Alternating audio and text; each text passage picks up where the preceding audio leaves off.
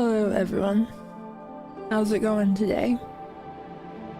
We haven't got much left to do.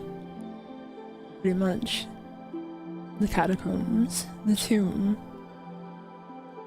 the last half of the DLC, the kiln. It's been... I don't know, interesting in a way that I hadn't expected it to. Like, obviously, put a lot of time and thought into Dark Souls over the years, but it can be a good reminder to just, you know, get in on the ground and see things from the intended perspective every so often. There's stuff that I haven't thought about in the game for a very long time.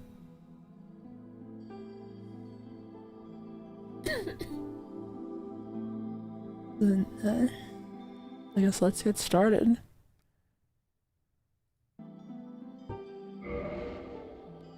It will be nice to play in the later games where I don't have to worry about the game hating being tabbed out of all the time.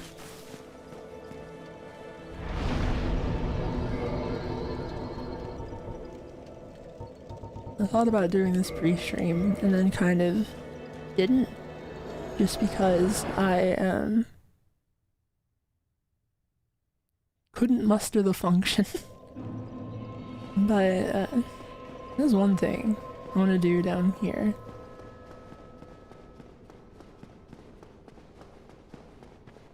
Hanging out with the egg carriers for a little bit before we get into everything.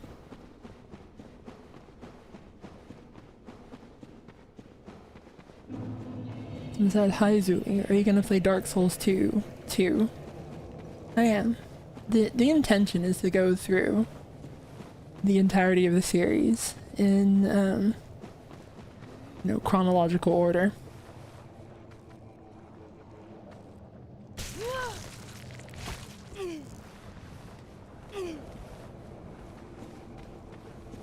Alright, so I don't remember if that by itself is enough to do it.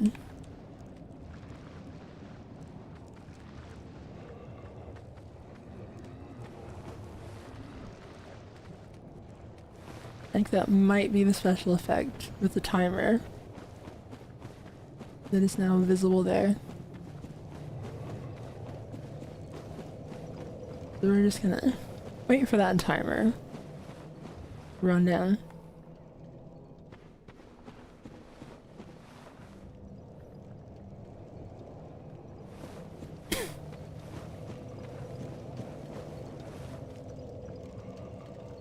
And said, "Are you planning to do New Game Plus / aesthetic stuff for Dark Souls 2?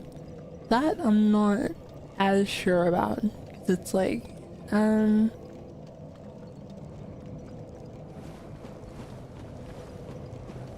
can kind of force some of that to happen in New Game if I want to, but maybe.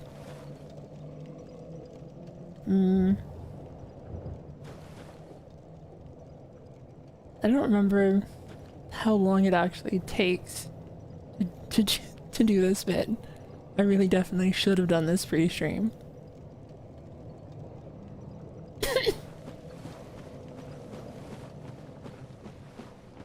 I don't think that it'll be, like, finished just from this timer running out.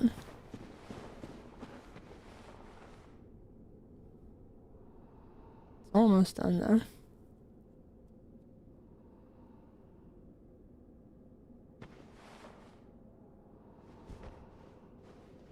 Oh, okay. Yeah, that just starts another timer, doesn't it? Can we do this manually? I wonder. I should have looked up what the special effect was, but let's see.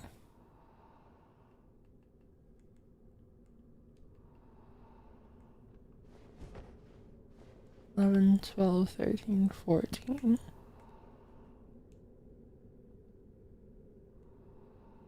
What happens if we just give ourselves the next stage?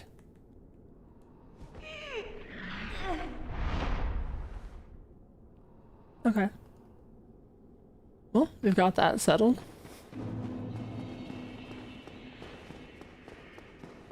You can kind of just do whatever you want. Well, now, you're just like me. Your dedication is fully apparent. Only, well, your head looks awful. Why not try this? I've no use for it any longer.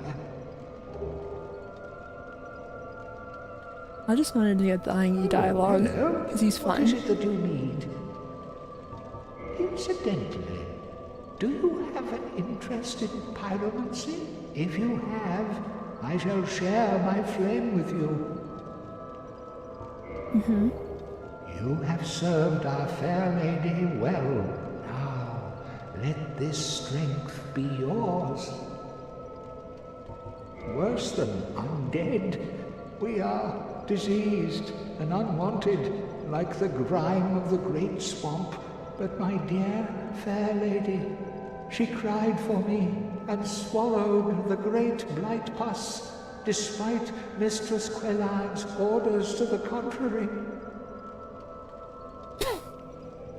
This is like one of the better hidden bits of additional dialogue, is you have to get the egghead, be in the secret covenant, and talk to Angie.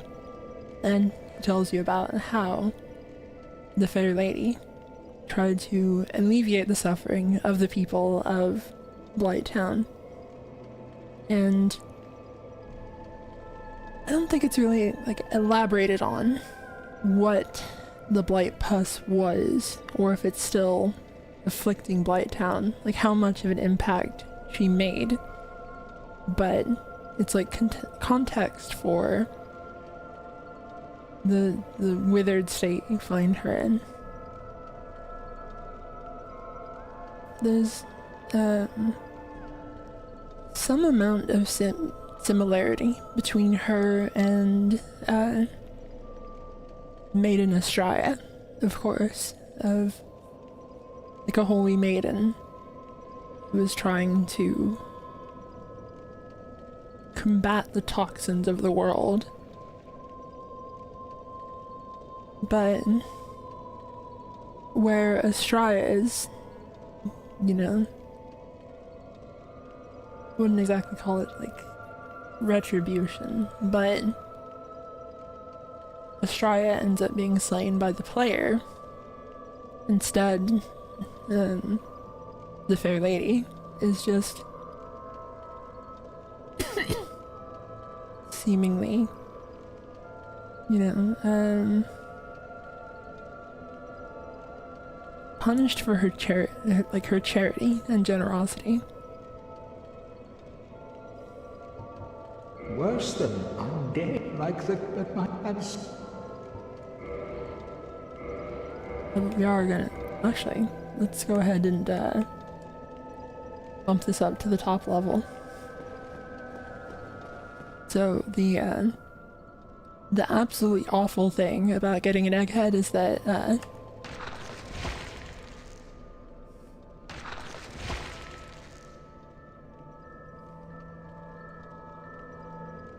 this little freak lives in your head now.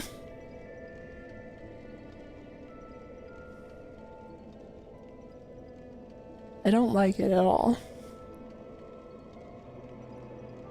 An interesting thing is that a very similar parasite model appears in Night Rain.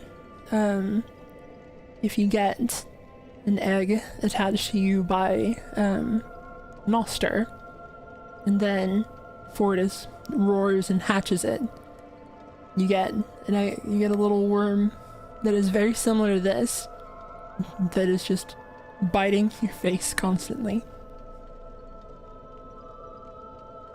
But another player can kill it.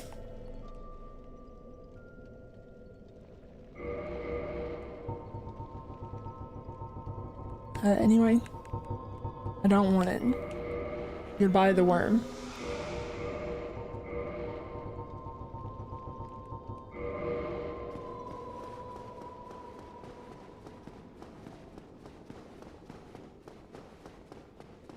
Someone said, doesn't it look like a tiny version of the big things in the demon runs? And I guess kind of, yeah. Potentially an implication on the origin of the rock worms.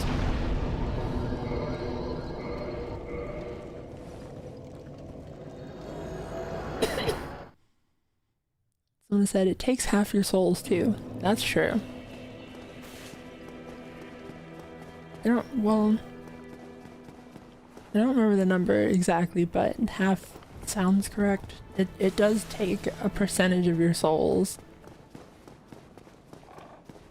Hey, friend. Ah. Oh, you. Have you seen Milady? Oh, blast, where might she be? And would she be safe? Yeah, mysterious that Rhea and her contingent have vanished. And Petrus is still here, doing fine, apparently. You Hey, buddy. sorry fool. You could not be the chosen one. Enough. I shall slumber until I am awakened again. Mm-hmm. He just kind of zips down there. He's a little mad that we talked to Kath.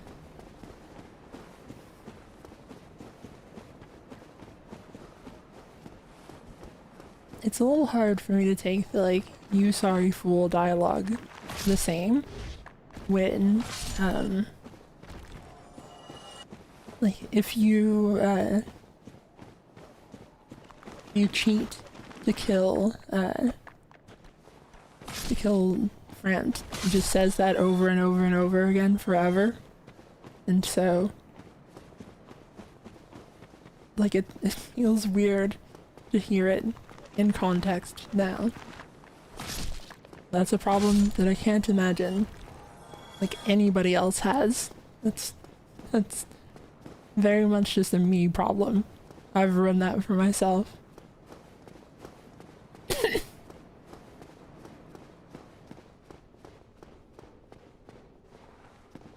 So, one of the interesting bits of Dark Souls 1 is that it is functionally kind of like open-ended in progression.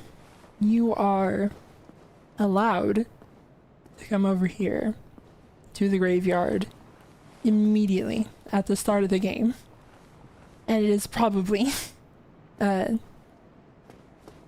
worst thing you could do. Which is a very interesting concept of game development, of like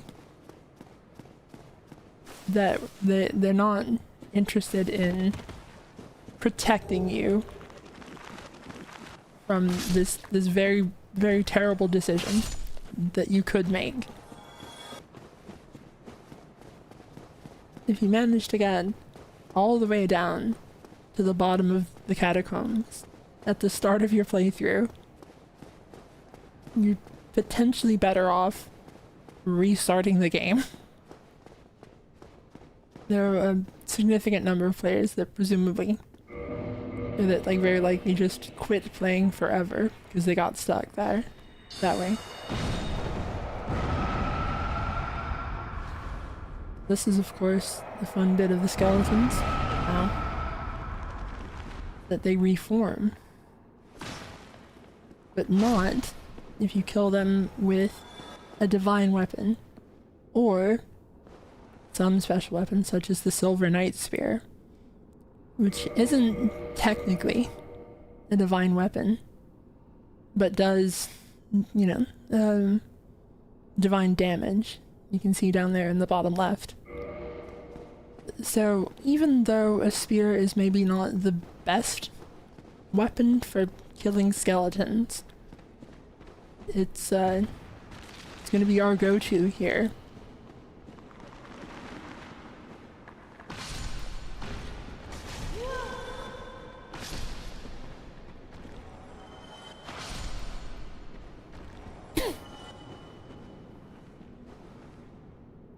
So throughout the catacombs, there's these statues here that, although very much weathered away, appear to have the mask of the Father visible, carved into them. Shows there's, you know, like some role that iconography played.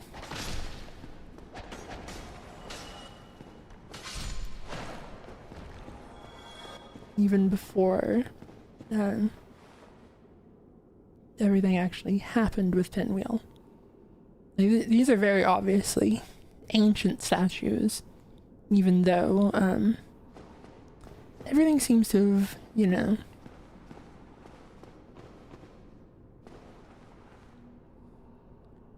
like the situation within the catacombs seems to have potentially changed fairly recently. Although, I guess the concept of recent is a bit skewed when you have things that have been living in Lordran for functionally since the beginning of time.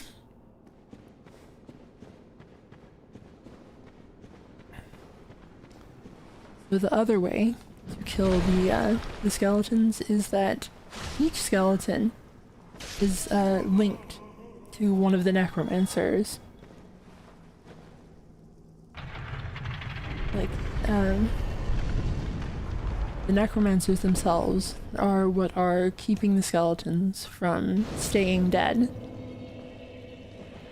And an amusing thing is that the different necromancers have, like, widely variable amounts of skeletons assigned to them. Oh, thank you for the super chat, Dr. Teeth. Hi, Zuli. I hope you are doing well. It's always nice to catch you live. I'm doing alright. Could have slept more, but that's probably always true. This is one thing I kind of don't like looking at this, but it is notable. This, like, procession of bugs is actually just like a texture that is moving. This is using, like, the exact same technique as what makes it look like the lava flows in Islet. Like, the bugs are just going along. I wonder if I can easily find them or not.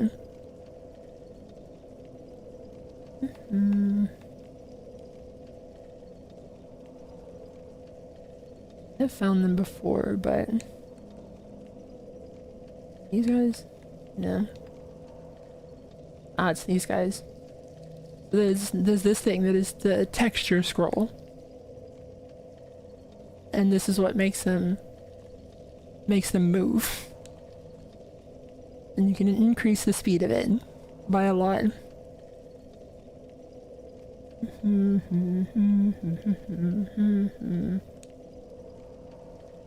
So they're just going.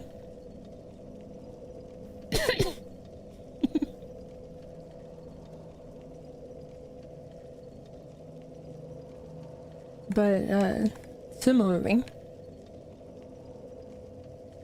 they can just be static.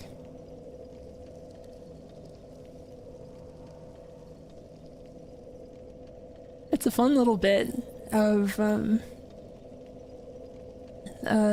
I guess it's like optimization in that they are like adding to the atmosphere of the area, but they are just a one transparent texture that's just flowing like a river, functionally. Thank you for the super chat, Bean Dip. Praise be to the bat. Rejoice, brothers and sisters, for she streameth. I appreciate it. I don't think that you should probably make a religion about me. That sounds like it could go wrong pretty quickly, but you guys can have fun.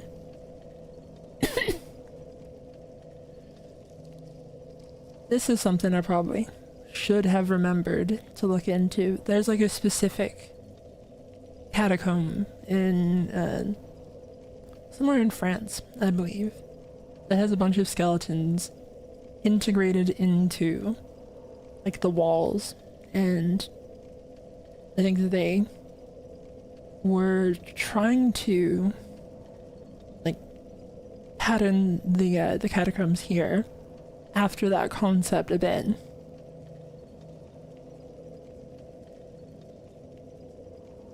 Someone say Paris. The catacombs of Paris. That sounds correct, yeah. There is a bunch of stuff in Dark Souls that is very obviously Miyazaki being kind of an architecture nerd. Like, they went and looked at a bunch of architecture and like visited places and clearly let these areas influence the direction of Boardroom stylistically.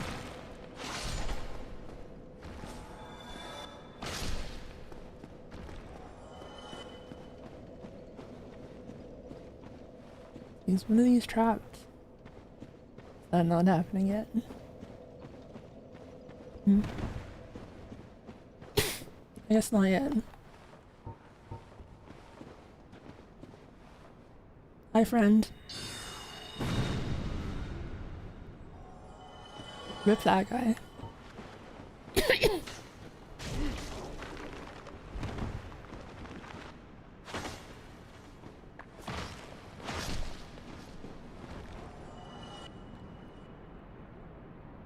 So, the catacombs themselves evidently went through at least like a couple iterations of the level design, and there's like one of them that notably has a bunch of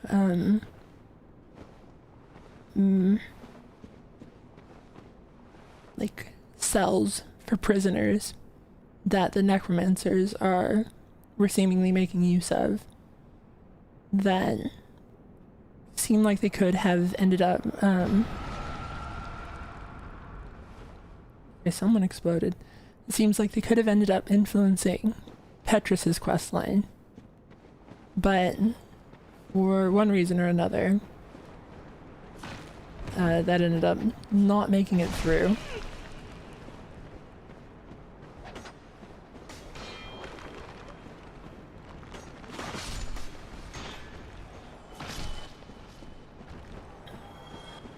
But the version we have now is like very vertical. There's a lot of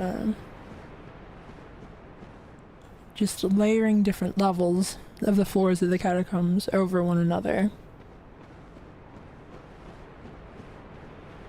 And like a bunch of bridges and such that you could potentially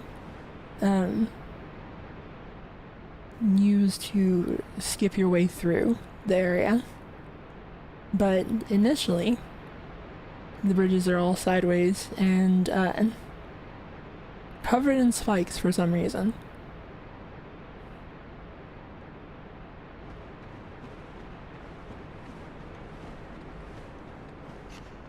My friend.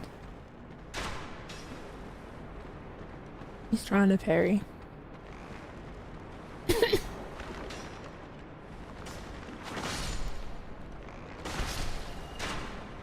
It didn't work out so well for him.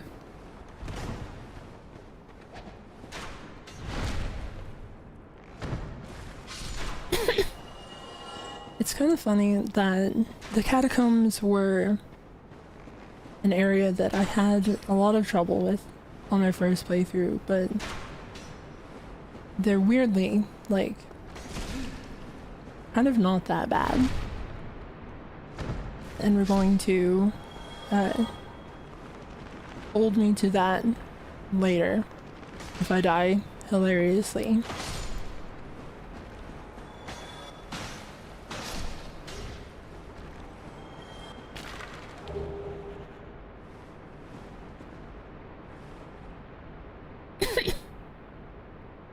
So there are just like, I'm not sure why specifically, but there are a bunch of just like open graves throughout the catacombs, which I guess in a sense, if everything was like actually in a coffin or whatever, you kind of wouldn't really get a sense of it the same way. They do kind of have to let all of the skeletons be visible to give it the correct vibe of being the area with a bunch of skeletons.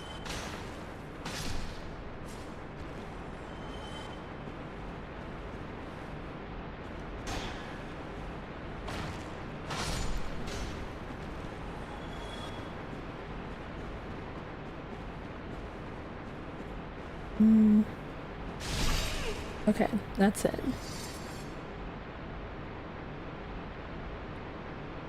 So, noted that there are a bunch of statues that have the mask of the father engraved in them. But there are also these statues that have the mask of the mother on the face, and then of course the mask of the child on the mother's belly. And if you get too close to them, the mask of the child reacts poorly. Wow.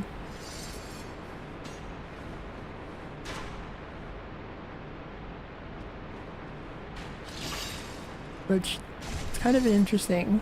I don't know. Seems kind of like symbolic of pregnancy to have the child mask placed there, of course.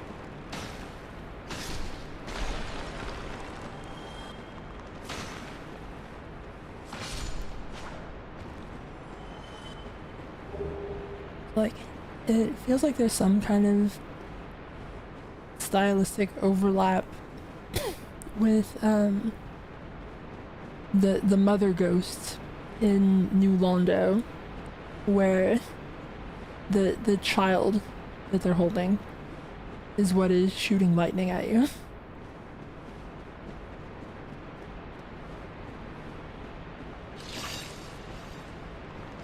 One of those things where it's like, I'm not sure what this means, but it's notable.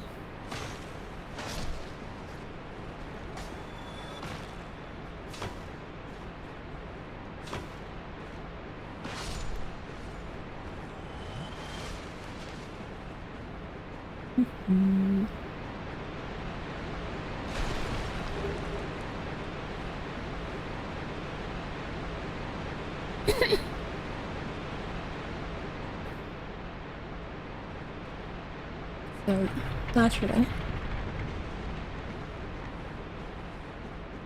the fun thing you can do here, I don't remember how you do it specifically.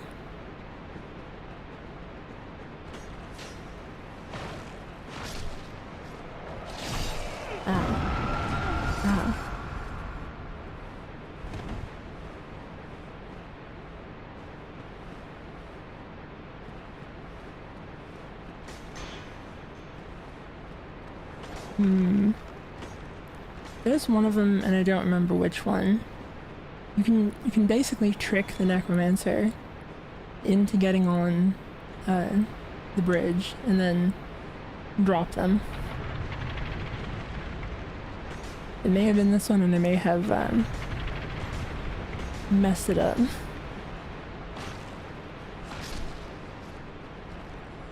Oh well.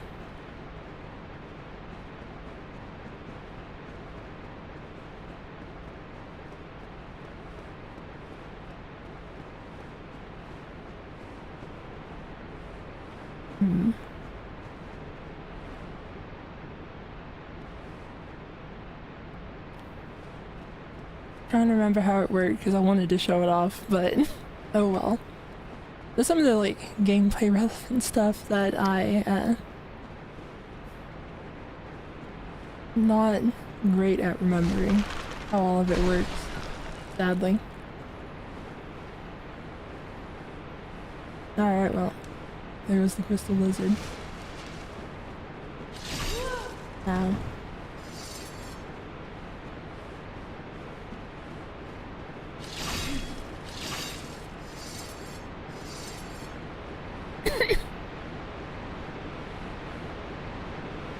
Oh, thank you for the super chat. Pinecone Empress says, cheers. I appreciate it. I kinda don't like to,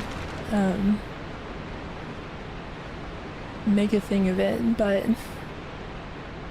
I'm kinda going through it at the moment, and so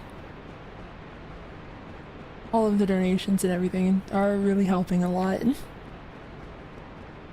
I need to try to figure out a way to make everything more sustainable, and particularly, I need to figure out a way to, like, get back into the habit of making regular style videos. Although, I don't think this is a very compelling topic for stream, I imagine. I don't want to, like, harp on it too much. Oh, thank you for the 5 gift memberships, Pinecone Empress. I feel a little bad if talking about money stuff made you feel like you need to do more. You've been very generous already. Hello, skeleton.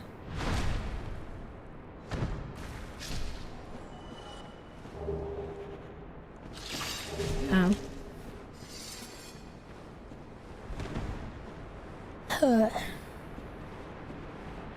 I guess one thing that would be interesting, potentially, to touch on at least, is that they announced the network test for the Duskbloods. So that will be an interesting thing to get to look forward to here in a bit.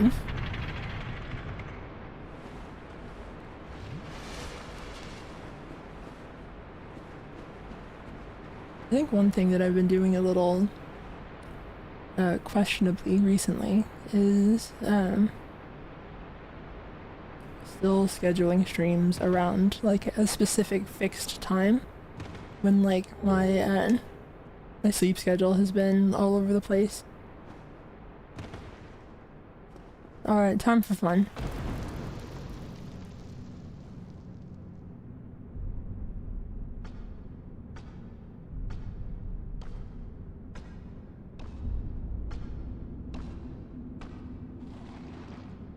It's our old friend.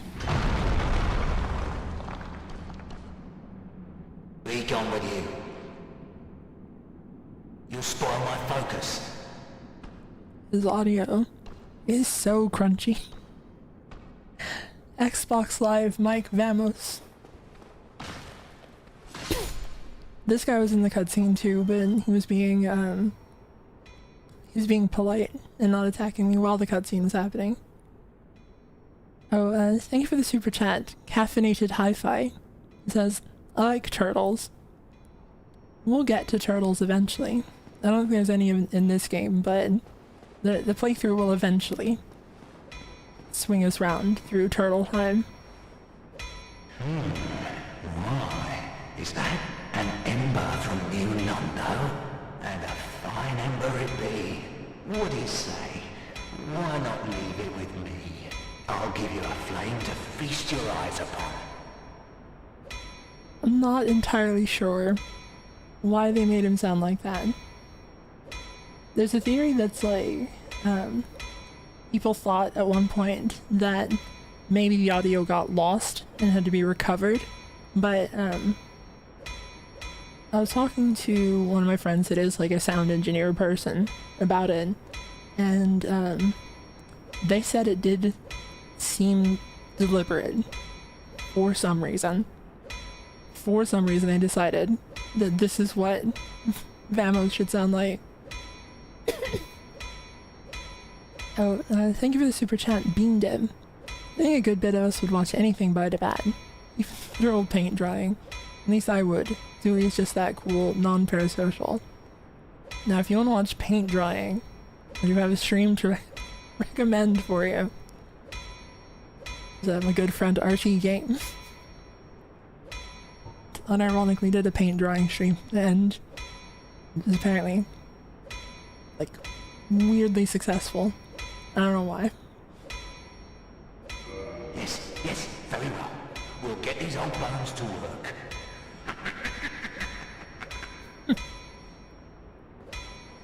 Oh, and thanks for resubscribing, Cloudbreaker. He's been a member for 6 months and says thanks for the stream. It's kind of wild to me to start seeing people have the like 6-month badge and all that. Like, it still feels like I got started like a week ago. Sometimes. I'm here to smith, not to chit-chat. I've told you, I'm here for the trade, not for the talk. Enough with your presence. It disturbs me. Well, you are a persistent one, are you not? But I'm afraid I'm a mere blacksmith. It's just me and my trade. I would be of no help to a righteous warrior such as yourself. I like how, like, there's an interesting thing of them giving him a bunch of dialogue of being like, stop talking to me. But it's each different lines. So the instinct of like, well, I gotta keep talking to him until I hear the repeated line kicks in. And you do eventually get him to like open up a little bit. Oh, thank you for the super chat, Miami Reese. Yay, time for my favorite time of the week, more maxing with Zooey. I'm glad. It'll be interesting to move on to the next one. Because we got Dark Souls 2 coming up, and that one's gonna be, you know, Dark Souls 2. Oh, and thank you for the super chat, Kelraiser. Vamos is the only smith with a forge. That is true. It is notable that, like, the other smiths don't have an apparent way to, heat up their materials. But, Vamos here has, I guess, lava-filled coffins, which, I guess the lava died and goes in the coffins now. I've told you I have nothing to discuss. If I have anything to offer, it's my smithing and nothing more. I'd be of more help with that ember from New Londo, of course. It's a shame the whole place was flooded. I think I already gave you the ember, Vamos. I've told you, if I haven't, speaking honestly, I must say that I'm at my very limit. There's no more work to be done. Unless I have the flame of that legendary witch. But that would require a visit to Lost Izalith. Impossible. I think did I maybe forget to get that, or just need to talk to him again, perhaps? Oh, thank you for the 10 gift memberships, Dust in the Wind. I appreciate it. You've been consistently very generous. I've told you, if I have any speech... Okay, let's see. Well, what was that about? Don't be coming around here without a good reason. Okay, do I have the other ember? Why? Oh, I do. An ember, do you? Forget about it. I don't deal with that kind. What has gone wrong with embers these days? Well, what was that about? Which ember was that commenting on? Okay, I don't have the Chaos Ember. I kind of forgot about it. Oh well. An ember? Forget what has gone wrong with embers these days.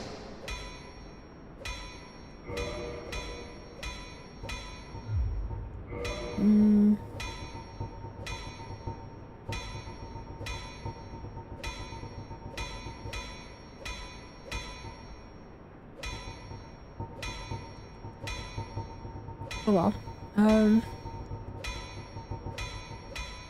guess I have a bunch of dragon scales, so I can upgrade the Moonlight Sword a bit. Not quite to full, but quite a bit. It is kind of funny that they have him sell Homeward Bones just because, like, otherwise you're in kind of a rough spot here overall. If that'll be all, then be gone with you. You'll spoil my focus. Oh, thank you for the gift memberships. Infinity +1 sword. That's very generous. And, someone said, do you have any direct dono/tip links or only through Super Chats? I've got Patreon and Ko-Fi, which I need to remember to link in, like, the stream VODs or something, but you can find them on, my, Blue Sky account. And, oh my god. Thank you for the $100 super chat. X Oranger. Hi Zuli, I've been loving your streams and the guided tours through Lordran. Looking forward to more in the future and wishing you the best. Yes, I absolutely love your avatar. I really appreciate it. That's very generous of you, and I'm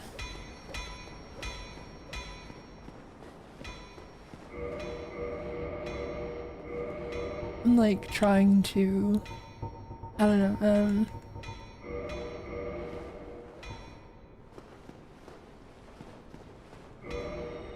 how to put it. I always felt kind of bad about like asking for help, and so it has been interesting to put myself into the live stream situation of like I'm in a rough spot and telling people about it and getting donations and then feeling guilty about everything. Oh, and of course, so I teleported back up to the start of the thing because in order to get to Vamos, you have to fall on top of him.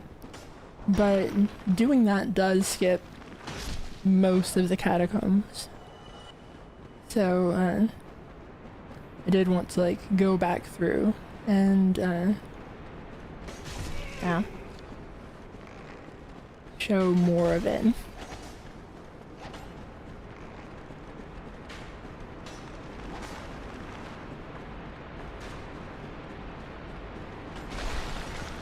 Although, to be honest, in like regular gameplay, I kind of haven't done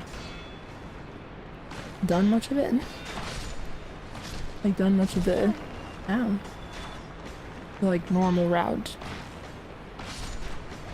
And also, I'm now surrounded by infinite skeletons. It's code for 3 skeletons. Oh no. Ow.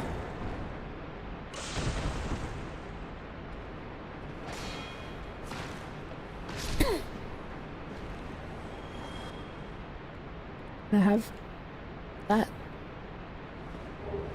Okay.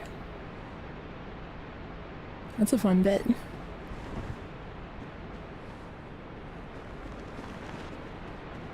An interesting bit of the, like, balance of, the, like, scaling of the catacombs is that you are kind of encouraged to, like, the optimal way to play the area is to come here after Anor Londo, because, otherwise, like, coming back from the catacombs is a nightmare. But the enemies are not actually that strong. Oh, okay, that's right. But,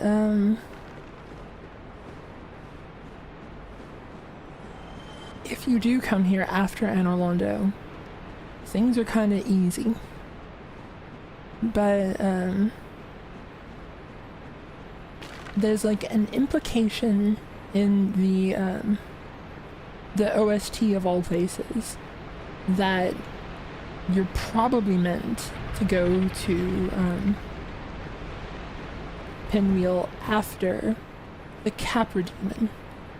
Like, functionally quite early in the game, because they put Pinwheel's theme right after Capra Demons. And that's like when the holy folk head down into the catacombs. But kind of like you would never want to do that, because it's like a pain to get out of here from doing that. So the like actual functional placement of the catacombs has always felt very strange. And like it never quite feels like you're here at the right time, no matter what. Like no matter when you go. Oh, and thank you for the 5 gift memberships. Levin Strategist. And thank you for the super chat. Michael Peterson. Watch out for them pesky skellies.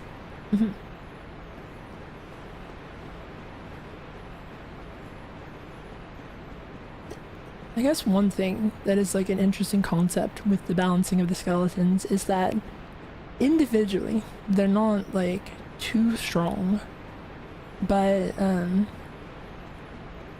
if you don't kill the necromancers, they are, you know, immortal. Is this the one where you have to...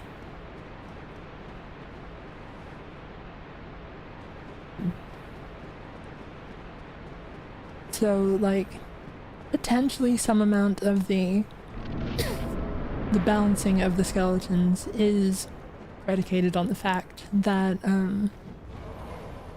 you could end up in a situation where you are fighting them multiple times, like over and over again, because they can't die. But means that if you do come in here prepared, they're not very threatening. Oh, thank you for the super chat, Gorgon Lightfoot. Zuli, I found a 20 on the ground earlier today while walking to my car.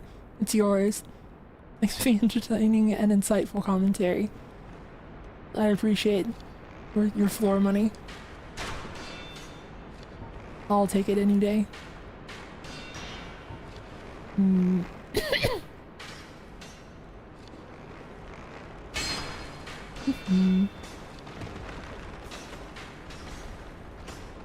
There is something kind of funny to the concept of having the skeletons be like in a ranged area, because if you end up killing them with a projectile, then you're not going to be doing the like holy damage to kill them permanently. So having them in like a little bit like removed place is fun.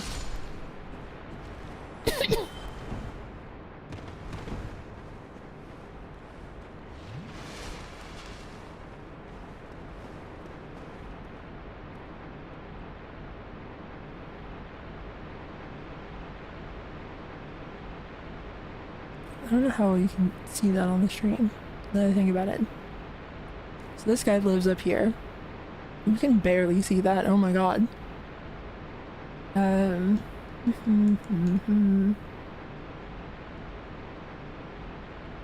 rend filter. This one.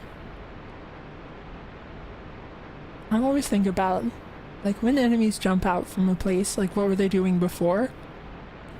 So there's this big bit of the floor here that breaks.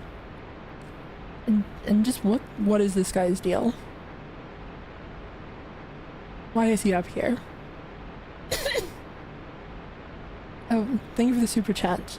I've been saying your name is K-News, but I realized it's probably Nose. Thank you for the super chat, Nose.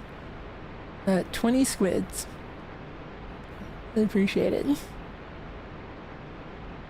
I think it's funny, just having, like... Why did they put him up here? I felt the same way about that one enemy in Lies of P. I mean, like, He just lives in a wall. Anyway. Come on down, buddy.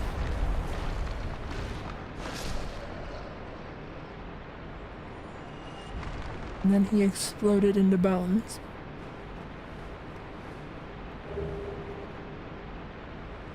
So this is, of course, another one of the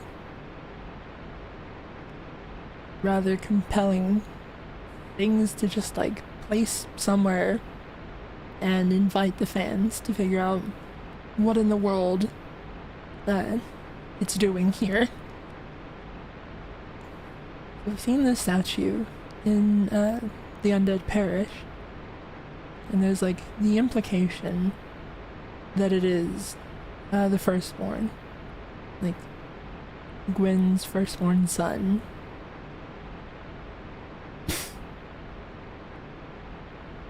In a grave here.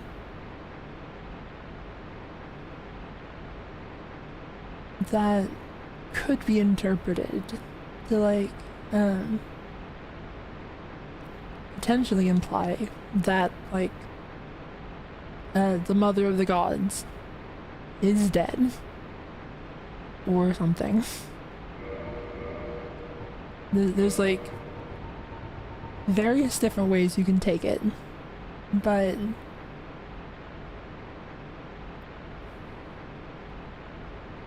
I don't know how much you're ever supposed to really like know.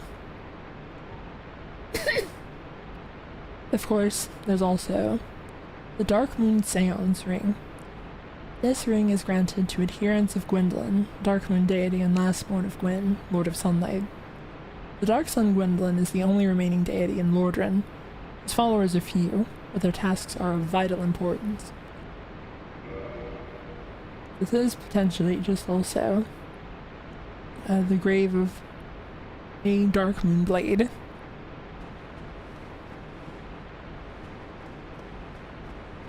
And has iconography of the gods.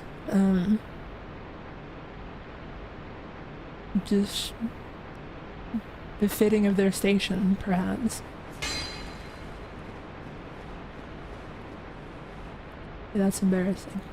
I thought that was an illusory wall, and then it's like, oh right. I forgot it's just that the wall is broken here.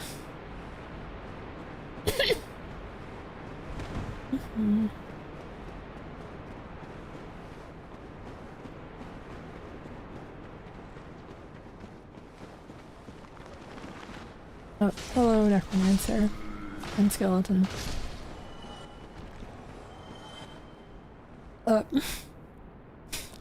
This is one of the few dev messages of the game. It's just, go up. Go up, please. I have to wonder what happened in playtesting the game that up was necessary. Oh, thank you for the $50 gift. Oh no, it's sliding off. Thank you for the $50 super chat, Lord Drake. I got lots of work, so I won't be able to give religious insights on the game, but do give us the greatest breakdown ever known to man. Onward goes the Drifter.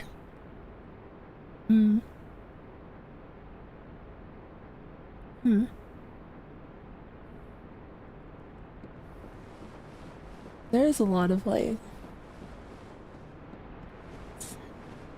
You can definitely get a lot of impression of Miyazaki's thoughts on religion over the course of all of the Souls games, which I find very interesting.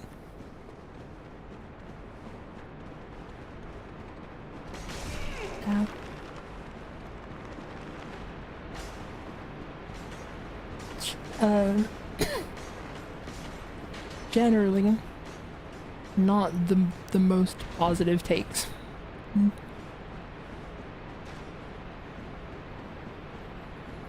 I think I may have fumbled something about patches. I don't know what his spawn conditions are here.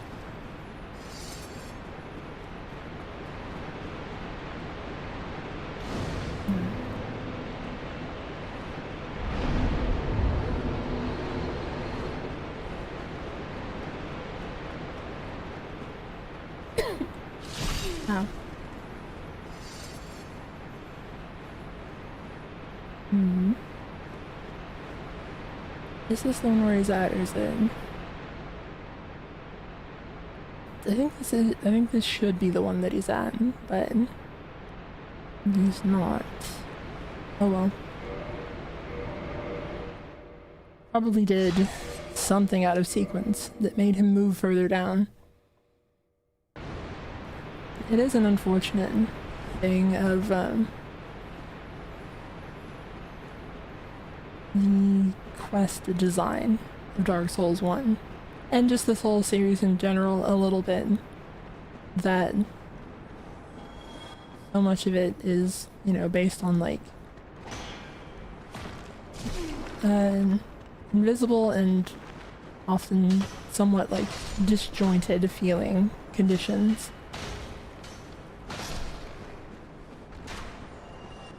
But again, I think that's supposed to be like part of the charm almost, is that they want you to have a sense that you are experiencing different things than other players. Yeah.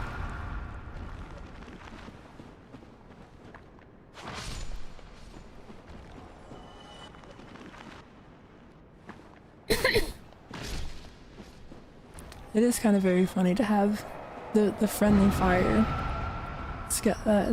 like exploding heads in an area with a bunch of enemies that can't die.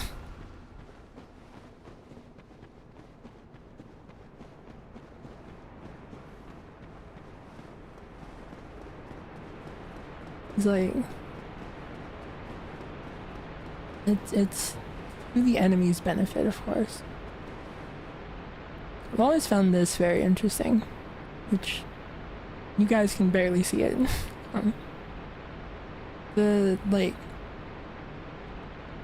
decision to have the lighting be like enough such that like while everything else is dark, that one Titanite demon just stands out way off in the distance.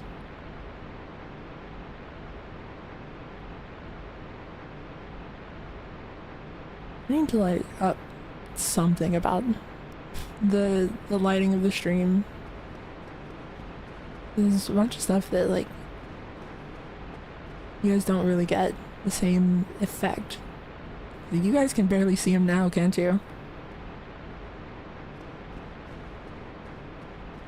Hello, the Titanite demon. The fun thing is that you get in this coffin, it like similar to the area where you find Quaylana. This coffin like reduces the enemy's ability to aggro to where you are, and while you are hiding in this coffin, it's possible for another player to come up and stab you, and it plays a special animation. And because this coffin and the special effect in Quaylana's area are like essentially it seems like the effect in Quaylana's area was copied from this. If you get backstabbed in Quaylana's area, it does the special like coffin stab animation instead.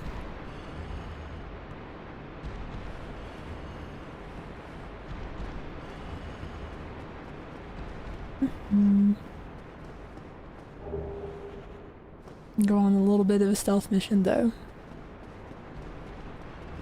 I've never checked if like I wonder if he is like if the Titanite demon is patrolling from an event when you get into the coffin. Because notably, it did like reset to its neutral position and then very deliberately walk all the way past me. I don't know if that's scripted or not. Oh, thank you for the super chat, Tony Baloney. $2 big, too big for my wallet. Oh no.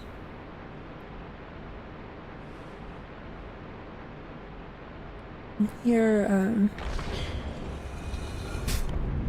you get kidnapped by skeleton.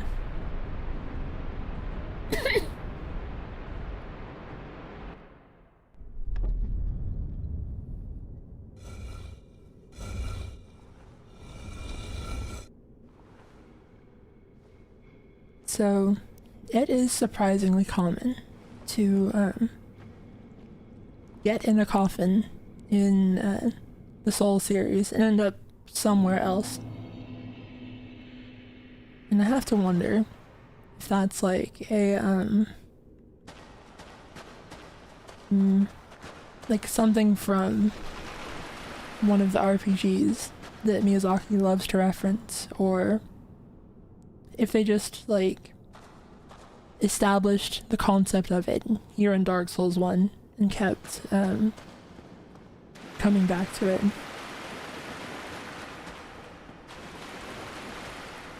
Hello, Nito.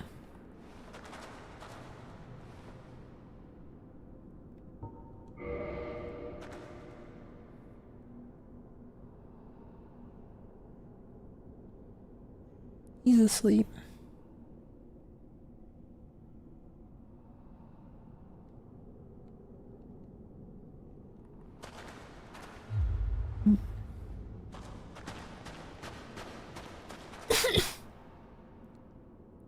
So, the thing that we have, like, no insight on whatsoever, but which really interests me a lot, is, the name of Nito is mentioned as, like, being a second draft, apparently. Nito apparently had a different, evidently much sadder name that, or rather, like, Miyazaki has said that he ended up changing it because the name was too sad. And I've always wondered what that could even mean. Like, what other name Nito could have had before this. Oh, and, thank you for the $100 super chat, Dust in the Wind. So it also happens IRL. Yeah, don't get in coffins IRL. That's probably not a good idea. Just generally speaking. You probably shouldn't do it. That's so generous, though. Like, I really appreciate it. Thank you. And thank you for the super chat, Derpidoo. I put my dollars in the coffin and they end up with Zuli. That's how all the money gets sent to me. Put it in the coffin, the skeleton takes it, and I fall asleep in my bed, and the money's there when I wake up. So a lot of attention, of course, has been drawn to the fact that we have Nito up here, and a second coffin. And so a lot of speculation. It invites a lot of speculation about the concept of the occupant, the missing occupant of this coffin, who it could have possibly been, and what their relationship to Nito could have been as well.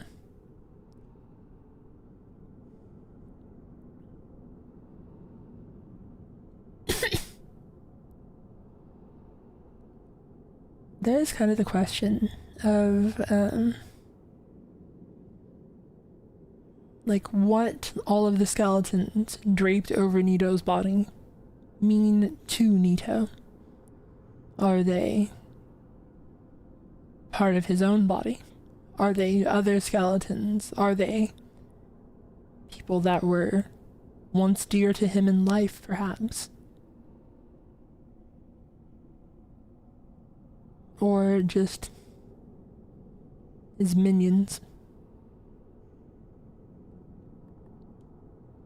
Who can say?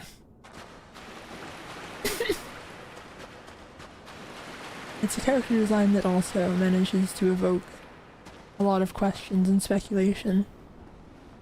Oh, thank you for the super chat, Lore Drake. Here, could you get me an Estus from the vending machine? Use the rest to get yourself a snack.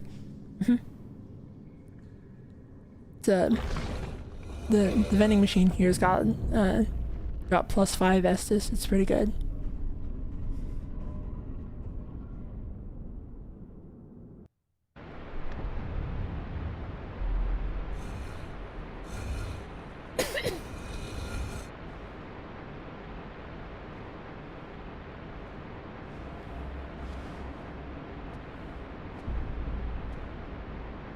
Someone said, "Are you sick? You sound weird." I guess there's always like some people who there's gonna be like some people who don't know everything going on with me that join the streams. So for the sake of newcomers, I've had a speech disability my whole life, and last year had surgery to attempt to correct it. And then, in addition to that, I also have a persistent cough. And so, there's just a lot going on in my general throat area. It's not great. And I'm doing my best. Like, I don't, ow. That guy punched me in the ass.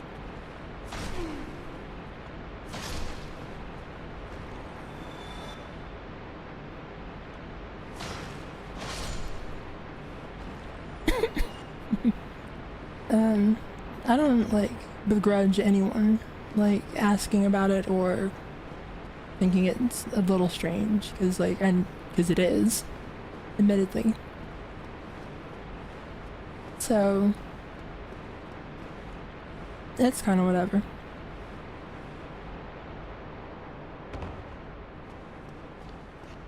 Hey guys. You've got your skeletons, but I've got Crystal Soul Spear.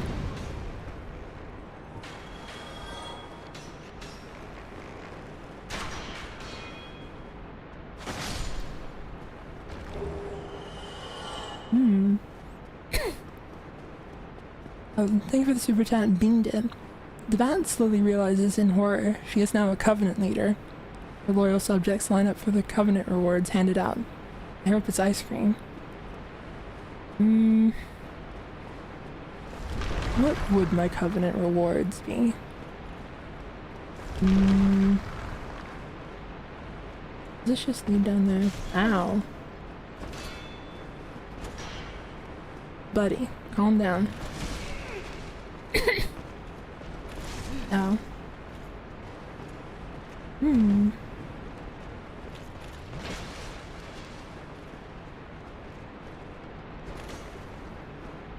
Hello, Axe Guy.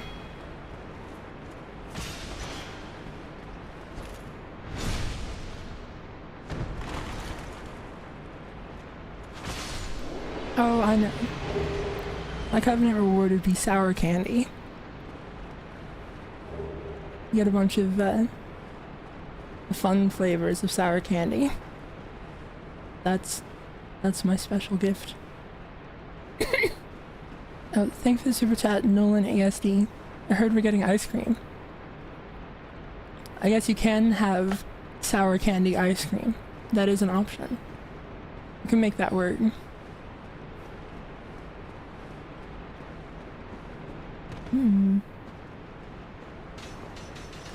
Alright, and now here's the bad place.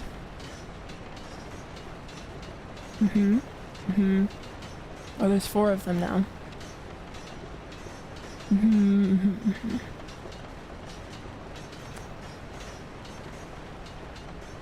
I kind of actually don't know what's like the best way. Oh, that's probably it. That's the best way.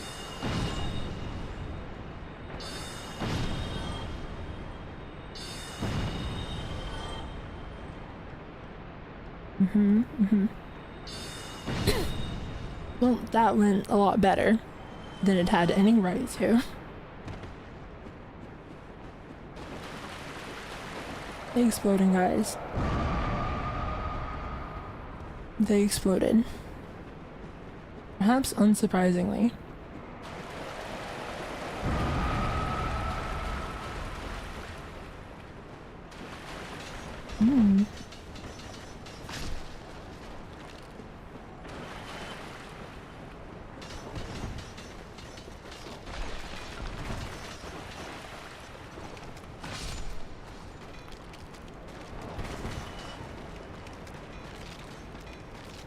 This is, of course, one of the, like, infamously dangerous rooms in the game. And a lot of it is that you're gonna kind of, like, probably through either impatience, unfamiliarity, or fear, you're gonna land down here, and there's gonna be, I think, like 7 bone wheel skeletons. And if you try to run past them, you will end up in this narrow hallway with 7 bone wheel skeletons. And it's just not sustainable. It's not a situation you want to find yourself in. There are a lot of problems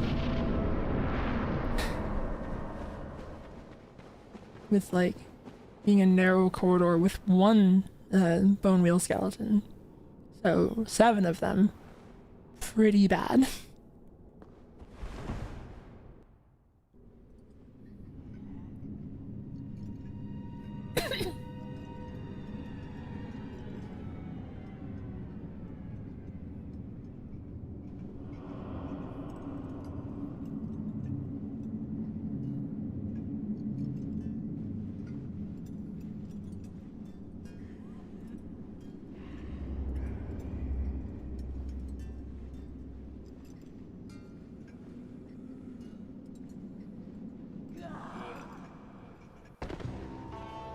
I like the silly little sound effect they make.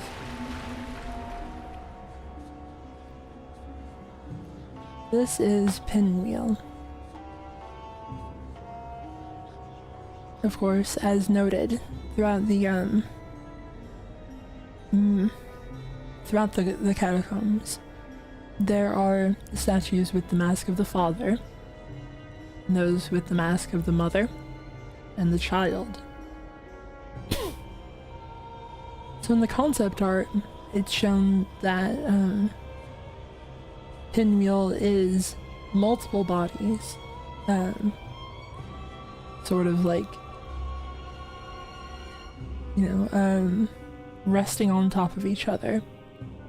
And even without the concept art, you can kind of get that impression from the 6 arms, in general, like, hunched posture.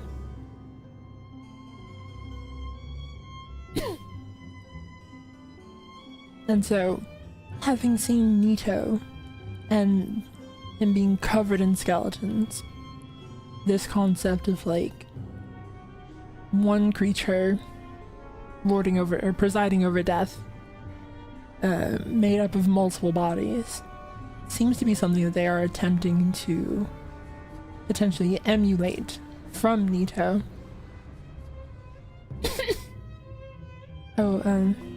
Thank you for the super chat, Shredded Esophagus. If you were a Dark Souls boss, would be some attacks, and where would the boss room be?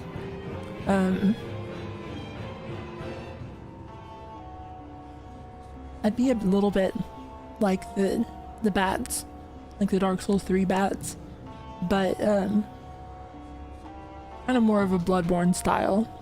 Like, I got turned into a monster bat, and I do that, like, really loud shriek at you, that the, like, air roar that Blackbeard Kinder does, and I'd fly around a lot, and it'd be pretty rude. I don't think people would like me. But I mean, knowing everything else, I'd probably have like a big arrow in one of my wings or something, and so I wouldn't be able to fly very good. Oh, thank you for the super chat, Saucy Cade. You're my favorite Souls YouTuber. I appreciate it.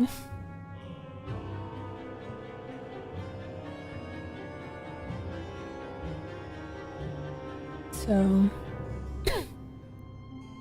obviously one of the other notable abilities that Pinwheel has is multiplication. There's not just the one Pinwheel. The fight is like a little bit, seemingly, like revisiting a similar concept to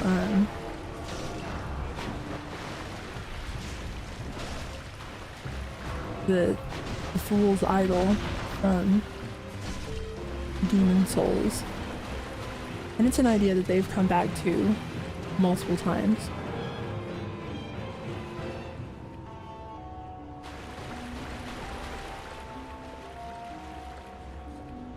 And here it has the fun attack where there's just so many of it now.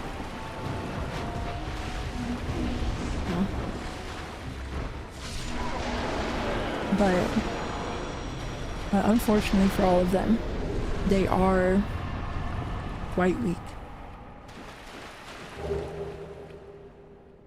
Okay, so here's a fun guessing game. So this can either be the mask of the father, the mask of the mother, or the mask of the child. So everyone guess in chat which one you think it's going to be.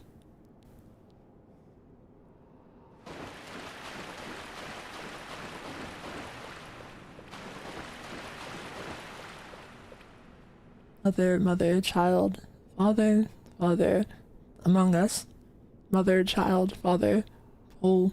I don't know how to do a poll. Is it possible to do a poll in YouTube chat? I think it'll just be more fun to just take it. And it is the Mask of the Father. Famously memed very hard by the community. A fun thing about the drop rate for the 3 masks is that it needs to total up to 100, but they only used integer percentages for it, which I don't remember if they had to do it that way or not. But in order to equal up to 100 total, there's a 33% chance you get the Mask of the Father, a 33% chance the Mother, and a 34% chance the Mask of the Child. So technically, you should always be betting on the child mask. Just on average, you'll win more. Only very barely, but it is true. That did get broken, and so we're gonna have to reload the area to show that off real quick.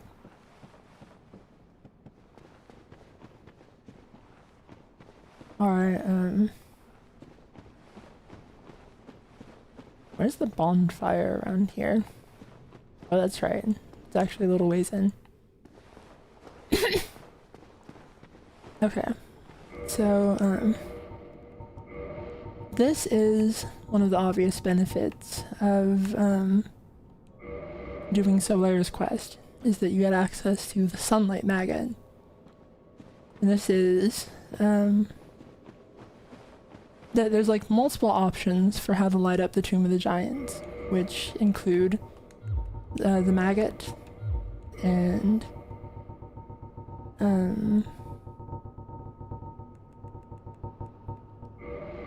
the skull lantern,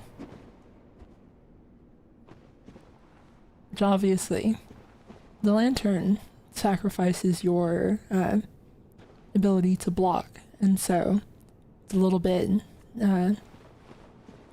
unfavorable in that regard. But the other option is, of course, the cast light sorcery, which the only disadvantage of the cast light sorcery is that, well, obviously, for one, it's a little bit build dependent in that you need to be able to cast it, and it's limited in its duration. So the sunlight maggot is naturally like probably the most convenient of all of the options, except for you can just cheat.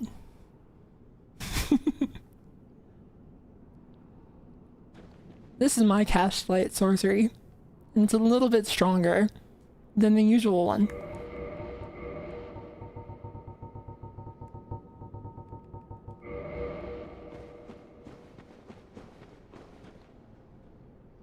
Yeah, you can end up... There is, like a lot more going on in the tomb than you get to see, but also a lot of it is intentionally designed around the fact that you're not supposed to see it. Like, look at the very tiling texture. Like, repeating textures everywhere. Which, like, there's no reason for them not to be, given that they are pretty much hidden all of the time. But, I figured it'd be fun to, like, show off some of the Tomb of the Giant a little bit more.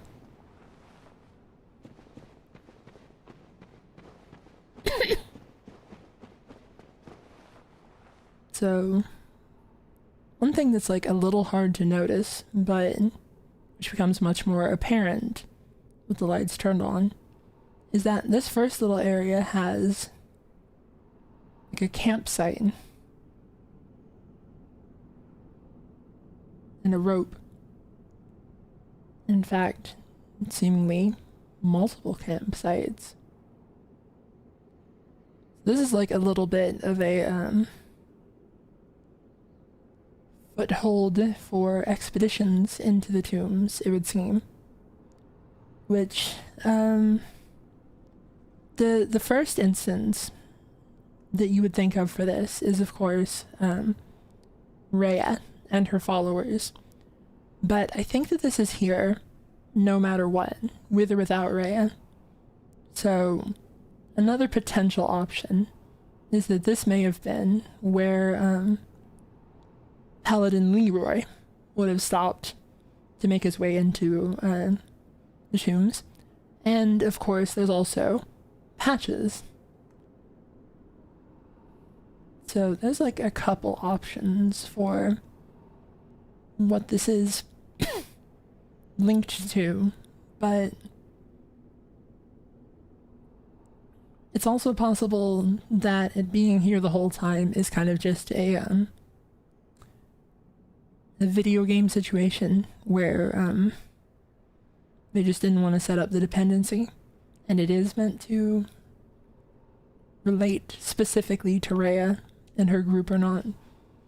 Oh, and thank you for the super chat, Nolan ASD. Once more, the Grand Eldritch Bat shows her power. I figured it'd be fun to just turn all of the lights on just to get a better look. Hello, skeleton.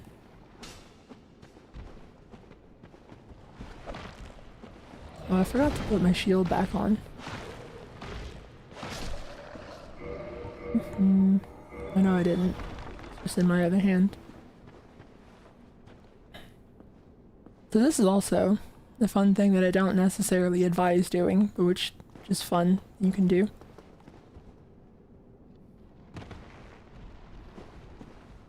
That's basically like a skip.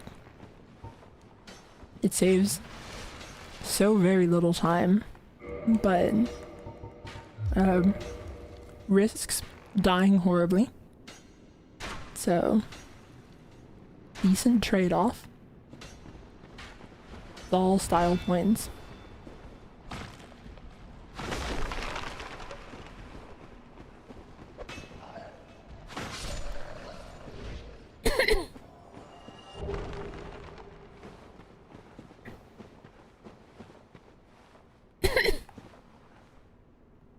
Let me lock on.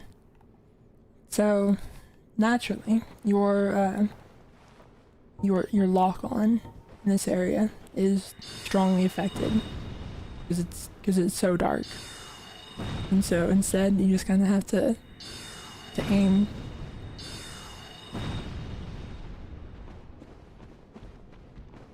Where are you going?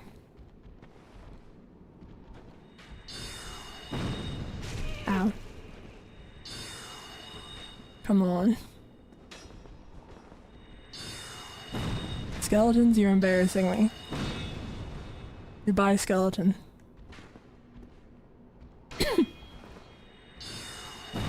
don't think I got any souls for that, so I think that skeleton is still alive.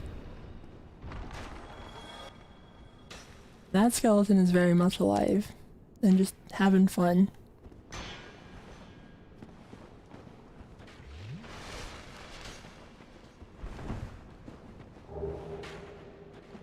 Where did that other skeleton go?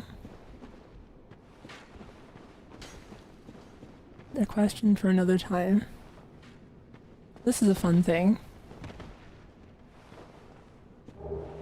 As you go down this coffin, if you go over to the side here, there's a free humanity.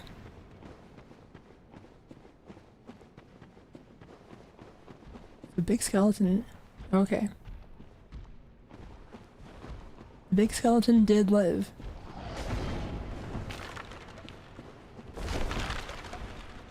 But give me a minute. I don't actually want to deal with you, big skeleton. Goodbye. Forever.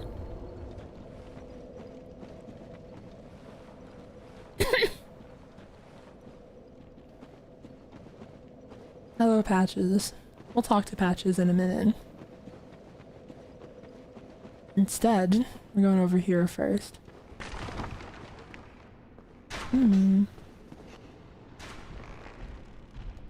Here's just a room with so many skeletons, good lord. 1, 2, 3, 4, 5, 6 giant skeletons. Was that really necessary at all? I thought I had my catalyst out. Hey guys. Ow. Ow.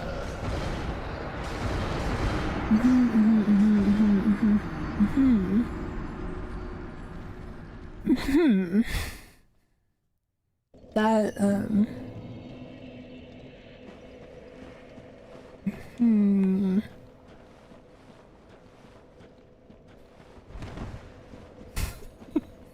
that was maybe not exactly how I wanted that to go.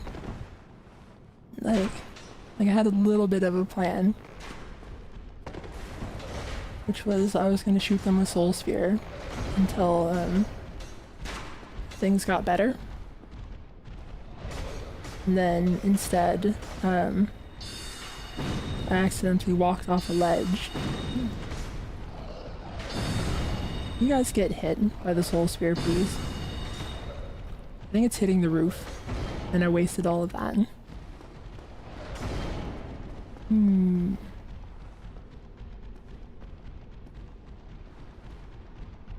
Hello, skeletons. Are you kidding me? What is that? What is it hitting? The collision here is crazy.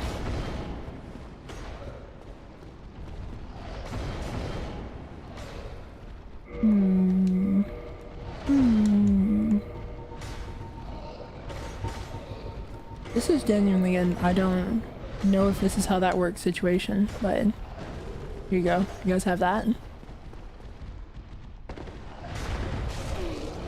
Okay, no, it doesn't look like that is how that works. Oh, just one moment, 1 minute, a little bit. And it's just that easy. No fear. Nothing, no problems. We're all good. That was intended. That was deliberate. It was calculated.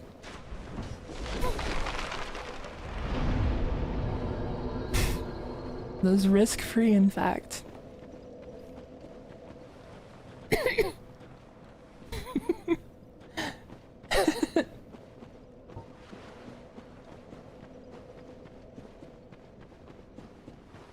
All of that was down to skill. No luck. Hi, skeleton. You can just go on the ladder, and they have to respect that. They have to respect the hustle. Hi, skeletons.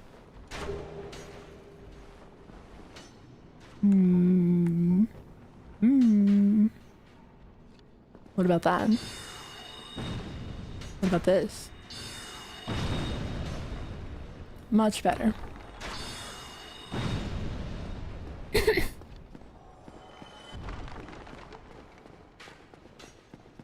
Not a problem in the slightest.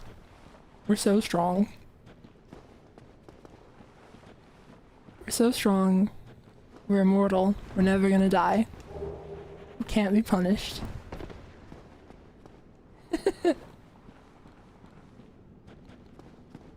Alright, here we go.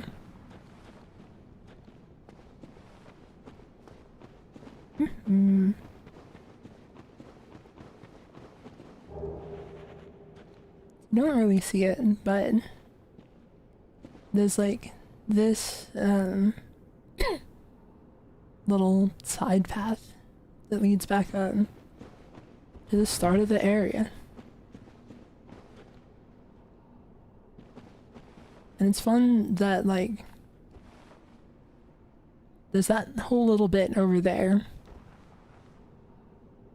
that is just completely unnoticeable in the darkness.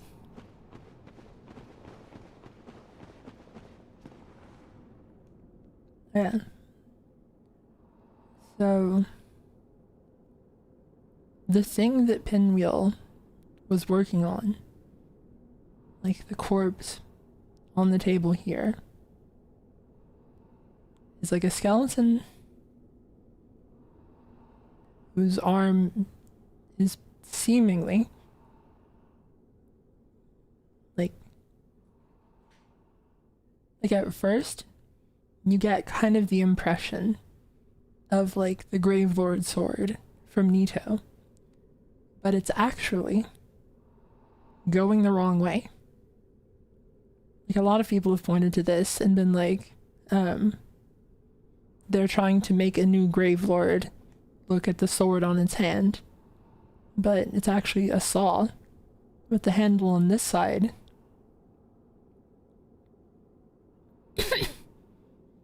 So it's potentially a little misleading to look at, and like probably like when people were looking at it, they were of course doing so initially on the Xbox 360 or the PS3 in darkness, no free cam. So the thing that led to a lot of speculation, but which kind of is not actually set up like that, apparently. Which it is a little sad, because it would have been interesting. Like, it was an interesting concept, but just isn't actually quite what it looked like initially.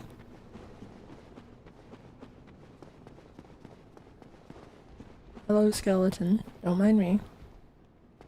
Let's see if we can get away with it again.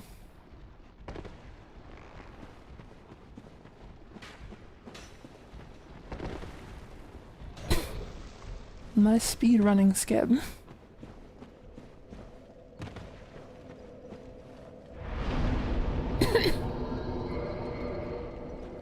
Let's go ahead and restore humanity. And kindle this a bit.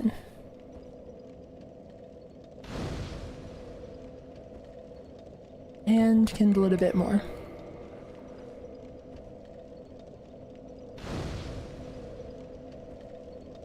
And kindle it even more.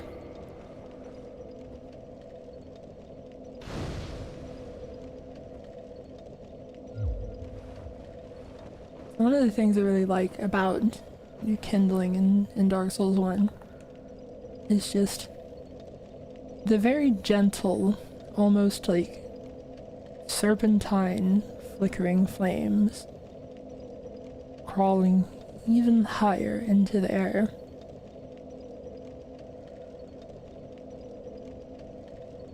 Like, still, the look of the Dark Souls 1 bonfire is so gentle and inviting. So evocative. Like, pairs with the coiled sword in a very interesting way.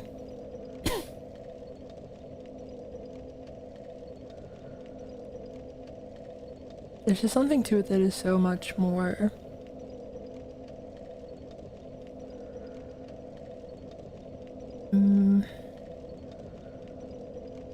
distinct, I suppose, from the later bonfires that are just fire.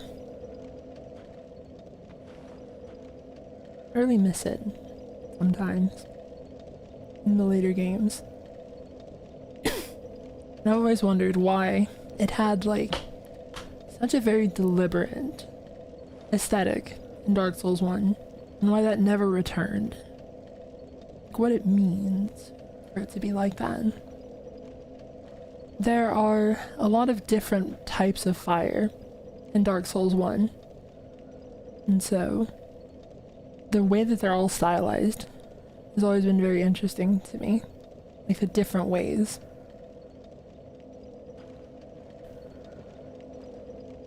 It's also, of course, way out here in the distance, you've got the lava field, like ceaseless discharges area, which notably, there's this big hole up in the wall that overlooks it from the tomb. But, unfortunately,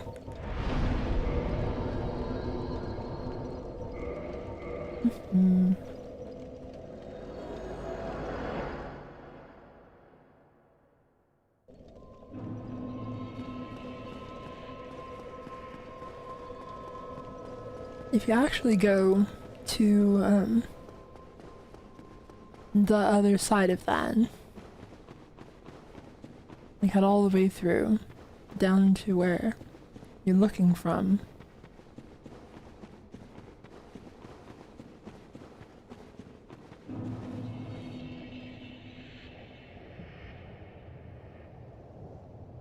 It's simply not there.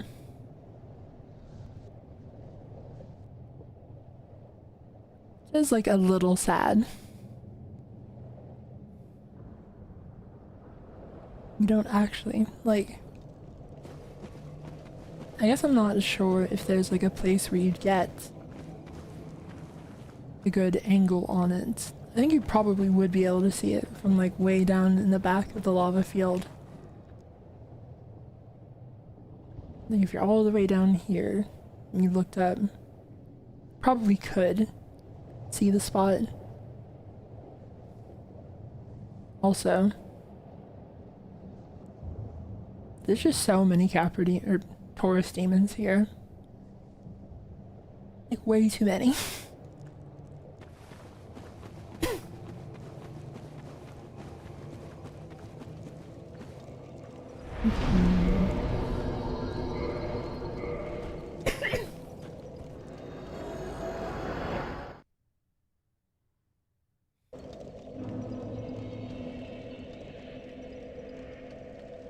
The other thing, though, is that this area is a lot farther away than the actual Tomb of the Giants.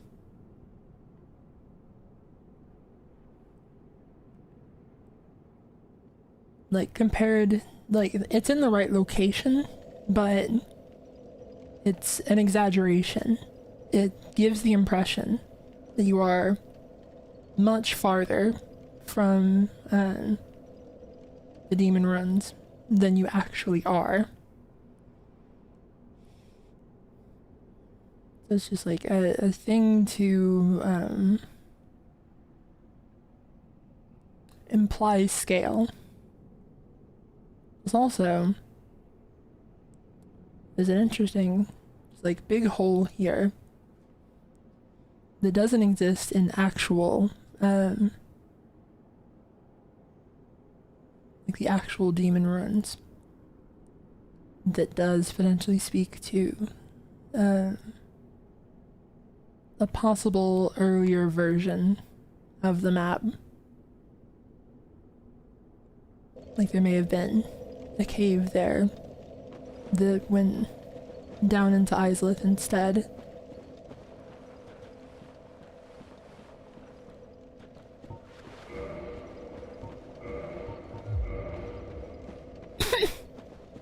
Anyway, hello, Patches. Good day. You look reasonably sane. What are you doing in the catacombs? Are you a cleric or something? No. No? Really? Then I'd have no qualms telling you. There's a fine stash of treasure right down that hole. I found it first, but, well, we're friends now. So I'll split it with you. In any case, have a look. It'll shimmer you blind.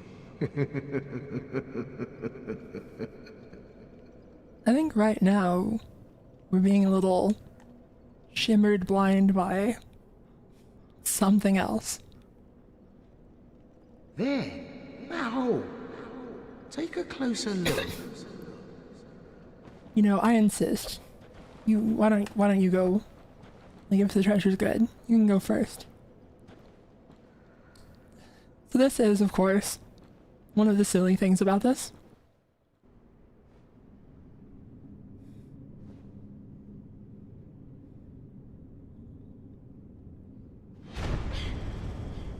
How did he do it?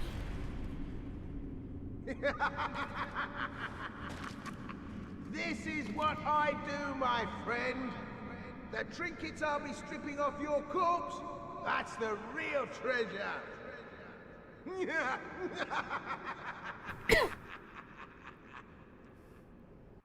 This is what he does, my friends.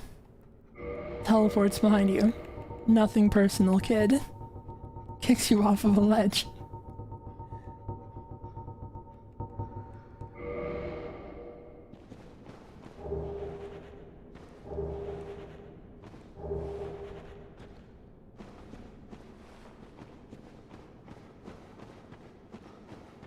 And look who it is. It's our friend. You're no hollow, are you? Thank goodness. Please be careful. There are two fierce hollows not far from here. They were once brave knights, my former escorts. Who would let such strong spirits be hollowed so? Heavens, is there nothing at all to be done? You're no hollow. Please be. And now, tragically, we have to kill the funny guy who goes as his dialogue. We'll miss you. Let's see. What about like this?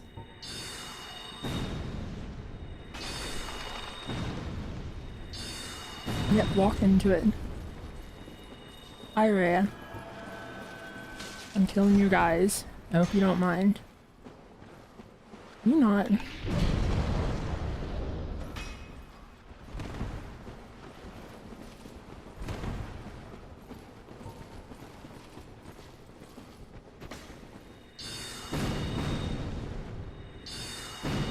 Oh, come on. It ends up looking a little funny because I have everything lit up, but the lock-on range is still based on if it was like this, of course. So, hey friend, don't mind me.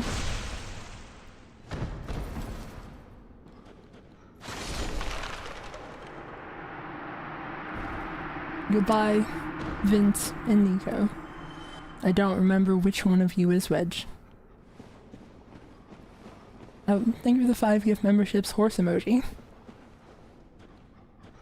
You banished those 2 hollows, did you? It pains me to think of the trouble my failings have caused. I am certain that both Vince and Nico are grateful to you. Thank you so very much. Here, these belonged to them. You deserve them more than I am certain that both Vince and Nico... Thank you. Mm-hmm. Well, I am certain... You just have fun down there.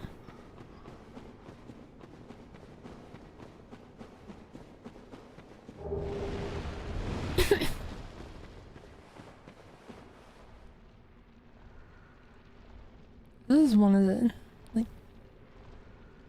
I found this enemy very amusing for some reason. Just the bone pillar.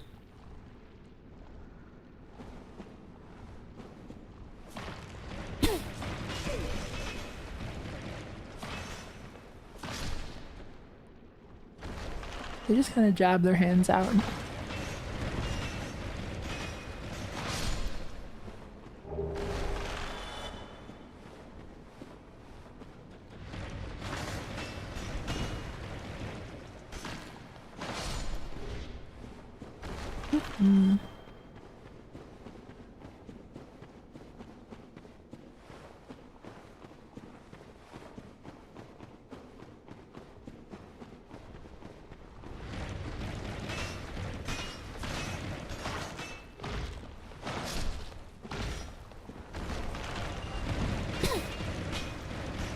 It's one of those enemies where I'm not really sure, like, conceptually, what is going on with them. How much there's, like, a lore thing to read into, or a stylistic thing, or just video games. I think it's sometimes important to remember some decisions in the video game exist because it's a video game and they're doing video game stuff with it. Hey, friend. You! Well, let's just calm down. Talk about things. I did you wrong, but I didn't mean it. These temptations, they can, well, overcome me. You know what I mean, don't you? Please, forgive me. You and me, we're jolly undead outcasts, aren't we? No, I'm gonna have to be a little more of a stickler. Let's not mope about, eh? You're still alive? I said I'm sorry. Wait, I know. Here, take this. It proves something, doesn't it? Twin humanities. Like me and you. Oh, isn't that sweet? We're in this together. Hmm? Oh, well, anyway. Bye-bye.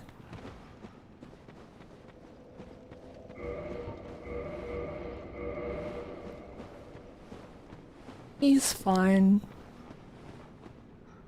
You can live down there. So these guys are, bad.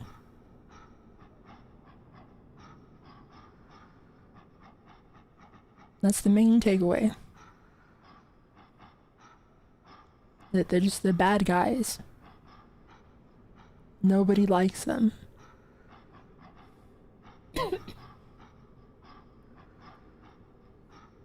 This is another one where, conceptually, it's like, what is their deal? Why do we have bone dogs with very human skeletons. Why they got a tiny little tail.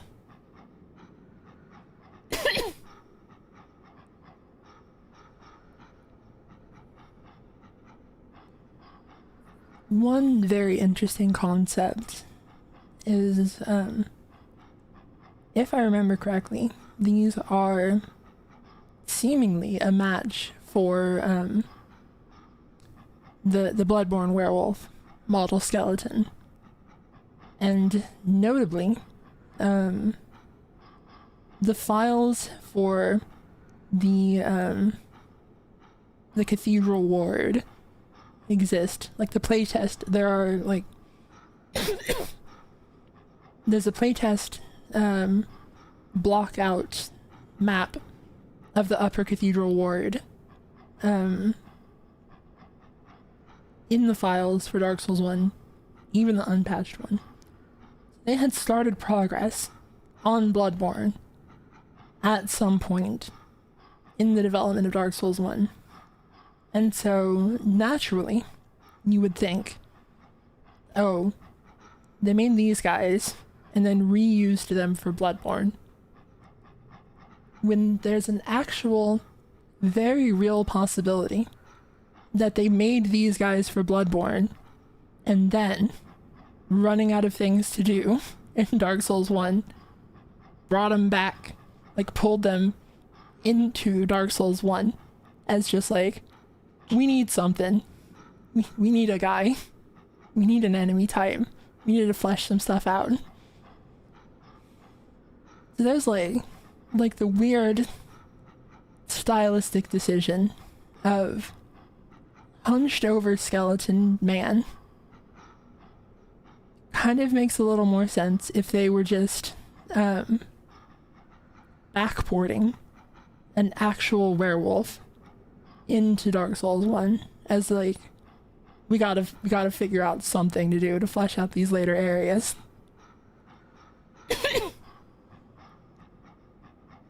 This is just like, why would this be the first one they made and then they reuse it for the werewolves? Like what is this stylistically? The human shaped dog man skeleton. He's just such a weird guy.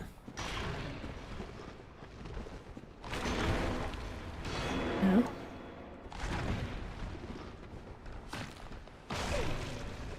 And that could also, you know, potentially explain a little bit about why they are one of the scariest enemies in the game.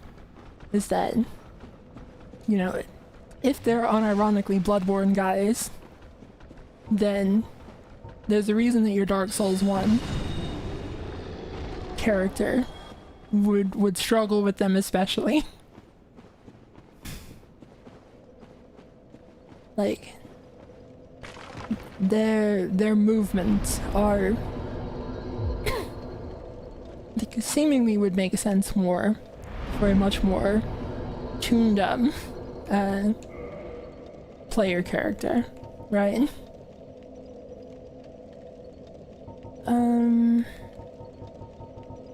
Let's get some dexterity for fun.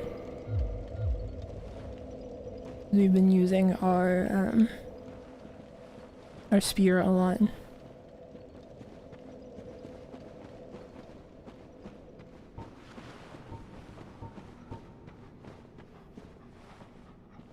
Hey, buddy. Alright, that's good. I'm pleased with the amount of damage that did to that guy.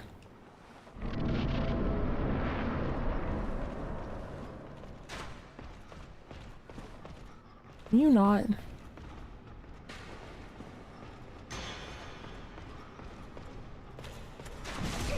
Ow. What is your deal?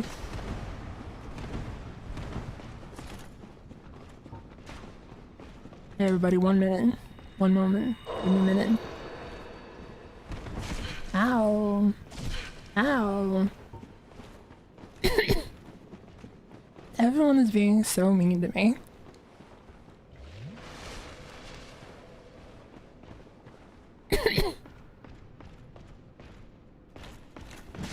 Ow. Okay, I was a little early on that one, I'll admit.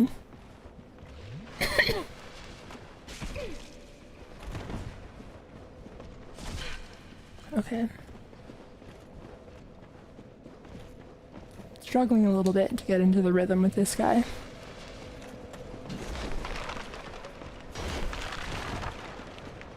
Okay. Now we're at neutral. Stop it. Calm down. Why is everyone panicking?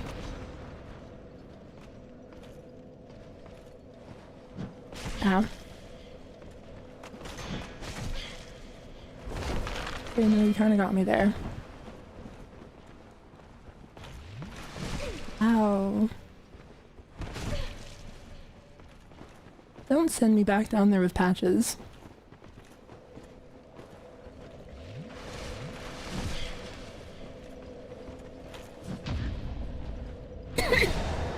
Alright.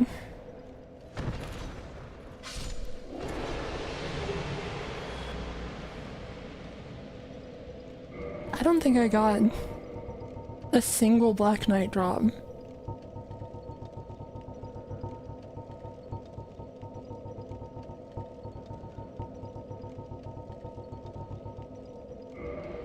Good lord, my luck this run.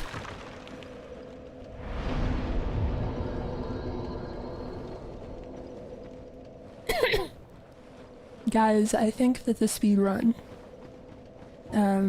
might be a little unsalvageable at this point.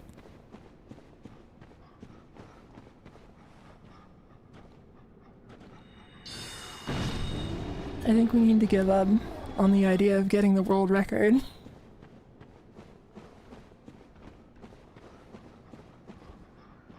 Alright, so now we're back in this position. Let me lock on.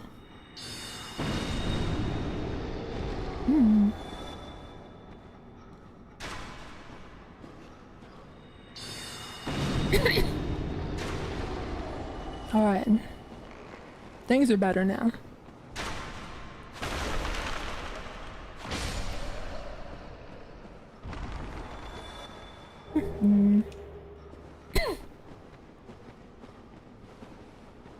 So, one thing I've always been very curious about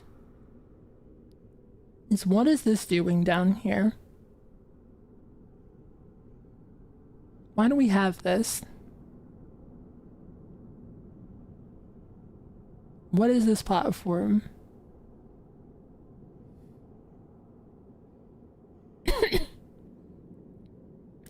Like, it's so far removed from all the rest of the level design. Unreachable. It is completely hidden from view normally. What reason did they have to do this to begin with? What change in level design could have led to this being here? I just think about it a lot. Thank you for the super chat. Onward goes the drifter. It's so over. Restart the run. Yeah. We're gonna have to go all the way from the beginning.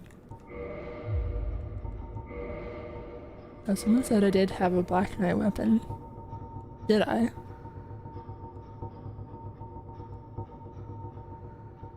Oh, that's true. Okay. I got the Black Knight Great Axe.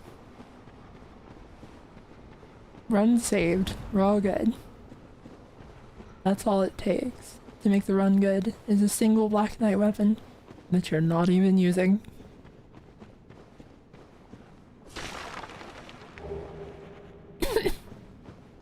I haven't, like, checked in on speedrunning in a while, so I have no idea, like, what they're doing with the speedrun these days.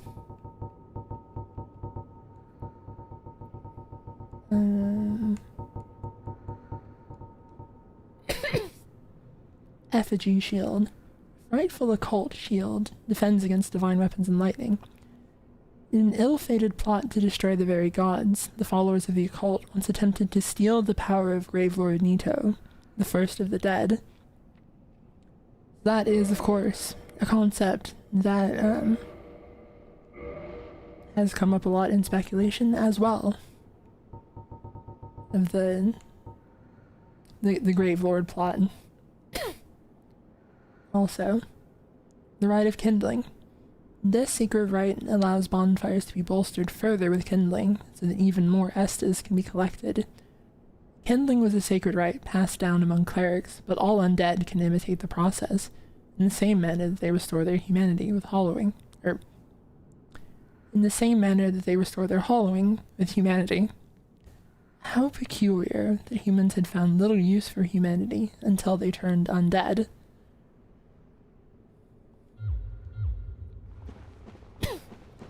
That is potentially one of the things that, Pinwheel may have stolen from Nito as part of the plot. That bone just fell down at a very low frame rate. That was weird. Almost at a very low from rate. Everything in this game is a from rate of 1. From software.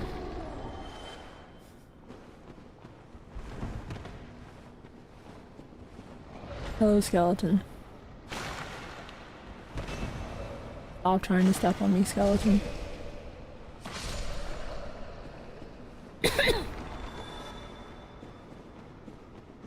Oh yeah,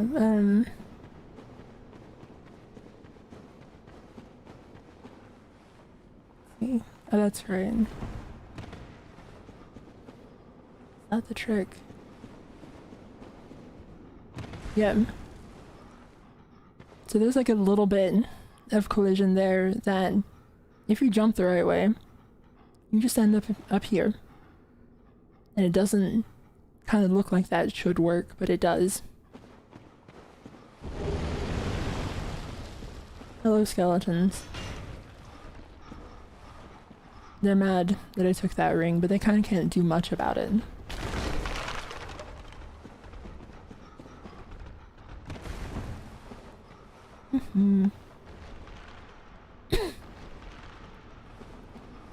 I don't know if it makes sense for you guys to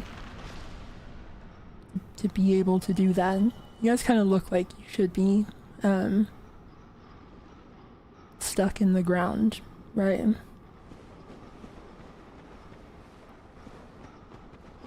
I don't think that they're particularly interested in my feedback, though.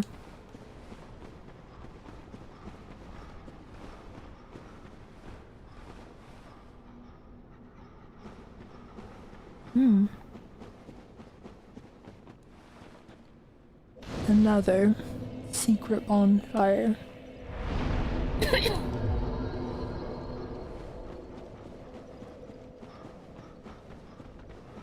Oh.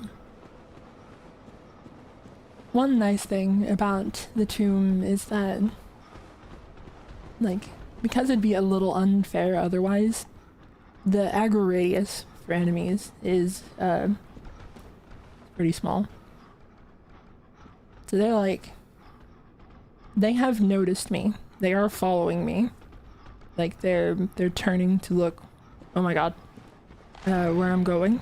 But they're not too interested in chasing me down. Except that guy. Oh, hi. Could you not?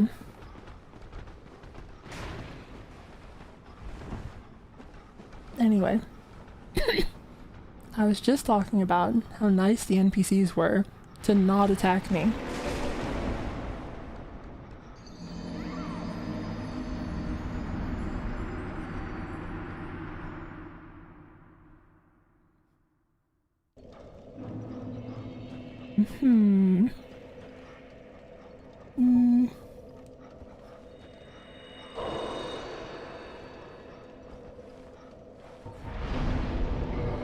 I don't think I can be mad about that one.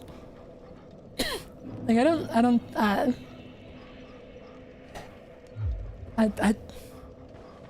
don't think that I can, like, level a complaint at the game for that one. Something was at fault, and I guess you'd call it my hubris.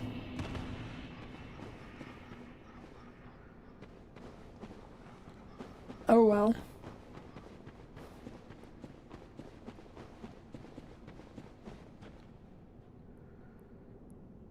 So this is, of course, the other fun bit of extended scenery you get to see out from the tomb, which is, of course, Ash Lake. This is your, like, one clue that Ash Lake even exists to go looking for it. Hidden away behind multiple illusory walls. I don't actually remember where the proper Great Hollow Tree would be placed among all of these, but I think it's one where like, you wouldn't have line of sight on this vantage point from Ash Lake no matter what anyway. And here you can also see the like, branches interweaving to form the canopy that the world itself rests on. Hi, Leroy. This is Paladin Leroy. Let's go ahead and make him stand still for a second.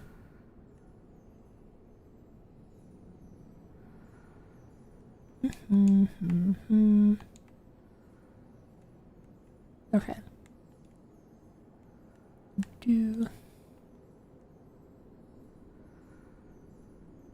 So, similar to Rhea and the player and Oscar, Leroy is like an undead that got sent to Lordran.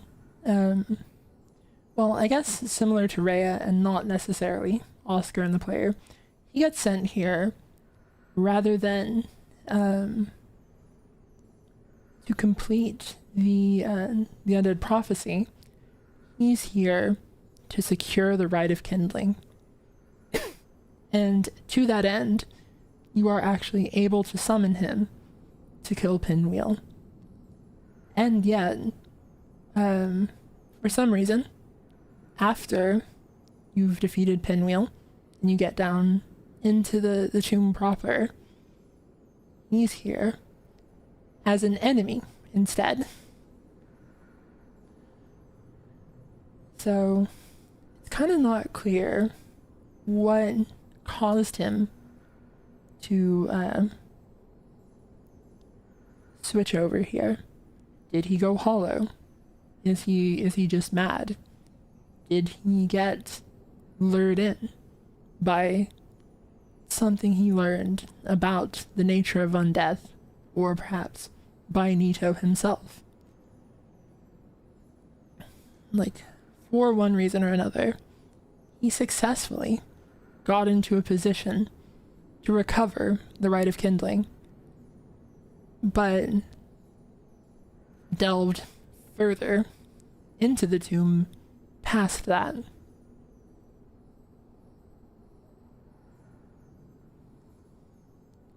The fact you don't find him as just like a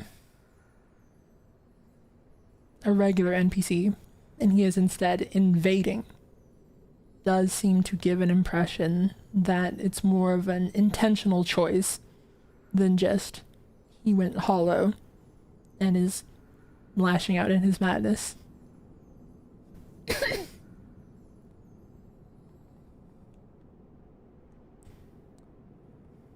And of course,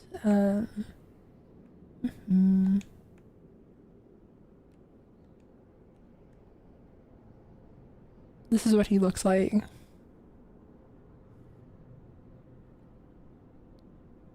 It's like a little harder to give like super distinct appearances to the NPCs in Dark Souls 1, I guess. Like, I don't know. It doesn't have quite the same, like,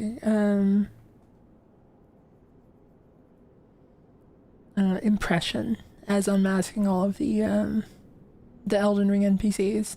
They look a little more distinct.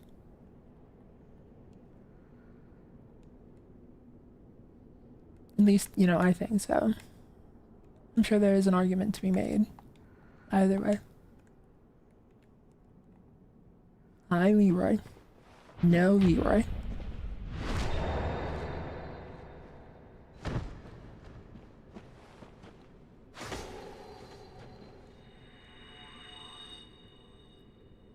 And of course, one thing I meant to draw attention to as well is that he's kind of like sent up to Garl from Demon Souls. There's a lot of similar imagery going on between the two of them. Anyway, you have fun.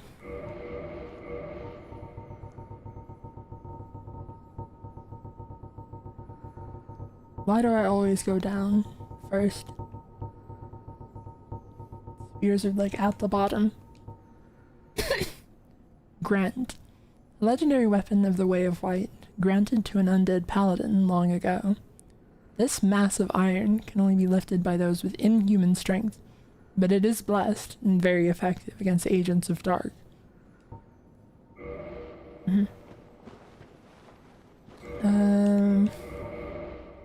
I don't remember how you get his armor. It just spawns from somewhere.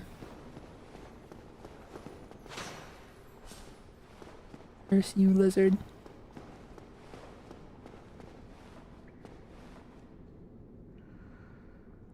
There's like a whole cave system out here.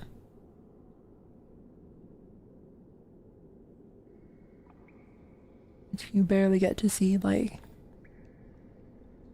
a tiny little bit of it. Especially with it like being as dark as it should be.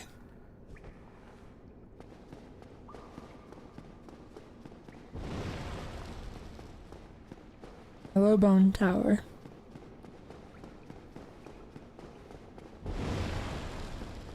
I always think this is funny.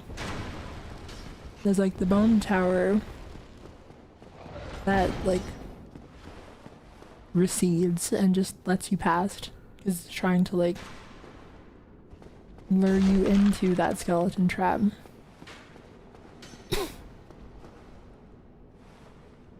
So a notable thing down here is you have all of these skeletons that are seemingly praying to Nito.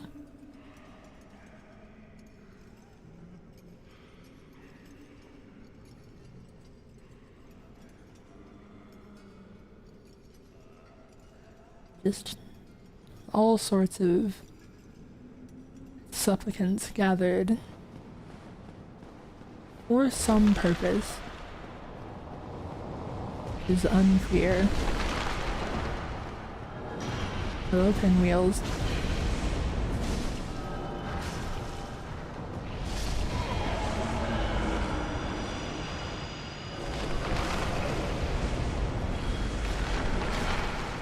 Hello, baby skeletons.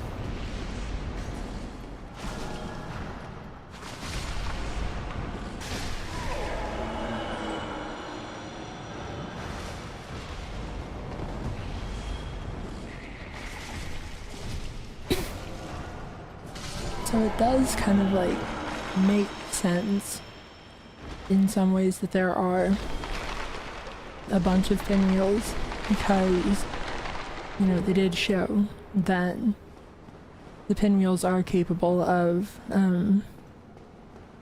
replicating themselves, but like what exactly it implies for them to be here is an interesting question. So hello, baby skeletons. The baby skeletons are kind of a little morbid.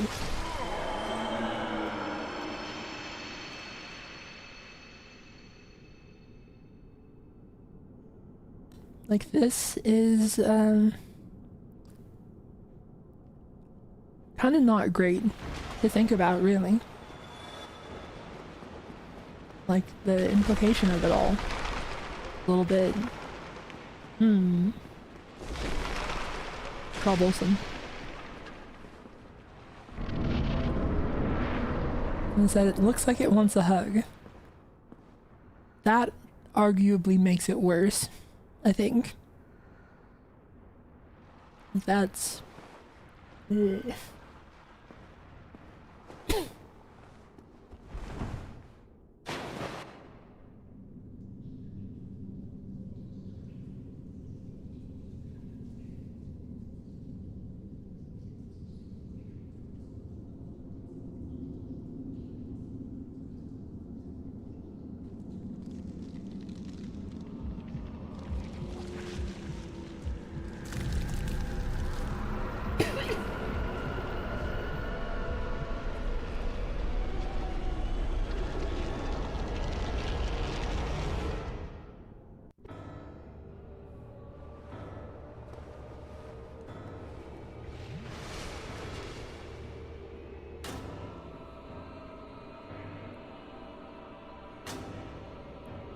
This is, of course, Grave Lord Nito.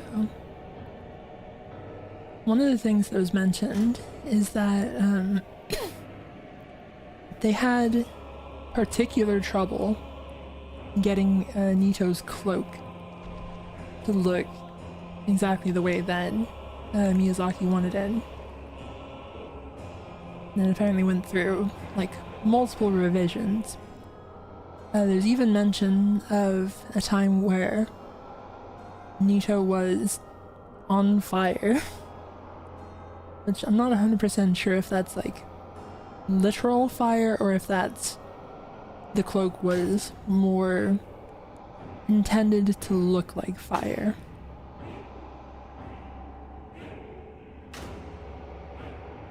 But they had apparently a lot of attention given to it in the opening cinematic as well.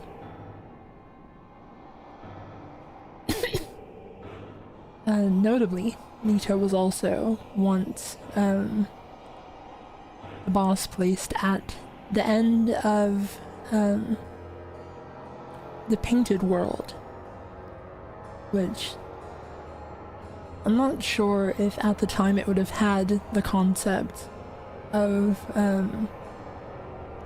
being a place for like unwanted and forgotten things, but if so, the concept that Nito originally had, a much more sad name, could have played into that a little bit.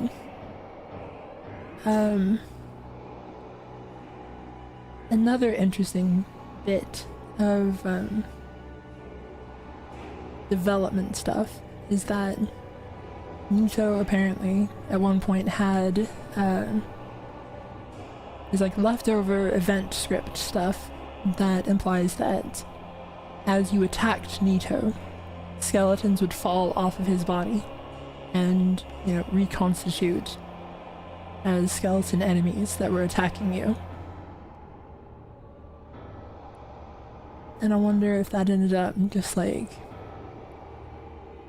having like a poor play pattern, or if like it was easy to bypass Like, it feels very different having him start off with a bunch of skeletons. And the idea of, like, Nito being a boss that,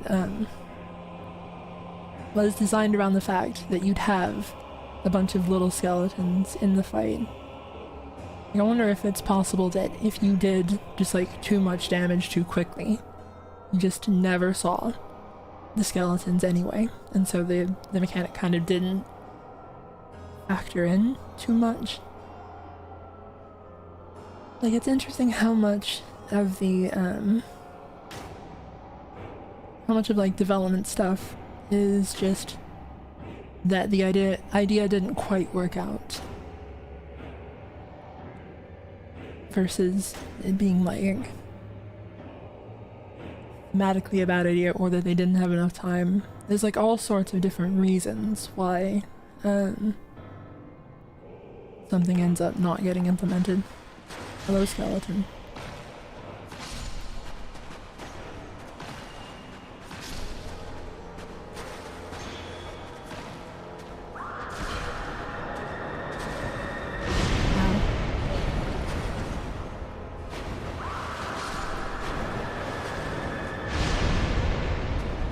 So, Nito is a necromancer, of course. Like, all of the skeletons in his boss room follow the same rules as the other skeletons. They'll continue to respawn until you, either kill Nito or damage them with a holy weapon. And it technically means, I think from memory, he has the fewest skeletons assigned to him.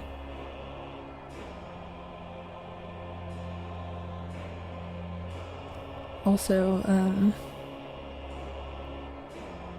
he has like 2 different kinds of legs. It's like a little hard to notice under the cloak, but yeah. There's something like weirdly moss-like about his legs and some parts of his body.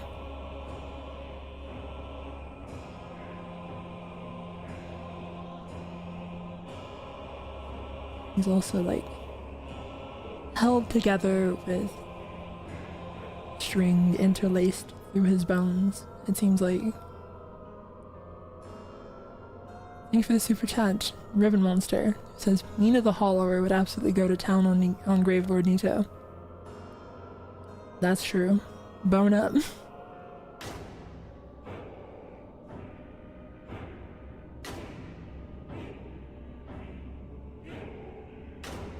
Like the sword that is part of his arm does seem to have like an actual edge to it. But it's a little hard to tell if that's metal or just like sharpened bone. It does seem to just be like interwoven with the bones and the moss and the everything attached to him.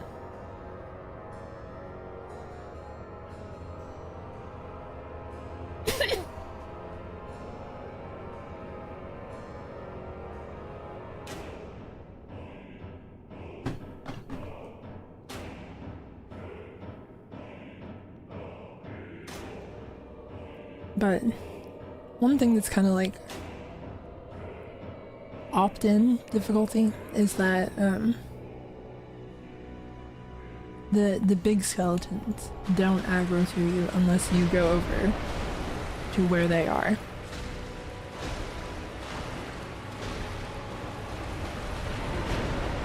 Alright. Go ahead and give this the proper aesthetic.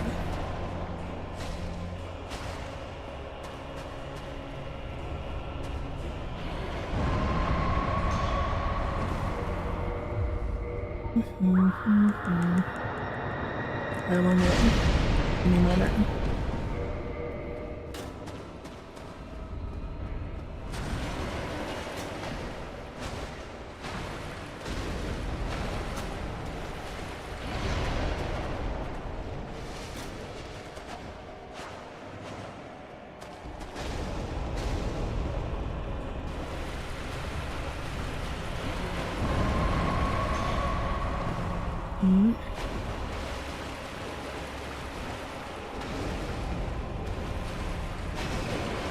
Oh.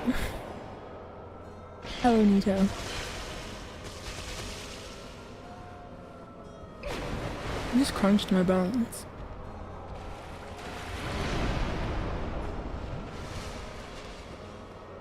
Don't do that. I need those.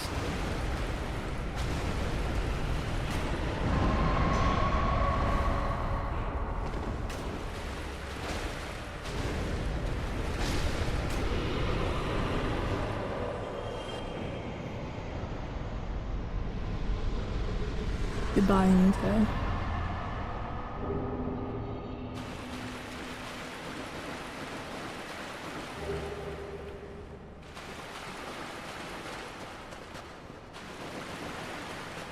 And so, of course, with Nito dead, all of the other skeletons explode violently. It's not necessarily how the other necromancers work, but it is nice of them to do that. Okay, I think this is the part where put out real quick, and then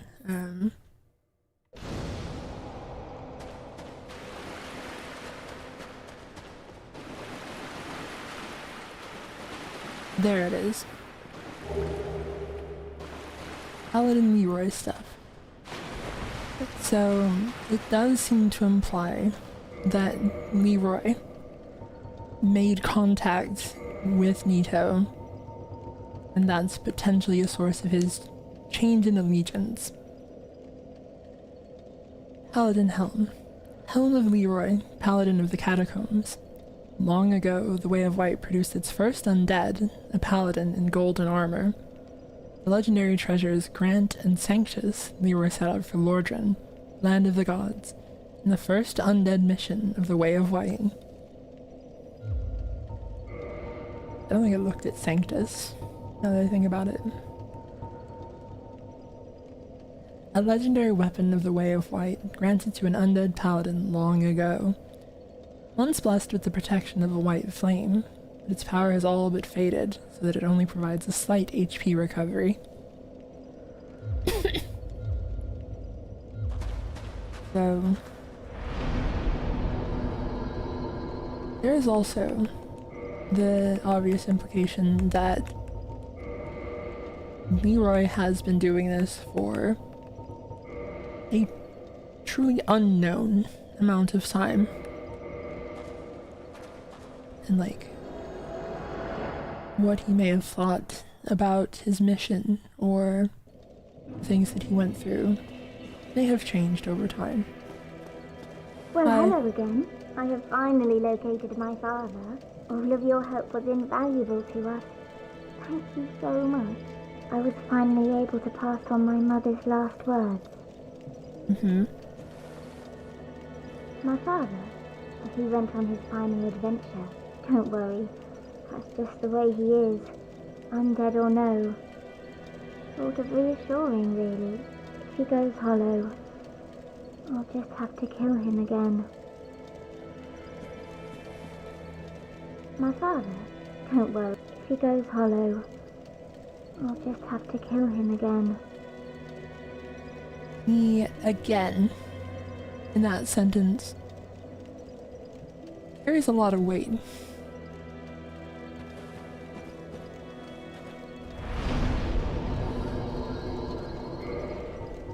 Yeah, I don't remember if they'll be down there or not yet.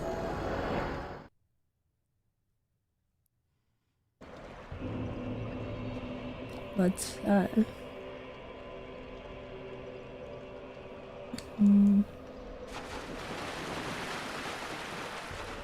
just make our way over there real quick. Just a quick little jaunt over there. Nothing out of the ordinary happening. This is how fast I've been able to run the entire time. You've all seen it. This is normal. Nothing strange is happening.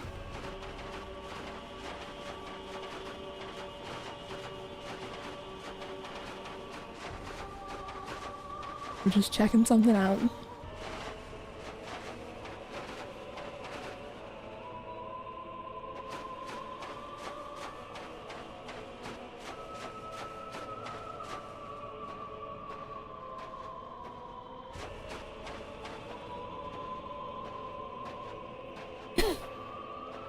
So, one of the clever bits of, I guess like staging for this is, the fact that they both have the same armor and it is completely concealing, means that as you come upon this scene, you don't actually know who is who between the two of them. There's a world where Sieglinde is dead on the ground. Siegmeyer has fully lost himself and killed his own daughter. Or Sieglinde has slain her father once again. It does become a little more obvious based on their weapon, but like, approaching from a distance, you don't really get like a clear indication of that. I think it is intentionally meant to be misleading. But you finally approach and... My father, all hollow now. He's been subdued. He will cause no more trouble. It's finally over. I will return to Katerina. You assisted us both greatly. I can hardly return the favor, but please accept this. It's of no use to me now.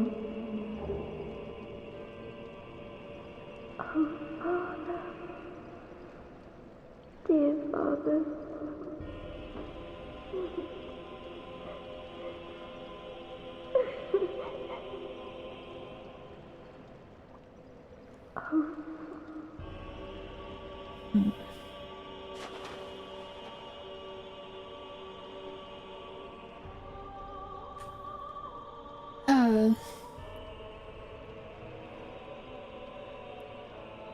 This is probably hitting me a little more than it used to.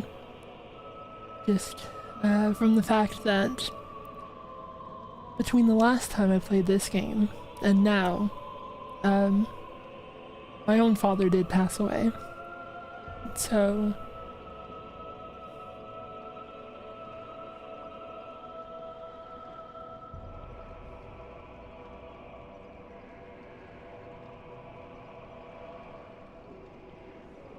I don't know, just a little more impactful than it used to be.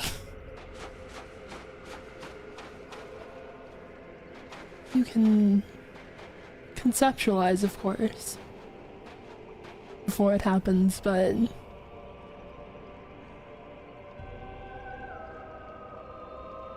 there's certainly something a little different about having lived it. And particularly, my own father went by way of dementia, and so the concept of your father losing his sense of self and having to be put down.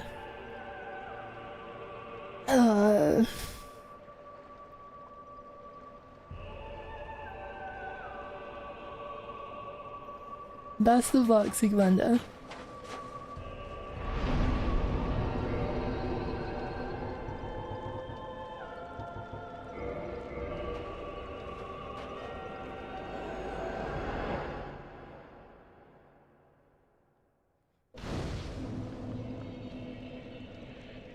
Oh, I didn't mean to go here. What was I looking for?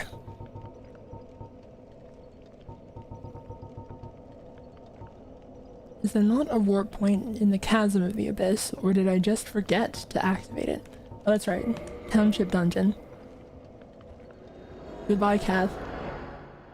I kind of forgot. where I was going for a second.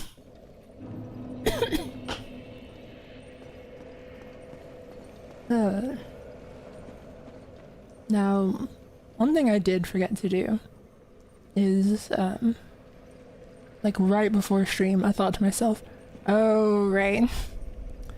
I should have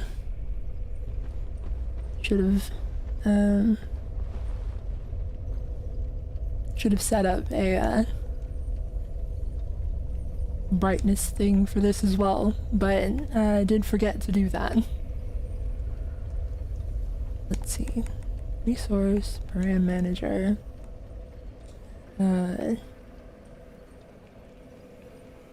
Light Bank. This is M12. And it's one of these. We'll just have to find it in real time. There's a problem because there are so many entries for it.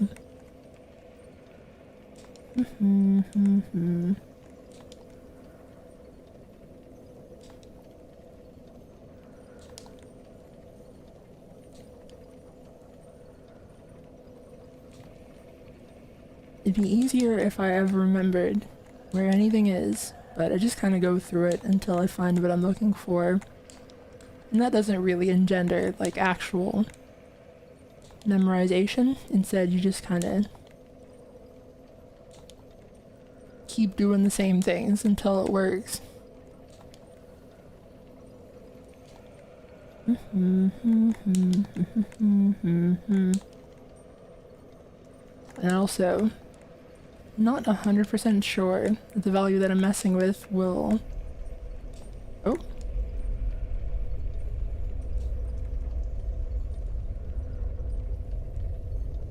Okay.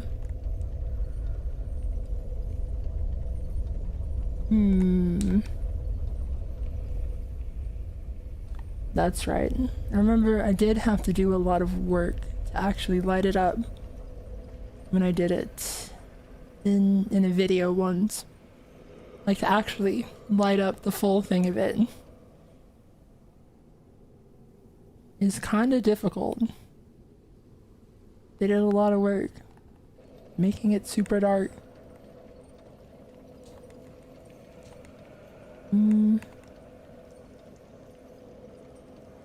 Well, I guess instead of worrying about it that way, we can just look at it the other way, which is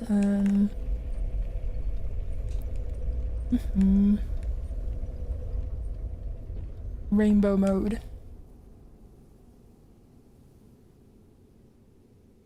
Something that's like a little strange about the chasm is how the bits of it are like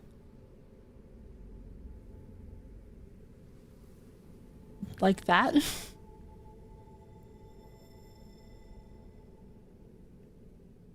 Which I imagine is not because they're like actually meant to look like weird big teardrop things.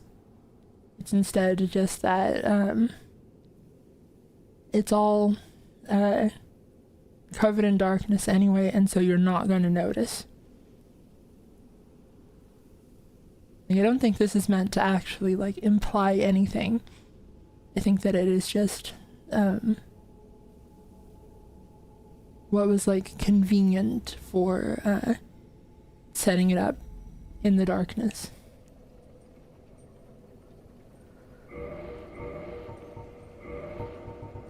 And I guess to make things a little better for stream, let's go ahead and put on the sunlight maggot. We didn't use it at all in the Tomb of the Giants because we didn't need to. We can use it here for fun. My friend.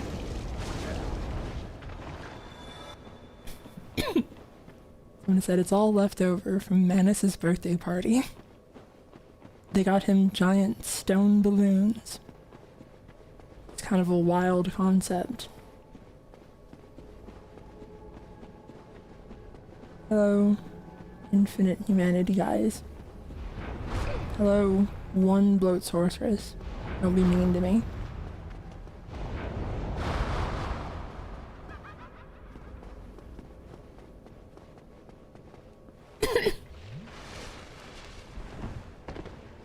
Alright.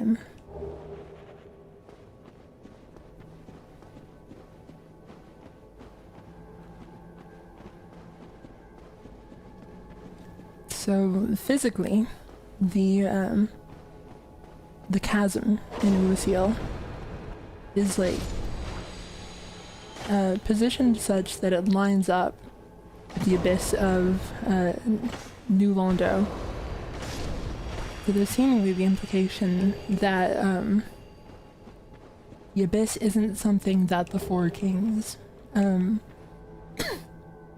produced on their own, but instead rediscovered. Like from the time of Manus.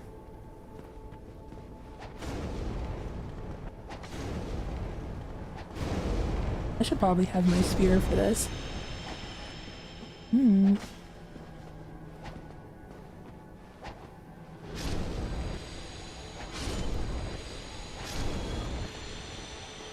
Didn't matter too much. I didn't get hit.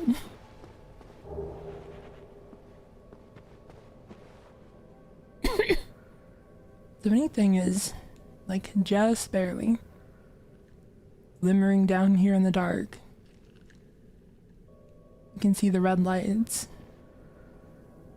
I'm not sure if they come through on stream or not, but they give you like the tiniest glimmer, like the tiniest foreshadowing of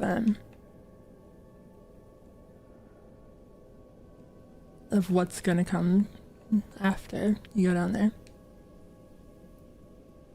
I don't know if that's any better, honestly. Oh well.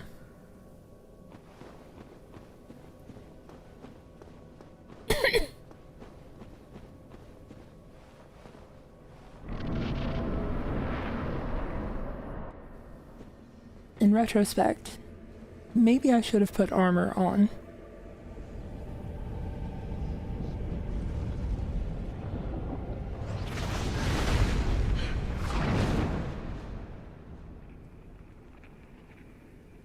So here you get the same fun sort of introduction as like what led into the DLC to begin with that tooth-covered hand.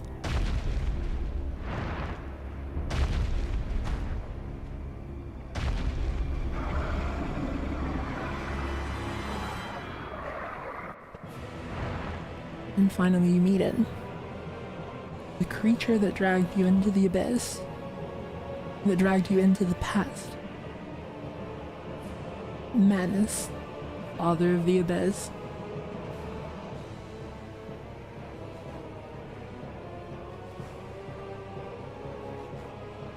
Similar to the bugs earlier, this is also just another instance of a texture that's been like set to scroll a bunch really quickly. Manus has kind of a like still somewhat humanoid, but almost ape-like body. Very strong, emphasized rib cage, and a head that is like somewhat eyeless, except that all of the eyes have migrated from the center of his head.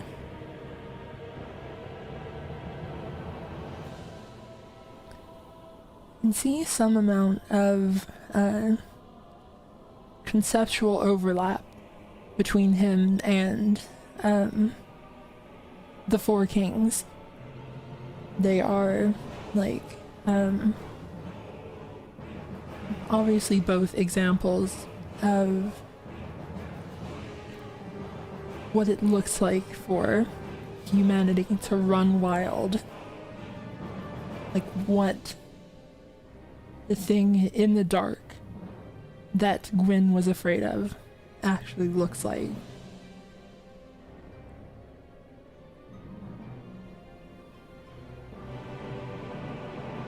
as much as the cycle of kindling the fire is unsustainable, it does not give the impression that the Age of Dark is all fun and games and a paradise for humanity. There are still things that go bump in the night.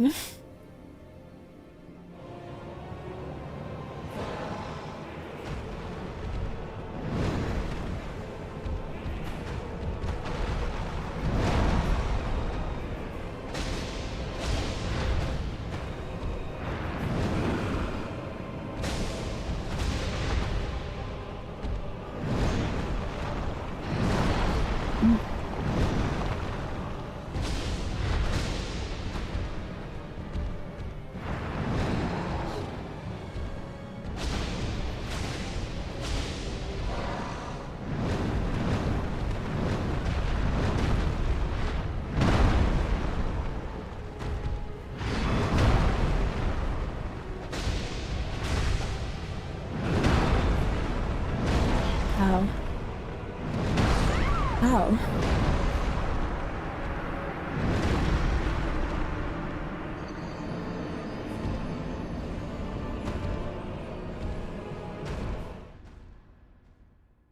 Yeah, he's still actually pretty difficult, and I didn't rest at the other place. Hello, Kath. I'm leaving again. Don't worry too much about it. It doesn't have much to do with you. Probably.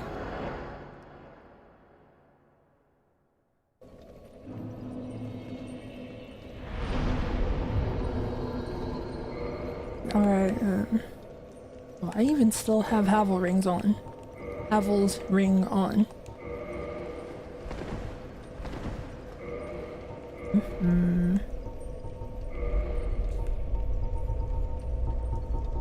How does that actually square up defense-wise? Not good.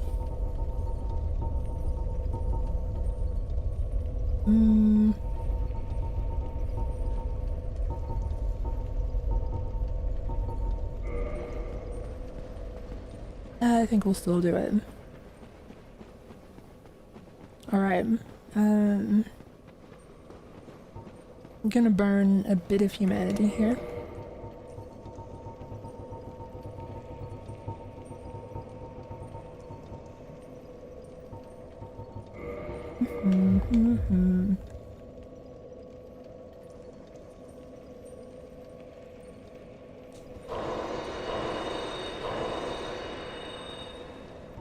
And reverse hollow.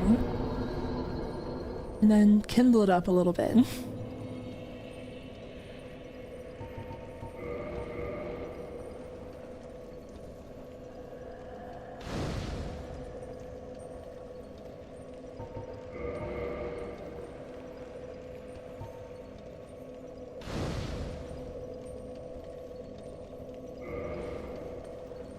On it.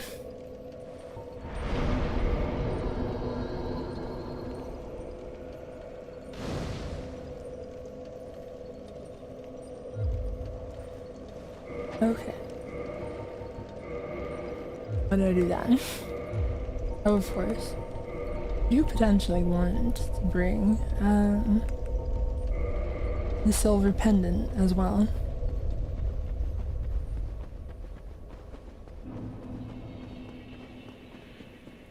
I was actually a little surprised by how not a lot of damage I was doing. But, maybe we'll give him a couple crystal soul spears and see how he's feeling after that. Maybe that'll work a little better.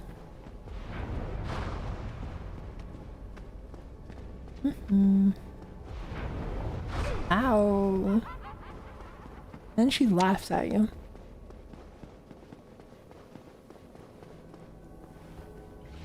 That lady is just so mean.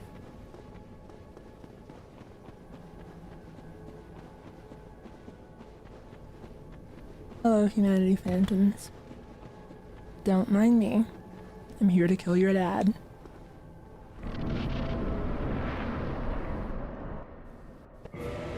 He is the father of the abyss, after all. Now, can I have my blood stain before you do mean things to me?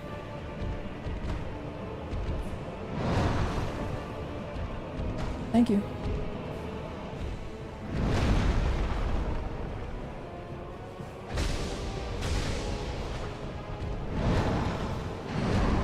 Hello, Civ.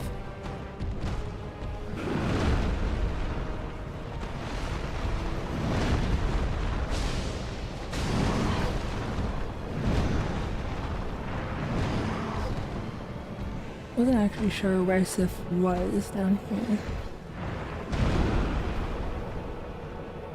I've kind of lost track of it.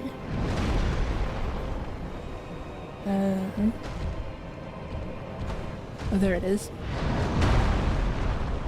There's the summon sign.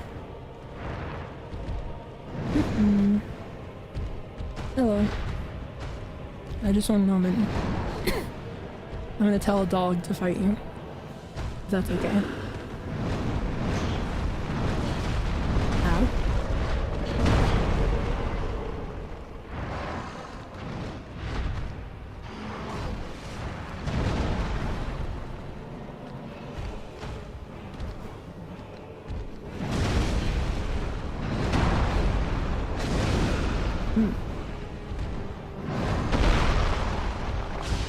You can tell I don't remember Manus' attack patterns, kind of at all.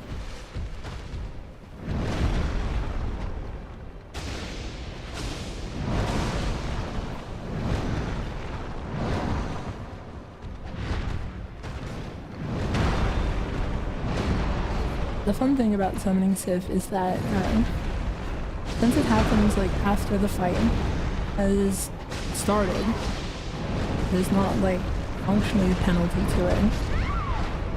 Like Sif does not affect the scaling because it's already like set as it begins. And I kind of got comboed there real bad and died also real bad.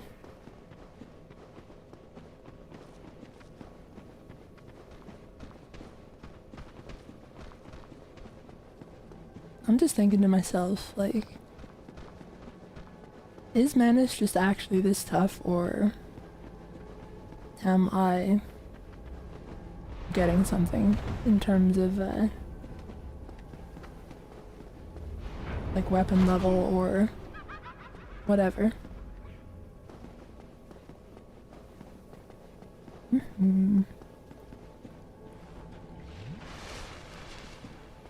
I think it is just like that he is just like that. Although admittedly I could have been putting a lot more points into dexterity. I have a lot of points in magic, or intelligence rather. Just a moment.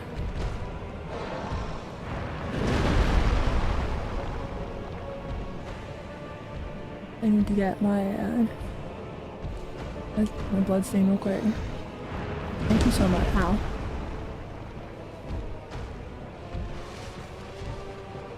Let's try that. That is still not a lot. What about this? What do you think of that? That's still basically nothing.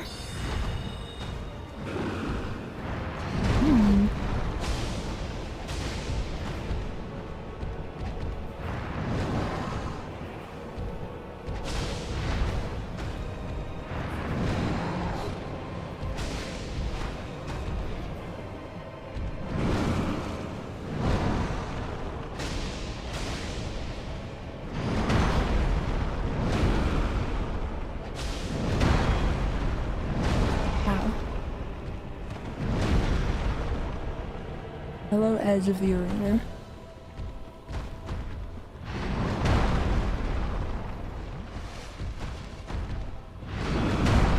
Oh my god. Like, broke my guard by jumping on me and then smushed me to death. No, only mostly to death.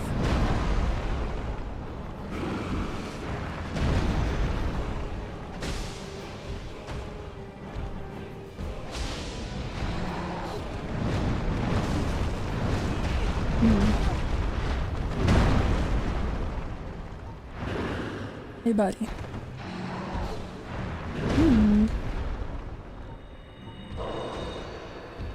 And somehow I lived that.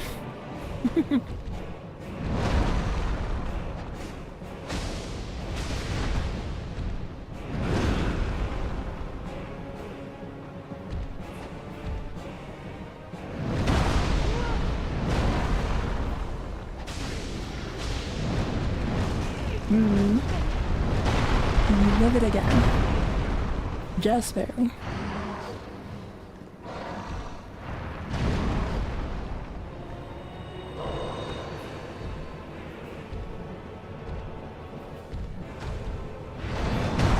Okay.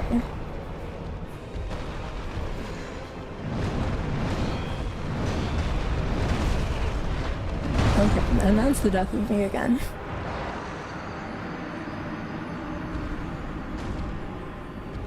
That guy is a little mean. Let's change tactics.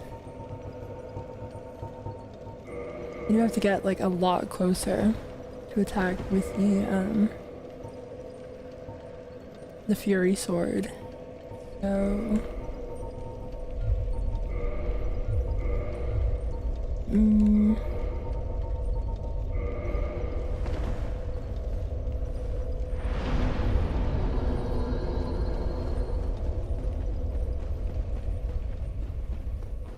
let's give our wonderful spear that has been so kind to us a chance in this fight. And maybe it'll go a little better. Who can say?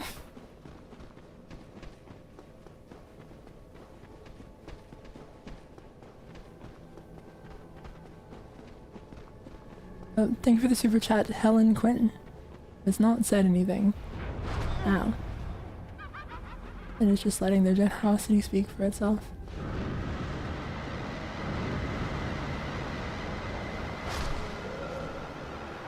Okay. I kind of thought she was busy doing the miasma thing and she wouldn't shoot me in the back, and then I was perhaps a little mistaken, and I'm now down like 17 humanity. But oh well. That's probably fine. I still have so much of it left, honestly. It won't be a problem. Maybe.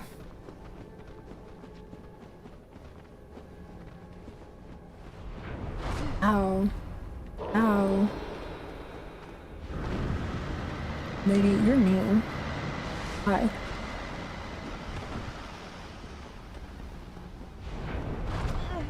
You not. Just like, be a little more considerate for once in your life.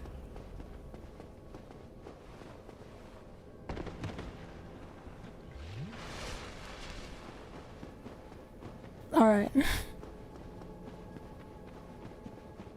Kind of a rough start already. But, it'll probably resolve itself one way or another. Hi, Manus. Oh, the spear is doing so much more damage, wow.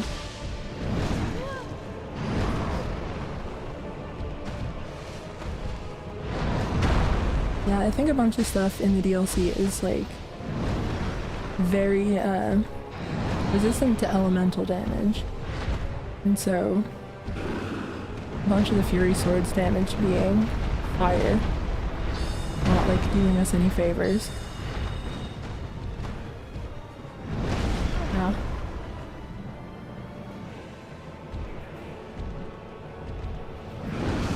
Okay. It was a pretty cheeky heal, I'll admit that.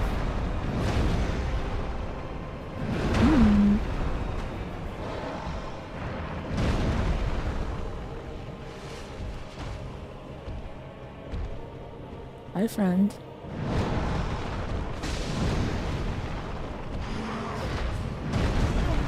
Okay, dodge that a little early.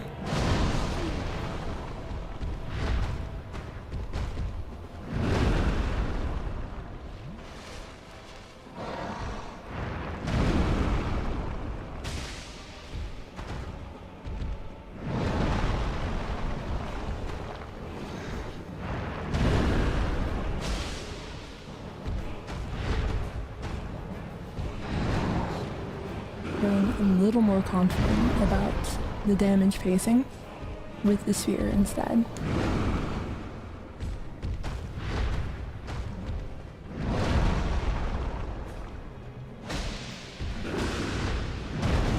Okay. I'm continuing to dodge the jump a little early.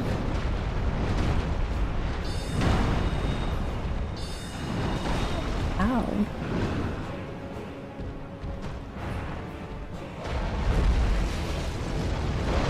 Aw. Alright.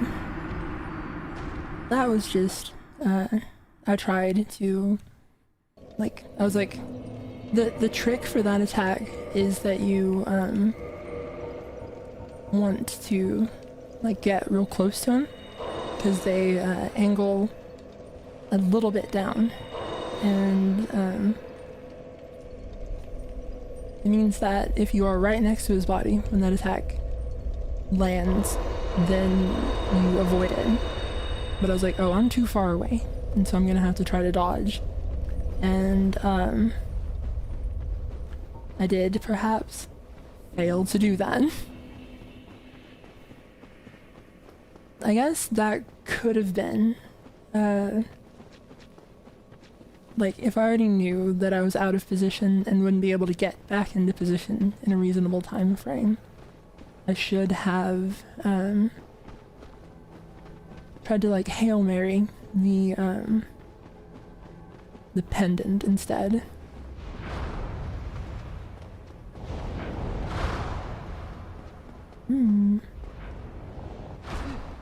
Ow.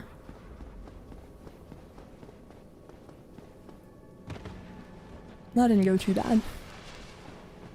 Plus also, having a bunch of humanity does raise your defenses and such, so maybe have lived that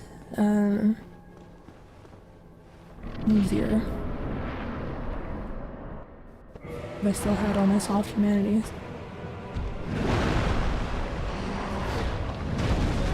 Okay, still somehow dodging that early.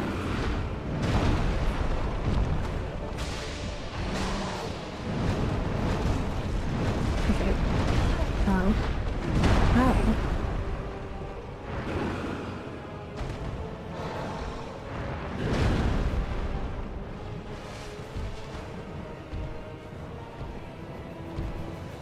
Calm down, friend.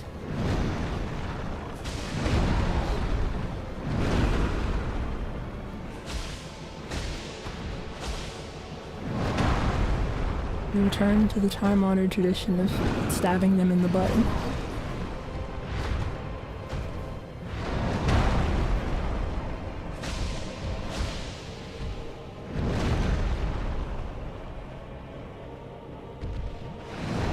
Ow.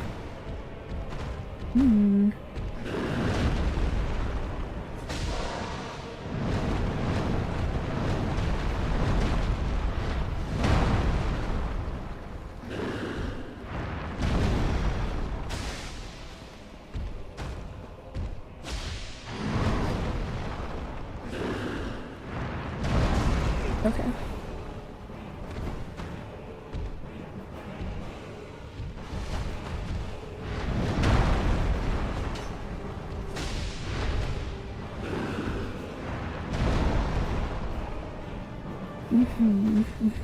Doing a little better.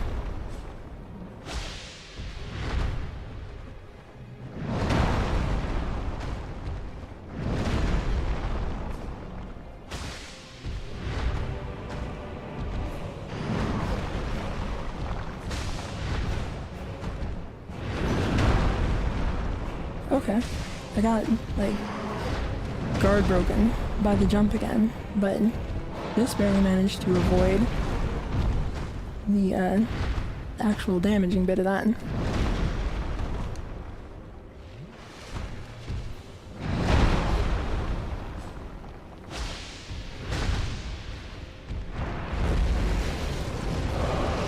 and that's the other one. He's got one of them where you want to be close to him, and one of them where you don't want to be close to him.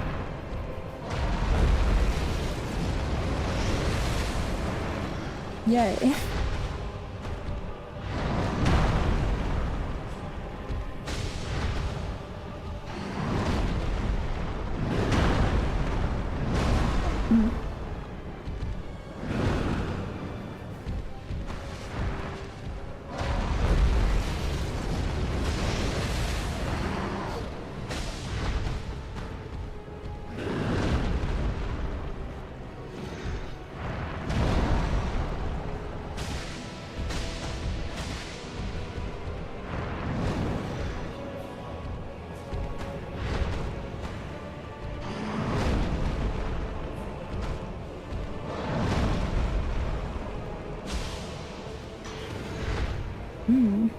Did the fun little like flip around.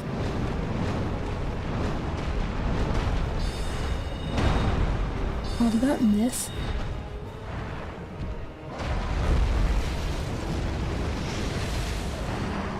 Oh, come on. I whiffed every single one of those attacks.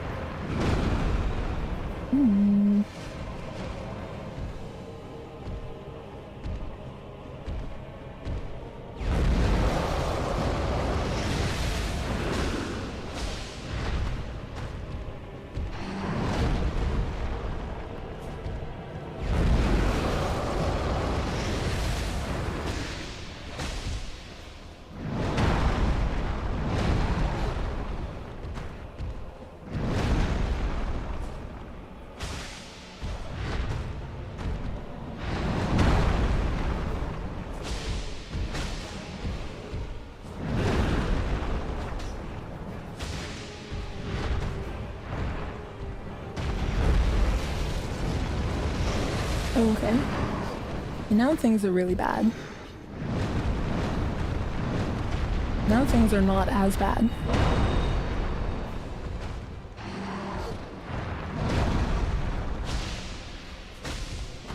That very easily could have been sorcerer fight, except my sorcery.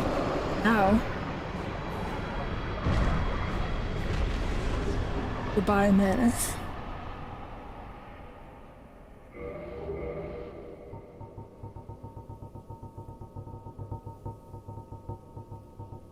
Soul of Manus, father of the abyss. This extraordinary soul is a viscous, lukewarm lump of gentle humanity.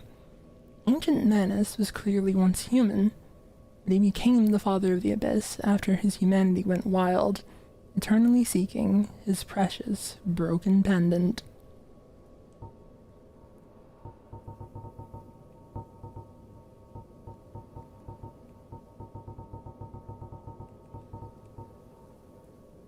Broken pendant. Half of a broken stone pendant. The vine appears to originate from Ulusil. Powerful magic can be sensed from this ancient stone, yet men of this time can neither manipulate nor sense its power, which is a distinct air consisting of both reverence and nostalgia. It's all for that.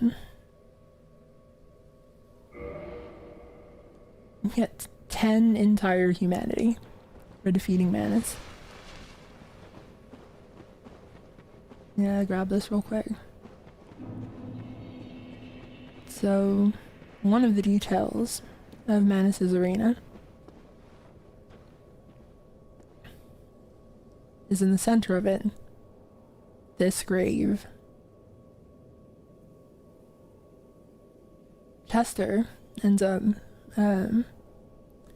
mentioning that the citizens of Ulusil disturbed the grave of primeval man. This is presumably where Manus was originally interred. And for whatever pursuit the Ulusilians had in mind, they dug him up and brought ruin to their entire country.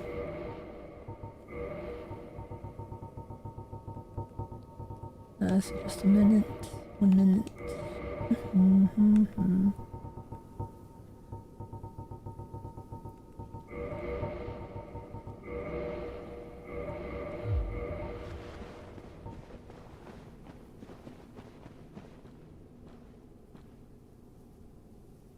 And of course here, at the end of the whole mission, you saved the princess.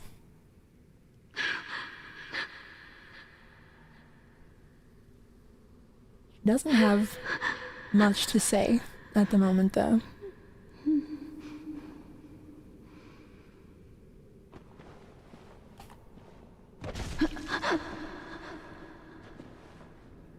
Hi, Dusk.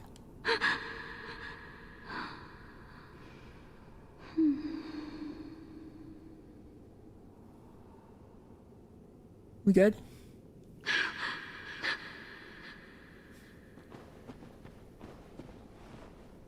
Yeah, she seems like she's fine. See you later, Dusk. I love you. Oh wait, it's not Pride Month anymore. They're gonna know I was being serious.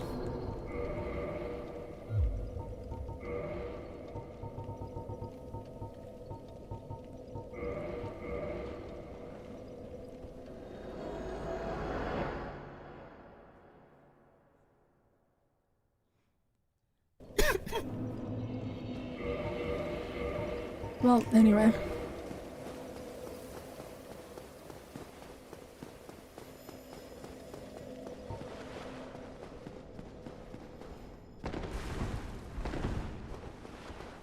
Let's go hang out with our other friend.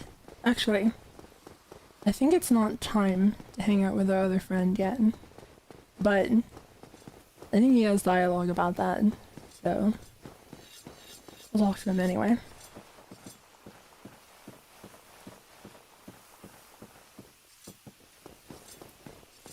Hi. Well, thus come again. This is a surprise. I suspect thou hast taken a gander at it, but the dark of the abyss, which swallowed poor Artorias, threatens to devour our entire land of Ulasil. It seems that this dire fate is unavoidable, but seduced by a dark serpent or no, they awoke that thing themselves and drove it mad. One's demise is always one's own making. So, naturally, a lot of attention in that sentence to the dark serpent bit, where either Kath or Fremd seems to have engineered the revival of Manus, and so the downfall of Ulasil, for one reason or another. But I've thought it, like, it's interesting to think about him referring to our Ulasil. It's not clear what his connection is to this place, if he's just here on a mission, same as Artorias, or if the phrasing of our Ulasil has something a little more behind it. Now, do not mistake my words. I cherish my work. Wood carving is a nuanced art. I would have much to talk about with that blacksmith.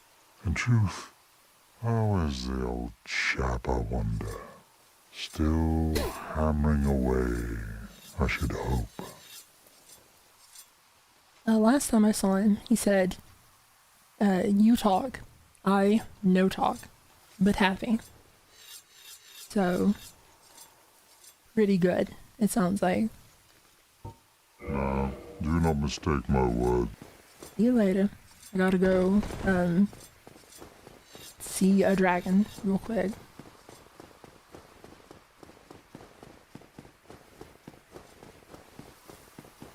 So, of course, we've gotten rid of one of the major bosses of the DLC, but still have other work to get to.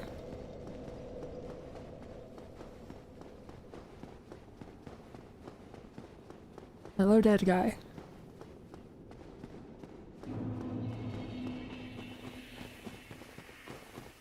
I don't remember. You comment on Manus, or are you still just going to be pouting about the fact that you invaded me and lost? Oh, you. You have quite some nerve, or are you just thick? Fine then. What is it that you need? Did you really slay Knight Artorias? I'd heard the Abyss found him first, but even still, that's absolutely treacherous. Yes, magnificently so.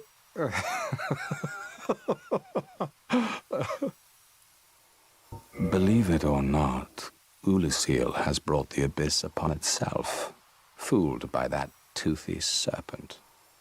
They upturned the grave of primeval man and incited his ornery wrath. What could they have been thinking? But to you and I, it's all ancient history. You have to ask yourself, does it really matter?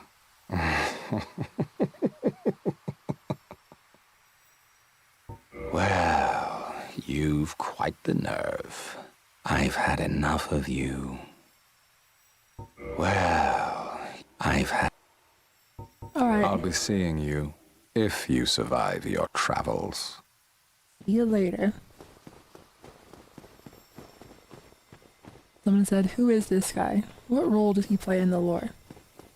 That's Marvelous Chester. And, he's marvelous. He does tell you, like, some of the backstory on, what's going on in Ulysses. So he's a bit of an expository character. Oh, thank you for the super chat. Loch Ness Shawnster. Zuli, is it true in the remaster that the textures for Chester's teeth are missing? Is it just the lighting and textures being a bit glitched?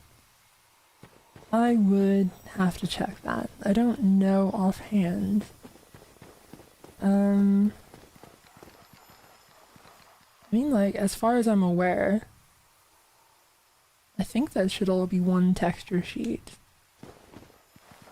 Like the mask, the teeth, everything, I think is all connected. Let's see, we could actually try to find it real quick. Yeah, you can see here, right above the mask, the teeth are there. But I guess it does look like it'd be kind of easy for it to get overlooked. I'm not sure.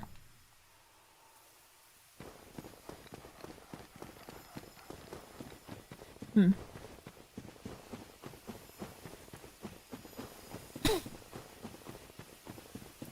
is distinctly possible, yeah.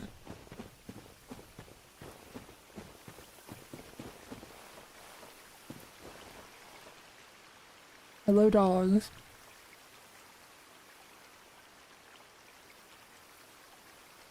So, a neat thing is that the dogs are taking on draconic traits, seemingly patterned after Calamite. Which, on the one hand, it's like, why? But on the other hand, this isn't the only instance of things turning into dragons for one reason or another. Like, there's something going on with this dog that is making it, I guess, walk the path of the dragon under Calamite.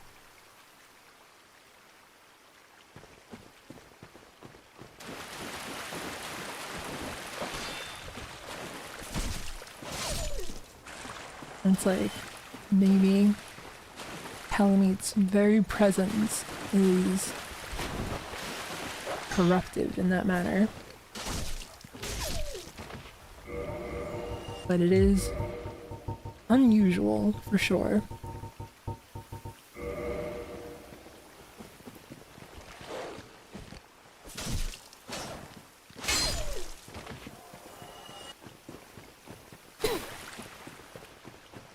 other instances of dragons, of things becoming dragons, tend to be a lot more deliberate.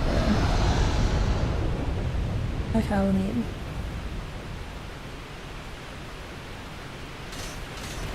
Oh no.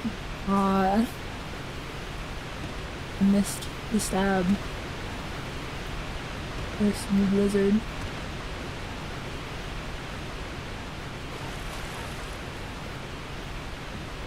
So, I'm out here, dragon high above the sky, out of sight of the naked eye.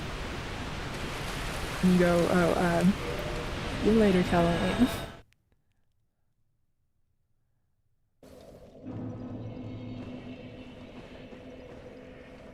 Oh, I forgot that I had not gone to a thing, so this is actually convenient because you can see what Manus's abyss looks like. There's a real big cave and a very large pillar.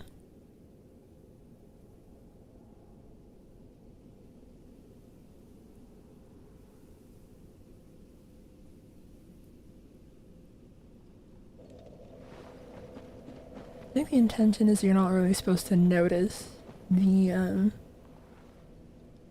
cave part of it, but you are supposed to have the impression of just like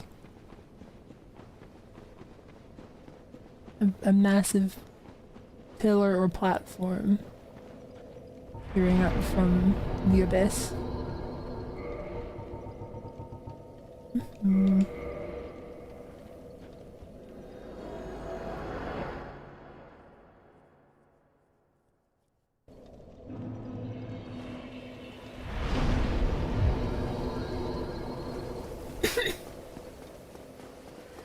Well, now that we've gone and visited Calamine, we can go have another chat with our good friend and see what he thinks about it.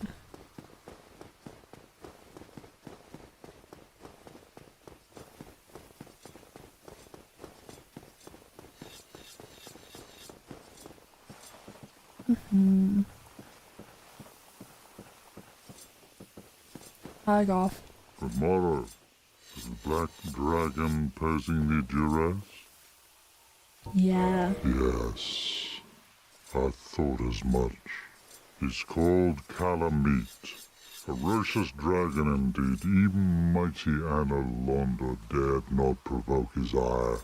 I see little good coming from this, but thy intent is to persevere to the bitter end. Yeah. Good, good. What is bravery without a dash of recklessness? I've taken a liking to thee, and I owe thee much for thy service to Artorias. Now, watch, and see how Goff hunts dragons.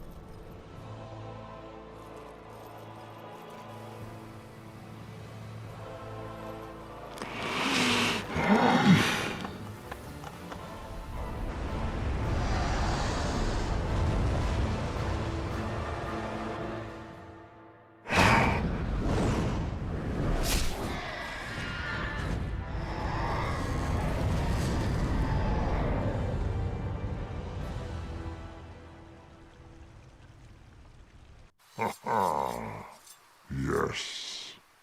A truer shot was never loosed. That bat will be grounded for a good spell. The rest is in thine hands. I await good tidings. Dragon slaying. knighthood's highest calling. Chat, I got grounded.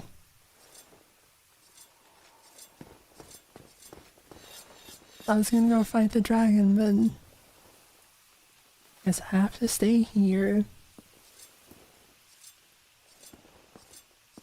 That's not fair. You're not my real dad.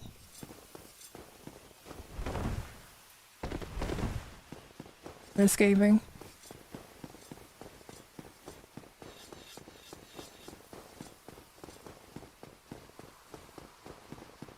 Alright, in a rebellious phase.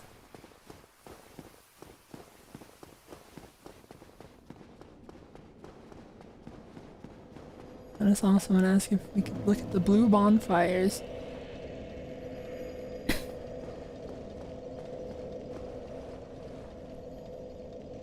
Have them in the gazebo.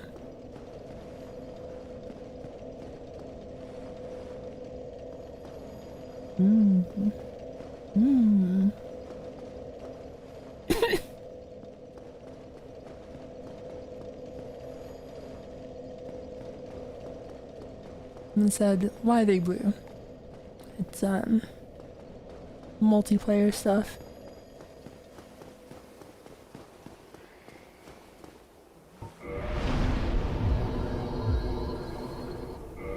Let's see. You know, we may as well just like pop all of our big souls. Not much else left to do with them at this stage.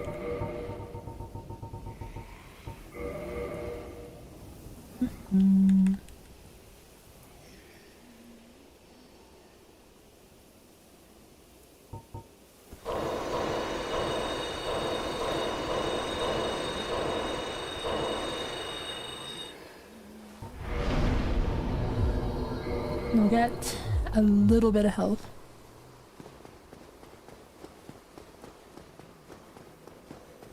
And said, I wonder why Goff remains in his tower even when freed. Is it his blindness or a voluntary commitment to being imprisoned? To be honest, I don't know how he fit in there to begin with. Like, this is the door.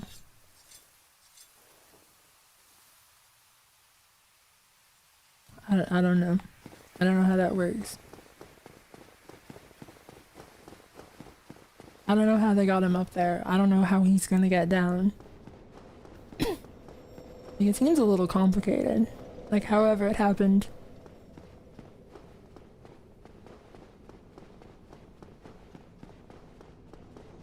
Maybe he just, like, climbed up the side the first time.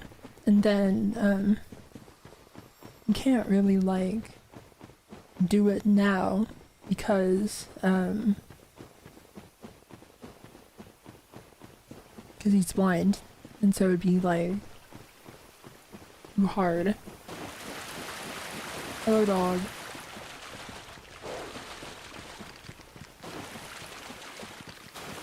No, no.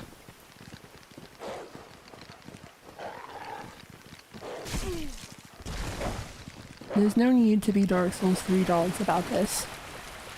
Just let me go.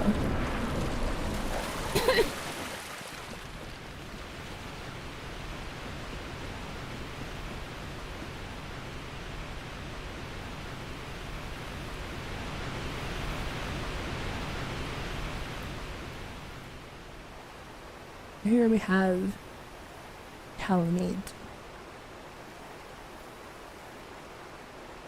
The brilliant, burning red eye, but also little red eyes on either side. There's a lot that obviously carried through from the prototype version of Calamite, which links back to Gyra from Kingsfield. But the design has obviously been, like, refined quite a lot. The prototype version's a lot cleaner, a lot more just kind of typically a dragon. Whereas this is a much more worn, haggard creature. More uneven, jagged. Scale patterns less repetitive.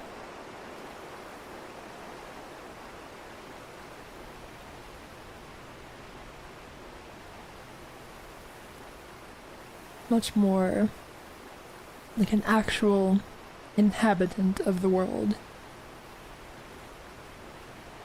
Someone said, very cool dragon, but why only 2 wings? So the like true original everlasting dragons were creatures of stone, and notably we don't see them use fire. The advent of the first flame, the introduction of fire and disparity, corrupted the dragons with the concept of life. It fundamentally changed them and their offspring. And so, Calamite is seemingly not like a true everlasting dragon. Instead, it seems more like a product of this corruptive influence of life.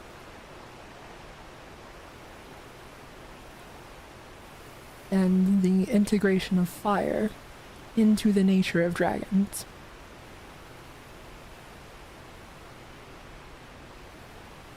Like, he is ancient, he is like old, but I don't think he's like one of the originals, and that's why he's so different in form and like aesthetic.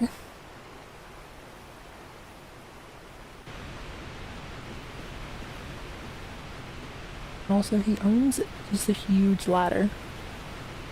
This ladder belongs to Calamite, I think. I think this is his house.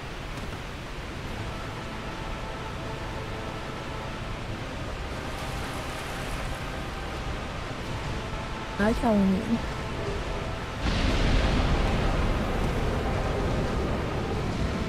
He's mad at me for taking stuff. Ow.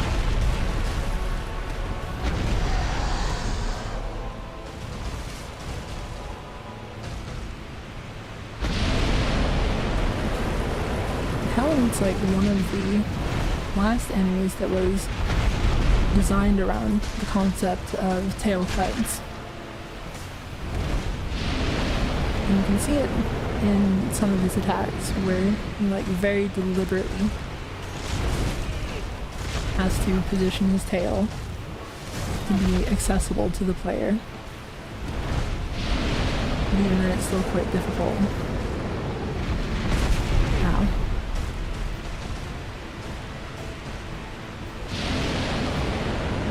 Like this attack right here.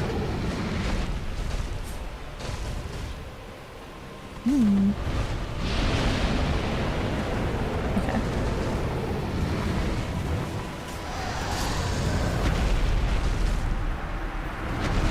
I'm thinking that maybe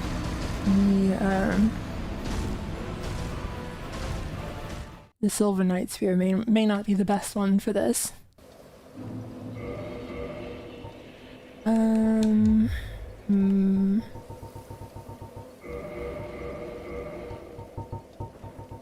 Maybe this is the time. The Moonlight Greatsword.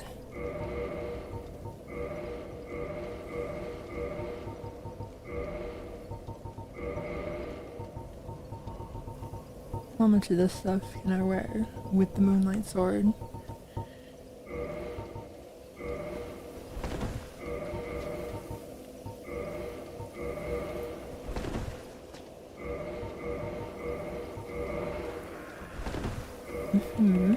It's a step too far.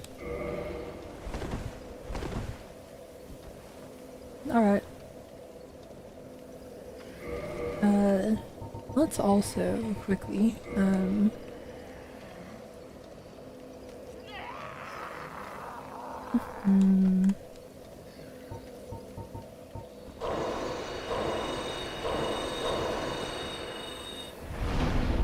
let's reverse hauling. It? I think I do need to be regular speed for that. And let's go ahead and kindle this a couple times.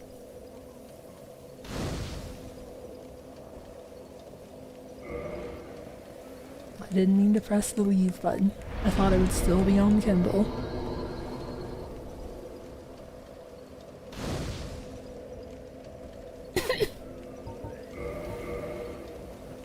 I said, kind of sad only the Crescent Axe and Moonlight Greatsword returned from Kingsfield. I'd love to see a modern triple thing. I think there's also a sword, that, like, has a lot of resemblance to, that rather, Artorias' sword has a lot of resemblance to. I'm trying to remember the name. Is it literally just Darkslayer? There's kind of a follow through from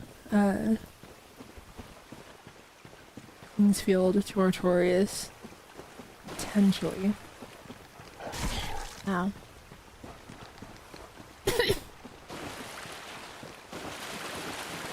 Hello, dog. Can you stop it?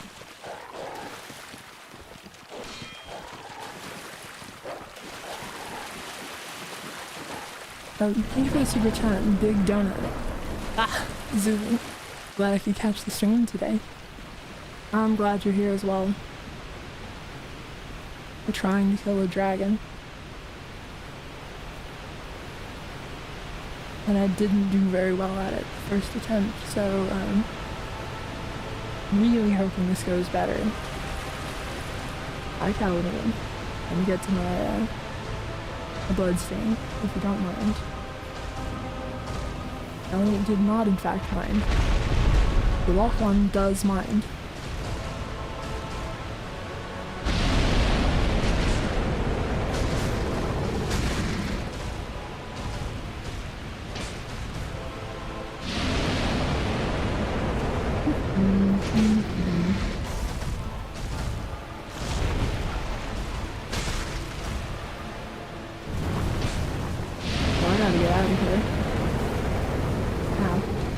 Get out of here.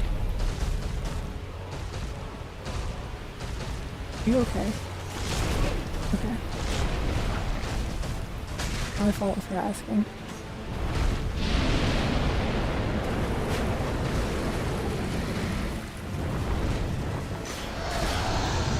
Okay. I think I gotta not try to stand my ground against that. Rib.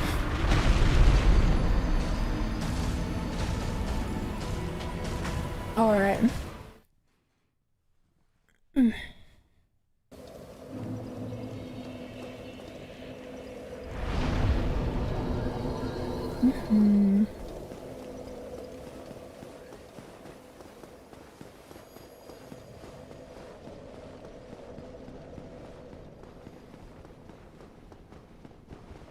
Oh,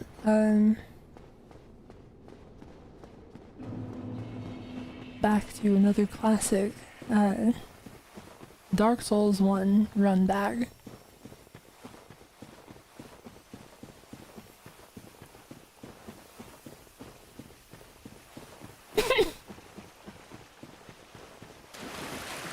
He said, my favorite Calamite move is when he inflicts tinnitus.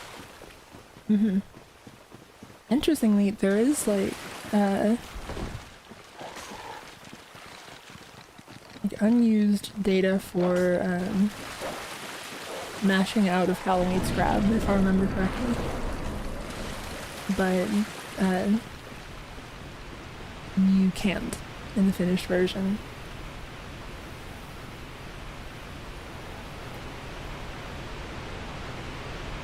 Then said, are you doing the hum from that one vegetable chopping game in the new Rhythm Heaven? I haven't played any Rhythm Heavens at all. That's just a thing that I do.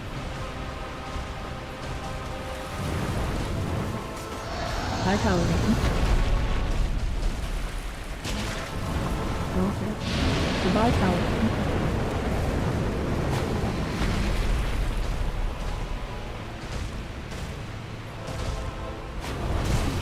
Ow.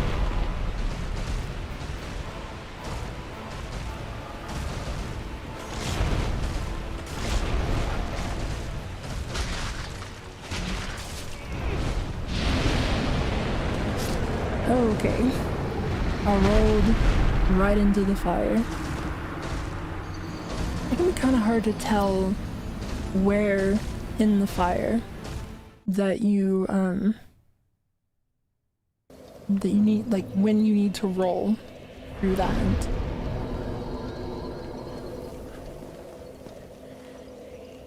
Also,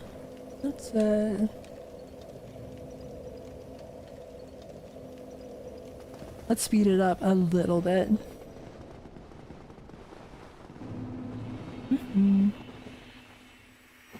I will go back to normal speed for the part with the dogs. Otherwise it's a little unfair. You do have to engage with the run back at least that much.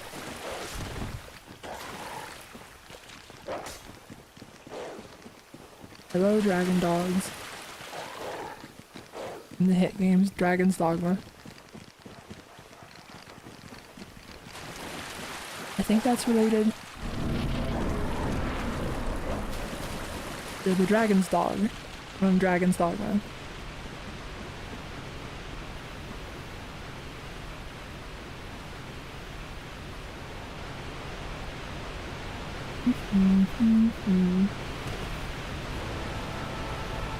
Now we gotta run all the way back over from the bloodstain again.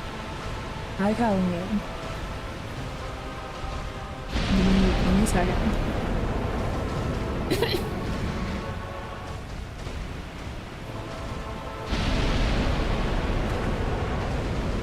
Wow, the range on that. Please lock on to the dragon. Ow.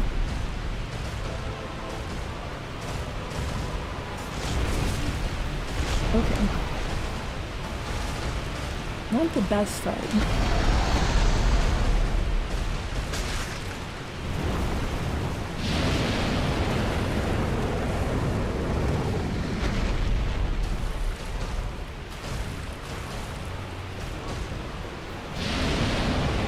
I'm doing no damage at all. Oh my god.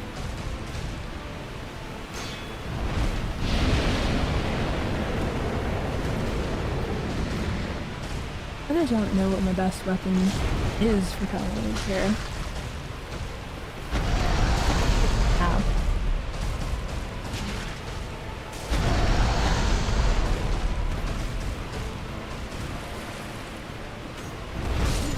Oh, come on. I got killed by the back foot. Okay.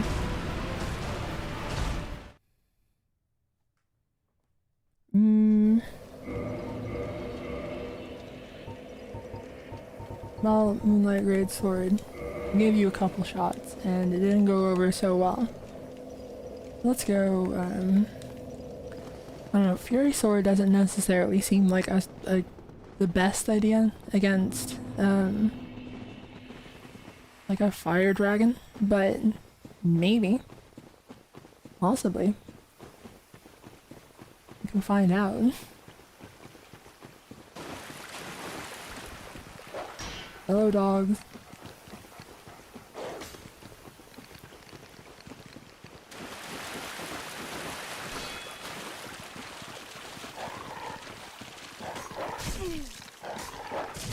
Okay. Oh, stop it.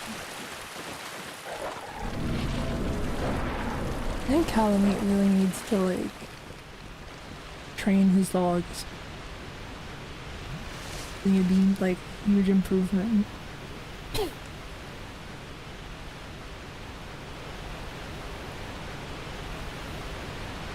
think it's a pretty good chance that Fury Sword is not it, and it's gonna be a problem.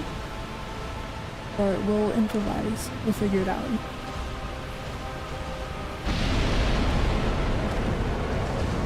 Hi, Calamine. You stop doing that to me, Calamine.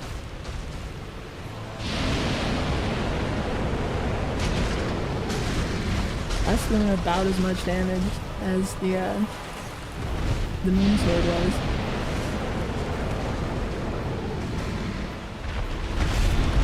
It's kind of depressing. I mean, I guess now it's a Dark Souls 1 dragon, so probably lightning, right? How leveled up is my healing sphere, I wonder?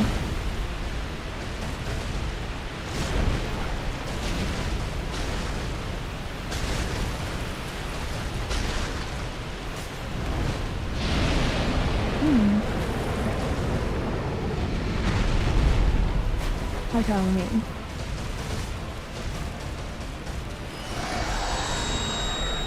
You're trying, huh?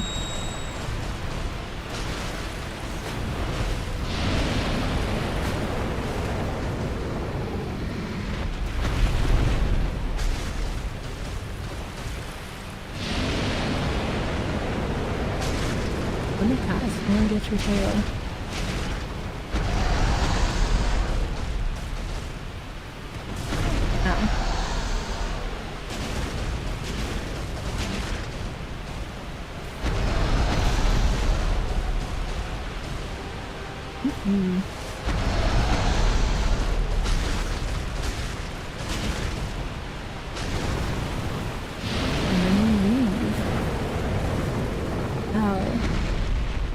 Did not leave quite fast enough. It was, of course, a bit of a bold deal, but I was hoping I'd just be allowed to have it for free. Does that make sense? I think that tracks. Sometimes you should just do like a cheeky deal because the AI is silly and it might let you have them.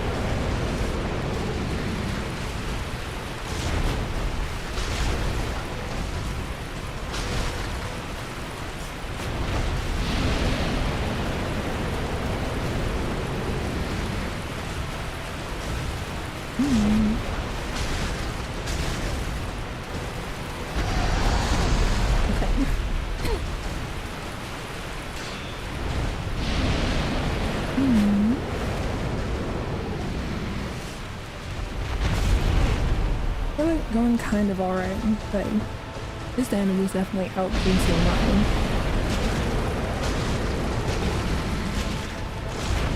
I've been through more of my flasks than I've been through the Calamine itself bar.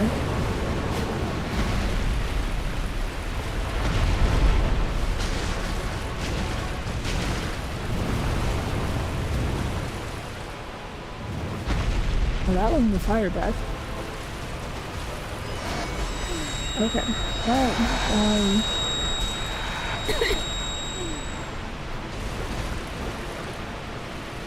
it's, time for double damage.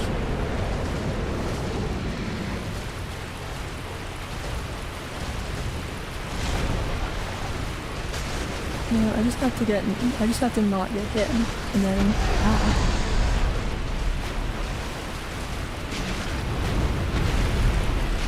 failed the assignment spectacularly.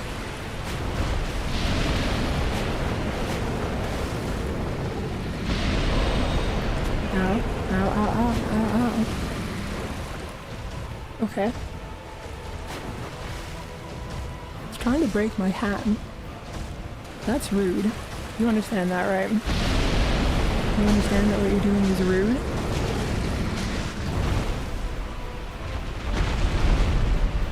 The hat that I got from my friend. Doing that. Oh, that is actually quite a lot of damage.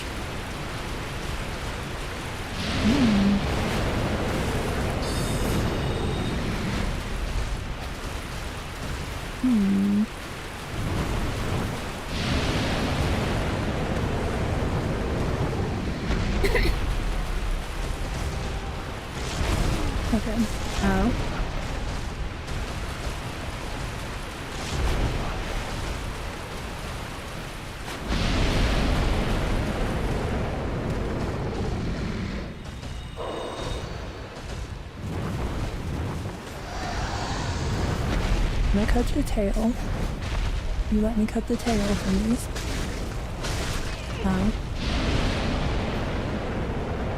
That doesn't necessarily seem like an agreement.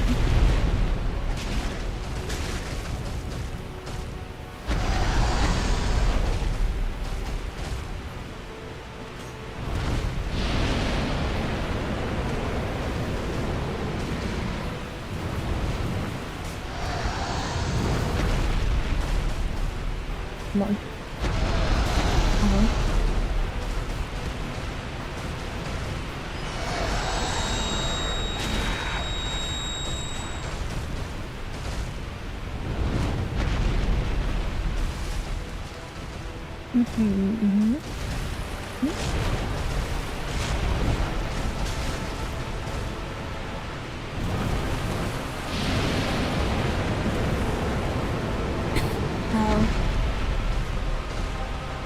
Okay.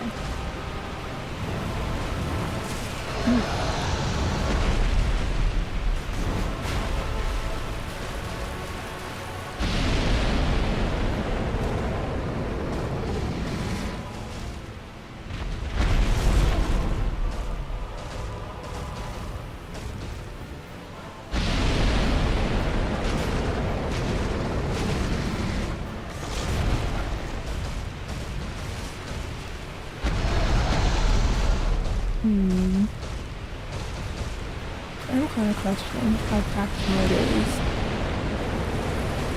to actually try to get the tail and on. He's not being very cooperative about doing attacks that will let me even work on it.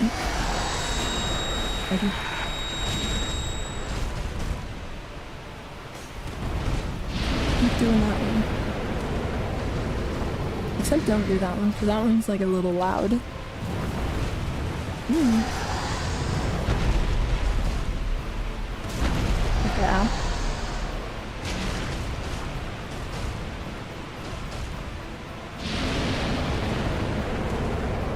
Now, to be fair to Calamine, that was like the ideal attack to try to give me the tail, and I'm the one that whipped it. Like, I messed that up.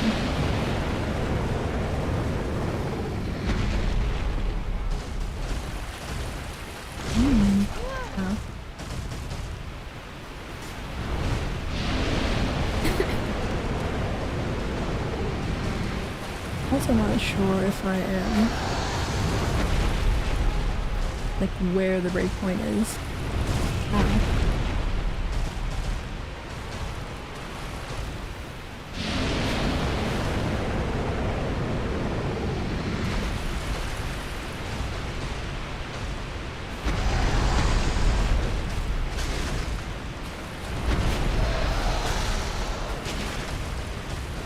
That was good progress, maybe.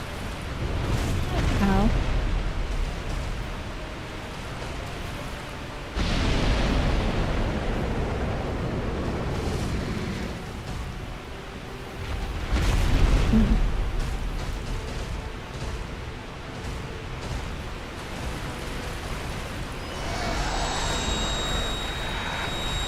You're down here.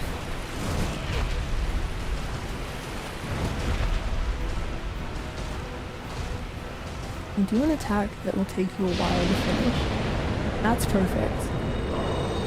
That is exactly the kind of attack that I was looking for here.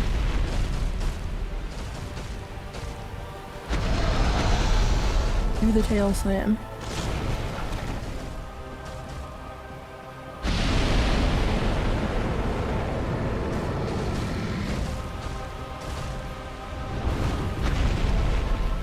Come on. Be nice. Let me have it. When have I ever asked you for anything except for the one thing that I've been asking you for like 5 minutes?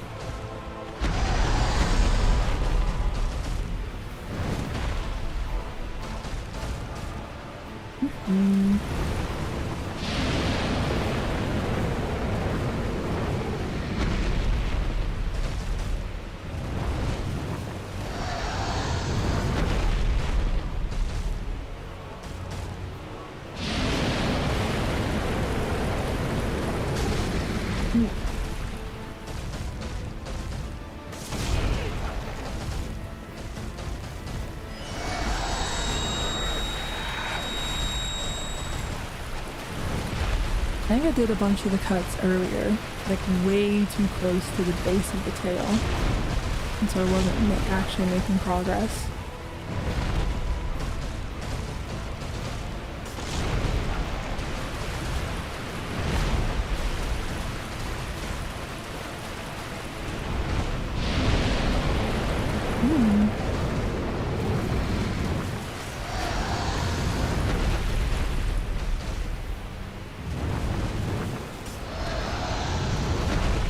Come on, tail slam, do it.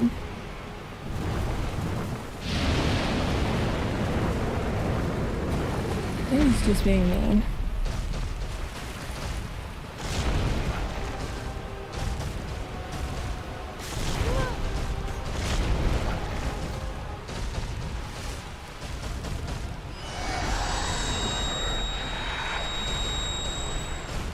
Keep getting there like just a little too late on the grab for it to be effective at all.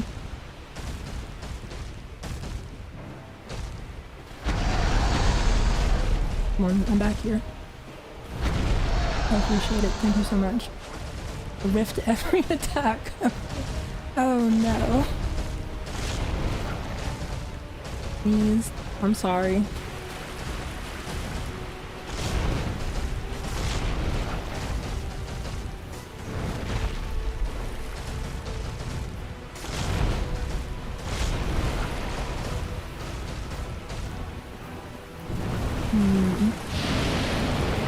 Well,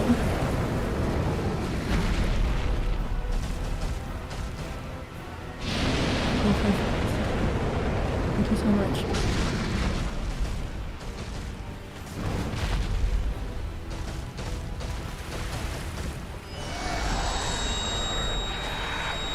Aw.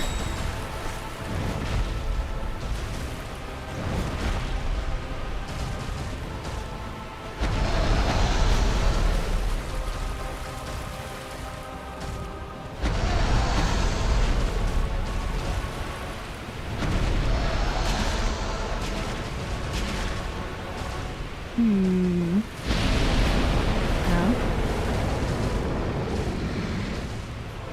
That is one of the parts of tail cuts that is like a little bit frustrating, is that like in addition to like having to get access to the tail to begin with, is that you have to kind of know where you're even trying to hit.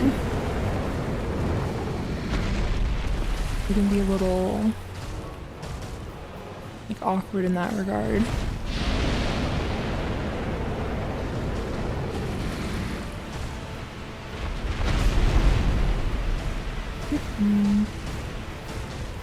Come on. Stand still. You're locked in an eternal dance forever.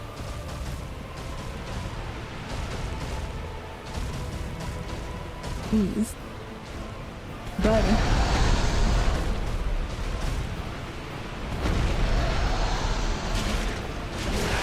Yay!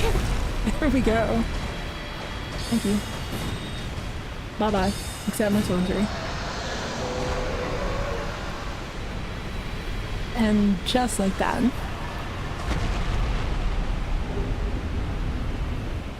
We got it.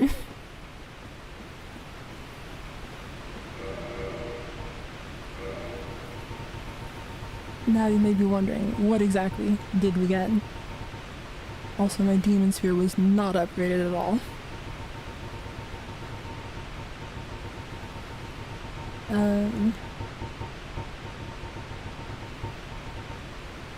The Obsidian Greatsword. This great axe, question mark, one of the rare dragon weapons, is formed by the tail of the one-eyed black dragon, Calamite, the last of the ancient dragons. The mystical power of its obsidian blade will be released when held in both hands. And, kind of a lot of, like Calamite's the last of the ancient dragons, but the rest of the games kind of don't really care about that. We're just kind of not going to acknowledge that. So you get to do Calamite's big explosion fire with it.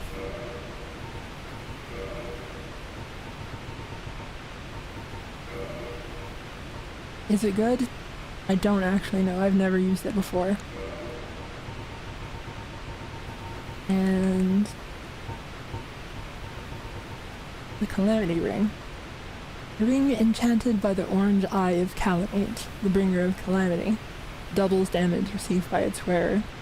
A useless ring befitting of no finger, best left unknown, or at least well hidden.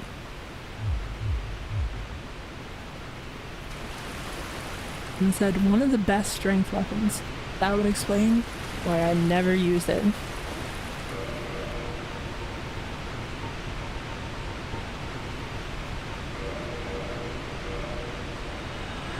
Anyway, we're going home.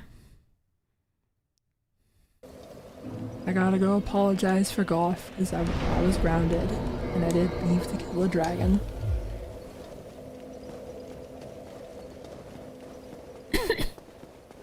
So I said, Zuli, are you playing Prepare to Die Edition? That bonfire is very nostalgic. Yes, I am. It felt, like, important to do, Prepare to Die Edition over the remaster, just to, like, preserve the aesthetic sense of it.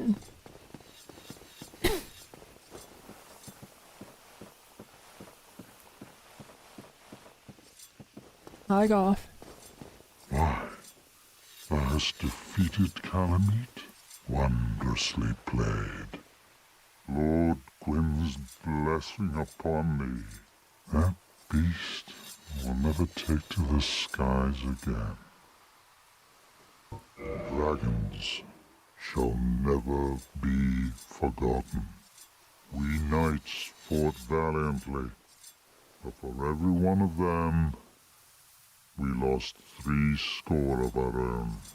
Exhilaration, pride, hatred, rage. The dragons teased out our dearest emotions. Thou will understand one day. At thy twilight, old thoughts return in great waves of nostalgia. Ah, this great bow, I shan't need it, but no dragons to hunt. I know not if a human could even operate it. But here, thy need outweighs mine. Oh, I'm not gonna use it either. No, do not. See you later, Goff. I think he forgot that I was supposed to be grounded, so we are all good. And said, Zuli, are tails separate entities with their own health? Sort of, but probably not in the way that you're thinking. Let's see. Where is it?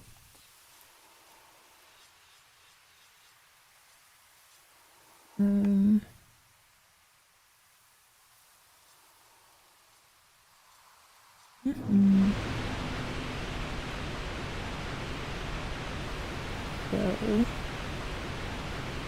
other one.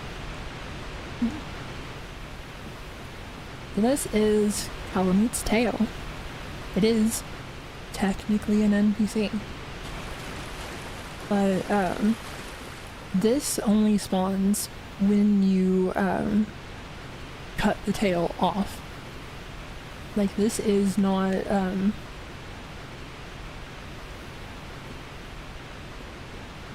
like, its health is not being calculated, during the fight. Its health essentially doesn't matter at all. It's just, like, when you cut the tail, this spawns, goes into ragdoll mode, and, the Calamite gets an instruction to hide the model mesh for the end of its tail. And like when you are actually hitting the tail and trying to cut it, it's a lot more like staggering the Tower Knight or the Iron Golem, or, you know, doing a limb break in Bloodborne. It's not like a separate HP total. It's like essentially just like posture breaking the limb. It's not posture, but I don't know how much damage matters versus just like actual hits. I'm not 100% sure the mechanics of it, but I know it does like resemble those a lot more than it being like an NPC attached with its own HP bar or anything like that.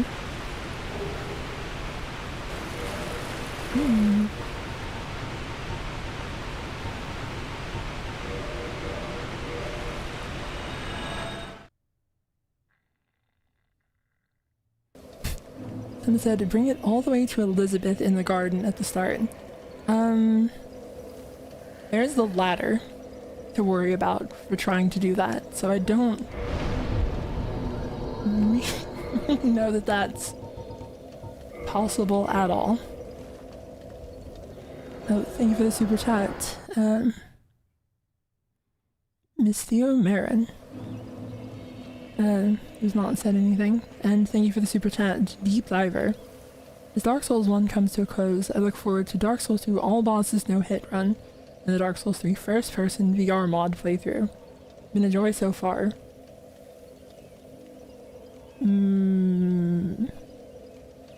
The Dark Souls 2 run will be no hit until I get hit, and then we'll switch to normal. Is I think the compromise that I'm willing to make here. I have awaited thee. Thou hast rescued Princess Dusk and rid us of that terrible primeval human, even halting the spread of the abyss. I salute the grandeur of thine enterprise. Please allow me to express my gratitude. I thank thee, as do we all. I will remember thee, but I will keep thy story to myself. This is the best way, for thou art come from a time far ahead. No one will sing thy praises, but yet thy greatness shall live on, for it shall be my purpose to remember all thou hast done for us. Was thine eye glancing hither? Thou needst not hide thy wonder. I am a mushroom, after all. May the flames guide thee.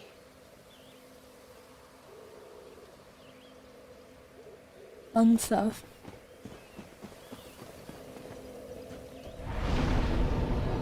There's like an amusing bit in Dark Souls 2 where like the disconnected history of it, they still talk about, like you can find Elizabeth mushrooms and they're like, kind of don't know what the deal with Elizabeth was. Something, she was like a beautiful like a beauty who like cultivated mushrooms. And it's like,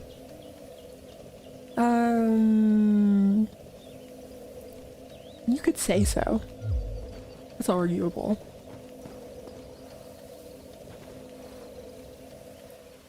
Well, anyway, chat, I'm gonna leave you with Elizabeth for a bit while I go to the bathroom real quick. So, I will see you soon.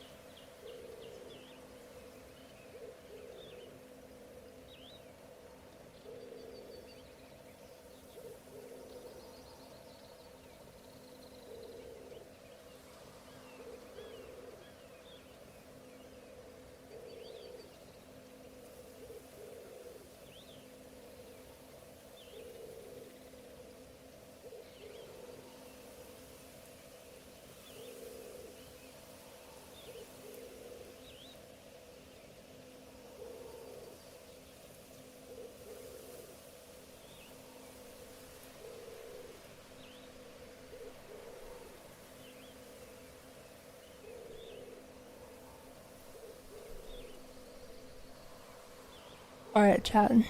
I'm back. Did you have fun with Elizabeth? I'm seeing a lot of mushrooms in chat. You seem to be having quite a time of it. Well, we do have to leave. Goodbye, Elizabeth.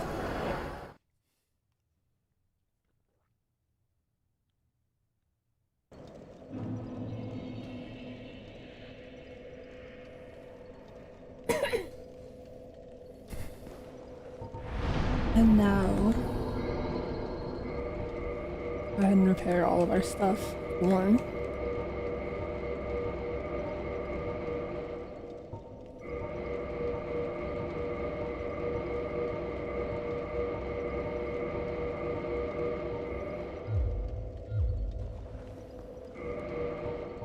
Let's get our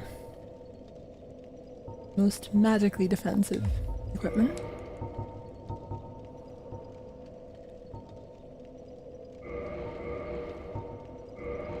We're going for style points here.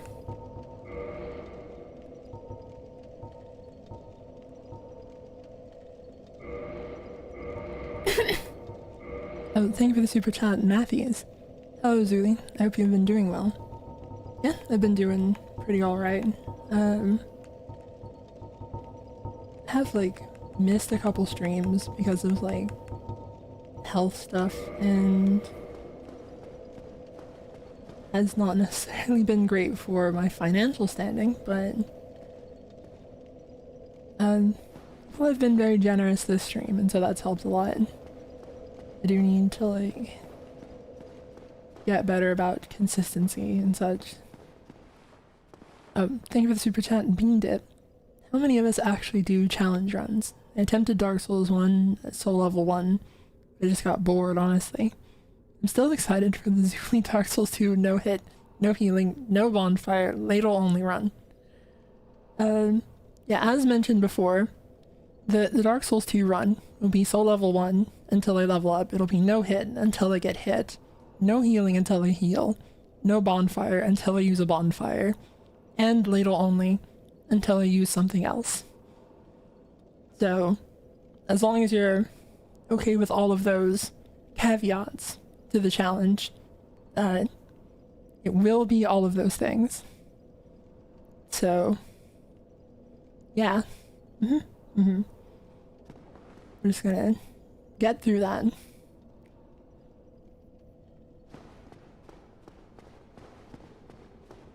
Halt! This is the tomb of the great Lord Gwyn. Tarnished it shall not be by the feet of men. If thou art a true disciple of the Dark Sun, cast aside thine ire. Hear the voice of myself, Gwyndolin, and kneel before me.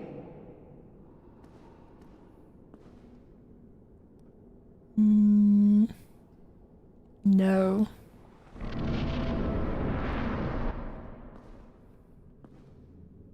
What foolishness! Why trespasseth upon the great Lord's tomb, whilst thou art a disciple of the Dark Sun? I don't know. Mark the words of myself, Gwyndolin. Thou shalt not go unpunished. Buddy, I'm a chaos servant.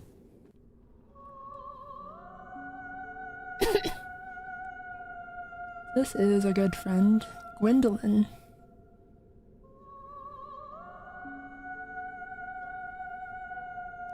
As mentioned before in a previous stream, the Dark Moon crown in Gwendolyn's general attire seems very much inspired by the Star Maiden statue. In the concept art for Gwendolyn, there's like a bunch of tentacles, but the finished version seems to have interpreted this as snakes instead, which also invites a lot of speculation because like it's noted in the description for the serpent rings. The serpent is an imperfect dragon and symbol of the undead. So, like, the concept of Gwendolyn having a bunch of snakes for legs instead of the more nondescript tentacles from the concept art seems to imply some sort of connection to either dragons or the undead. Given that Gwendolyn is the architect of the undead prophecy, it's possible that the snakes are meant to represent that connection, but it's a bit unclear the actual meaning behind them.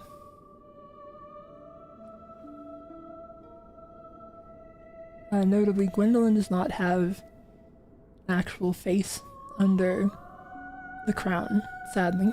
So, this is really all you get.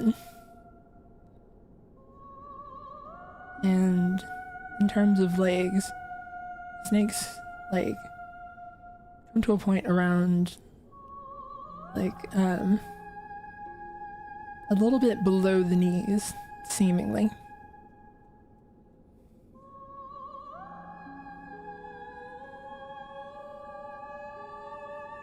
As the last remaining god in Anor Londo, Gwendolyn is the, essentially, like, de facto individual in charge of the religion that once worshipped Gwyn, but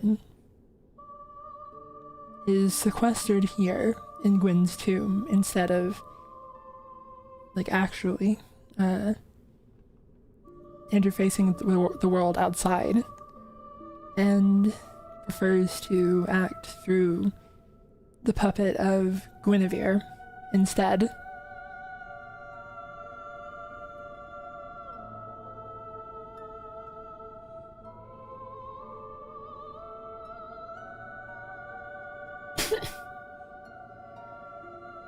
All told, there is a lot of Gwendolyn's story that comes across as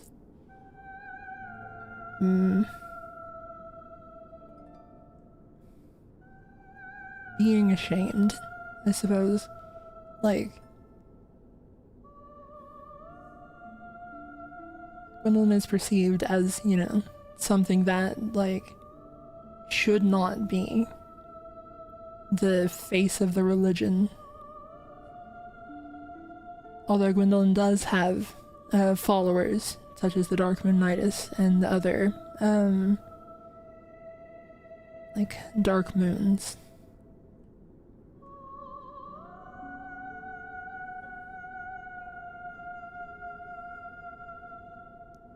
Although, I guess it's not entirely clear if Gwendolyn has occupied the tomb of Gwyn out of shame or just out of some sort of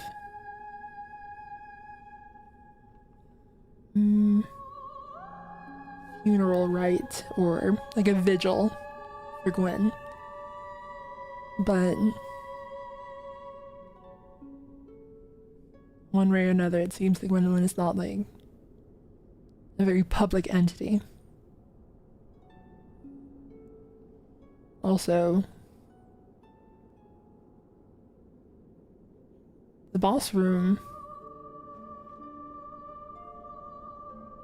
does come to a stop eventually. Which is a funny thing. But it is so ridiculously long.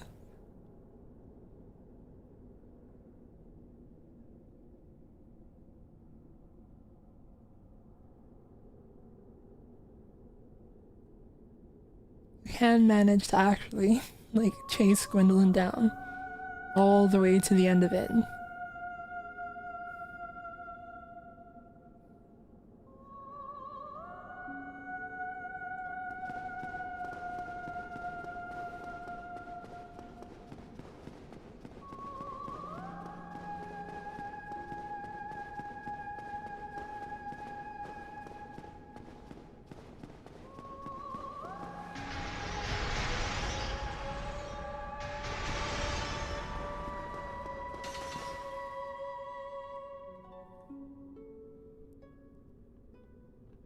alongside archery, Gwendolyn, or alongside magic, Gwendolyn is apparently a skilled archer.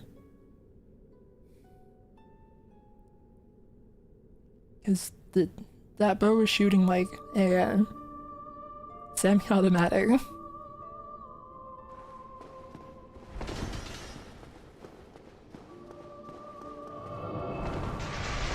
Hi, Gwendolyn.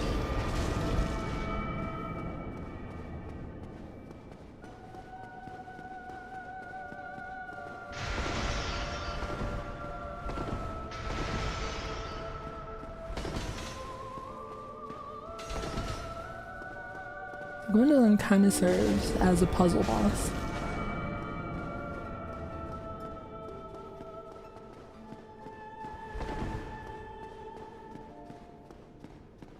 Where the rule of combat is just making the approach.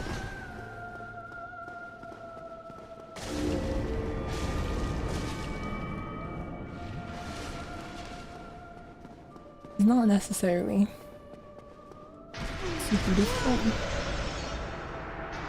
Okay, well, you got me there.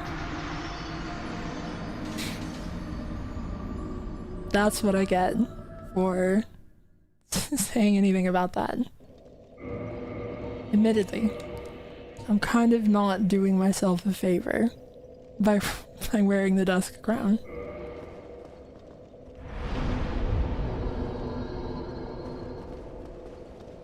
Like, I am genuinely taking more damage for that, for kind of no benefit. It's kind of for fun.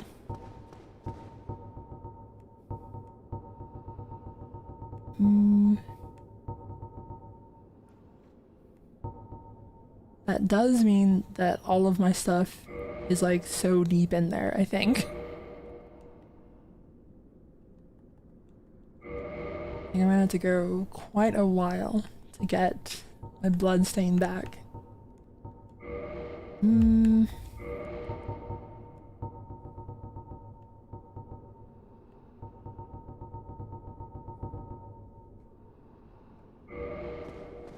Whatever.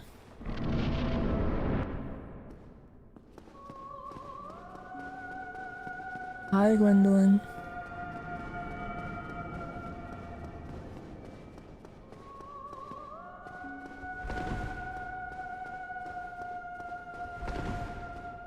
The other sort of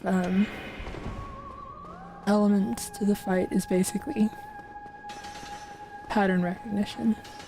It's like, can you tell what Gwendolyn is about to hit you with? What Gwendolyn is about to hit you with. And you hide, you roll through it, you try to strafe it. It's about, like, knowing what is safe to approach on. Back here.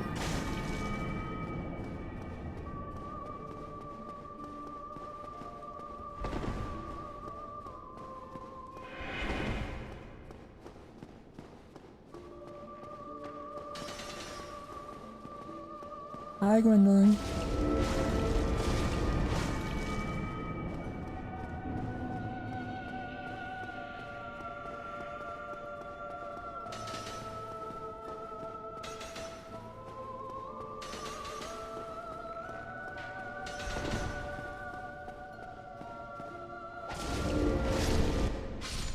Oh, heretic, swathed in dark, an eternal curse upon thee.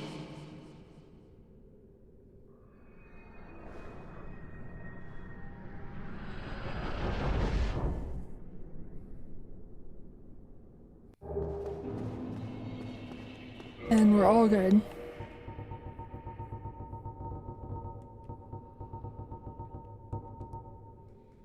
Soul of Darkmoon Gwendolyn, god of the dark sun, and guardian of deserted Anolondo.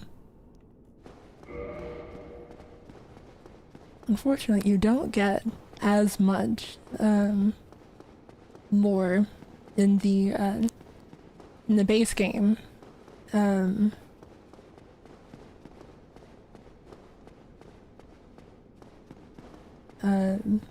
Soul descriptions as you do in the others.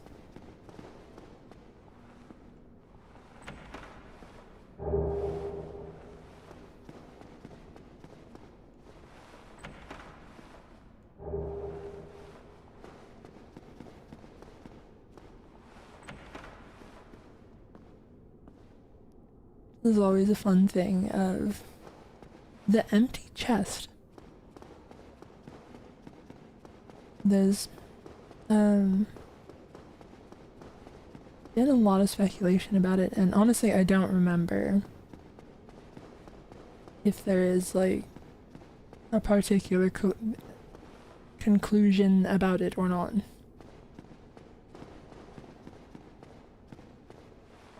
But you get a miracle and the Dark Moon said.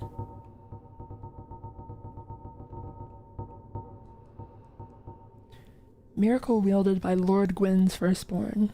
Boost right weapon with rays of the sun. The power of sunlight manifested as lightning is very effective against dragons.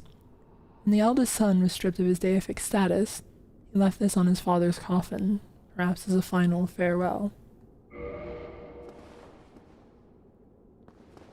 So it creates kind of an interesting timeline that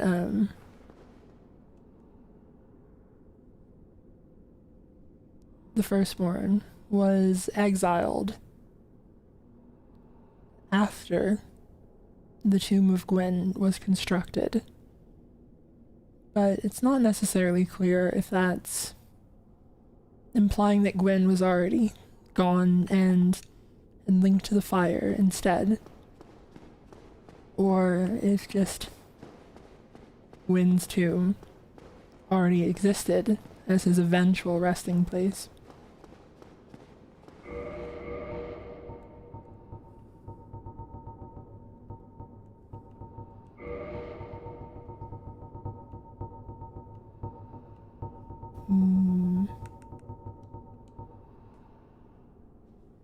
Helm of the Dark Moon Nidus, Firekeeper of Anorlondo. After becoming undead, she visited the Dark Sun Gwendolyn at the Mausoleum of the Spiral Depths, became a Blade of the Dark Moon, and assumed the flame-keeping duty. She received this helm, which hides her hideous form, and helps her hunt the guilty.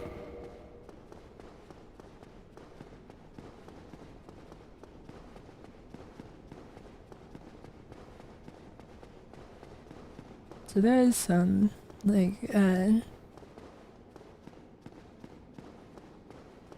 potential implication to there being one item associated with the firstborn, one with Gwendolyn, and then a missing item that may have been Guinevere's, but I think it was determined there's not any sort of missing item spawn or any of that stuff. Also, I did kind of forget to show something, so is it possible for me to temporarily get back Gwendolyn? Trying to think through my stuff here. Real quick.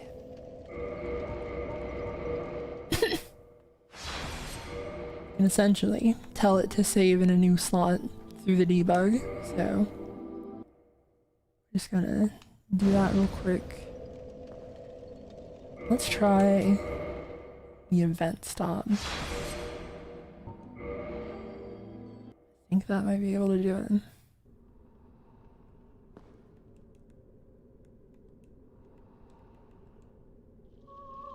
There's Gwendolyn. Hi, Gwendolyn. Ignore that I killed you earlier. It's all good. You're fine.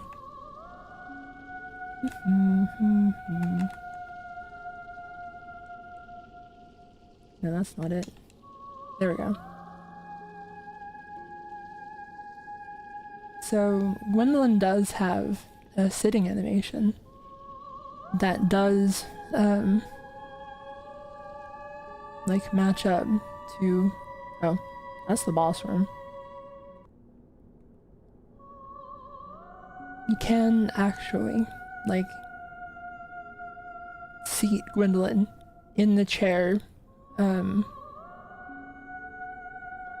next to Gwen's coffin.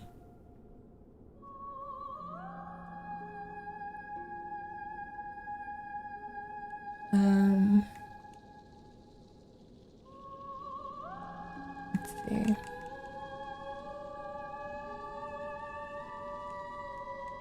I think there is a sitting animation, but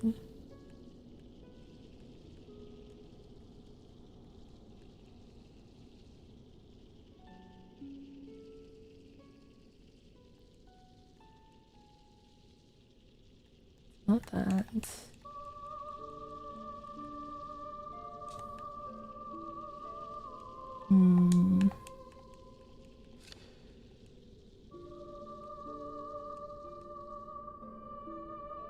It's not that either. Although, you don't really see it, but Gwendolyn does have walking animations, and even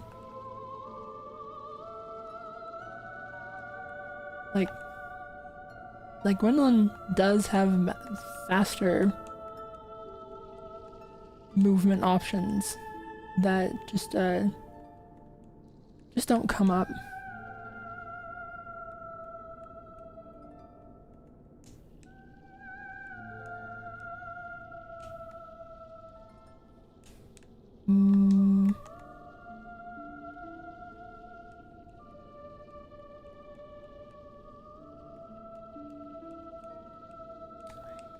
Really trying to remember where the sitting animation be located. It's not any of that stuff.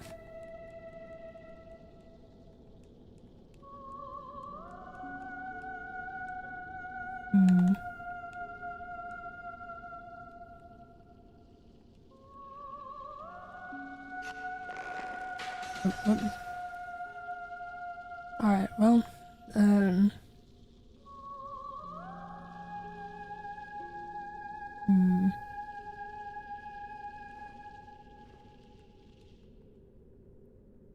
the sitting animation is mainly what I wanted to show.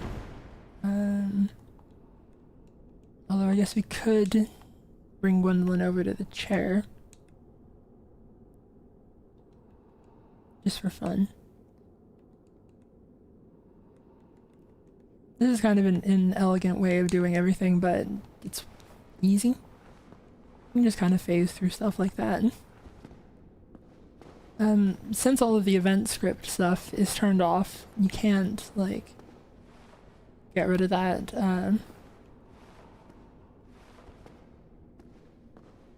Okay. You, like, can't get rid of the big statue or, you know, do a lot of the,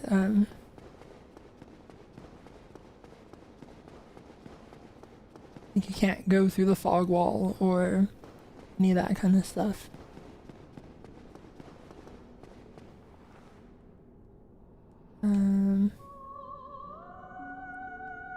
Okay, so move here.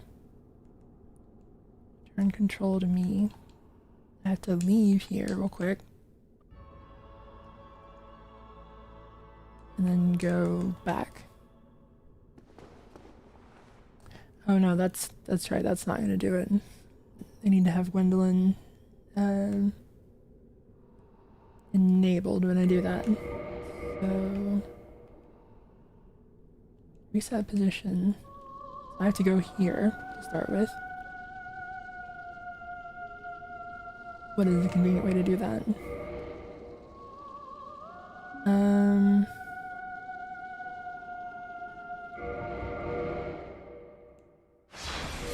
Start from scratch a little bit.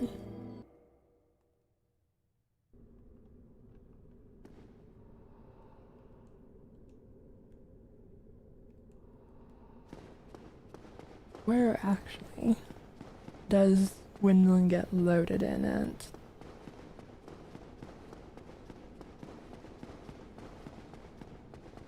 This is the boring part of data mining, is when you forget how to do stuff and it's just inconvenient.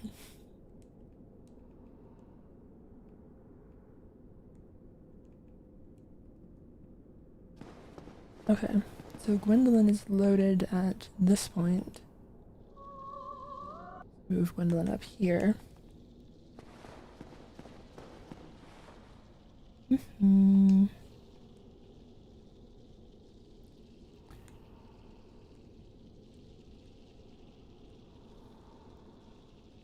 There are other easier ways of doing this that would involve having to tab out of the game, which is just this is not ideal. Also, I need Gwendolyn to not be near the bonfire, otherwise when I teleport, it'll keep the little thing visible. So squiggle on over here.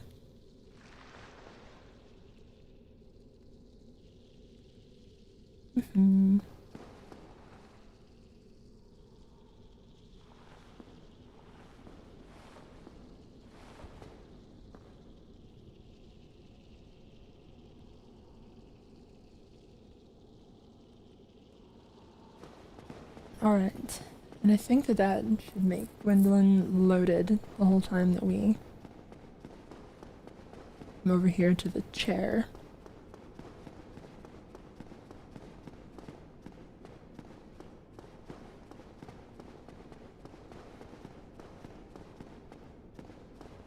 Kind of annoyingly, it's chair does have like a hitbox, so you can't just move Gwendolyn straight onto it. You have to like first set Gwendolyn up and then move the chair is like the much easier way to do it. Which does mean that I have to find the ID of the chair real quick in all of the objects that are currently loaded.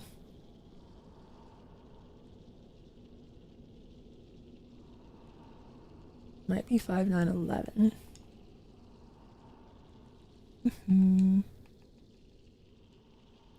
I do genuinely wonder, is this kind of stuff like engaging, or is it me going on like a weird tangent? What do you guys think? You having fun with chair nonsense?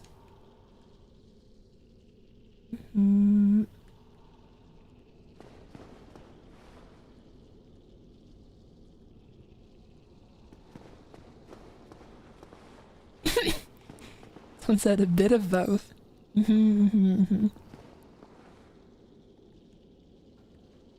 Yeah, you can see that it is like properly sized and everything for Gwendolyn to be like actually sitting in the chair.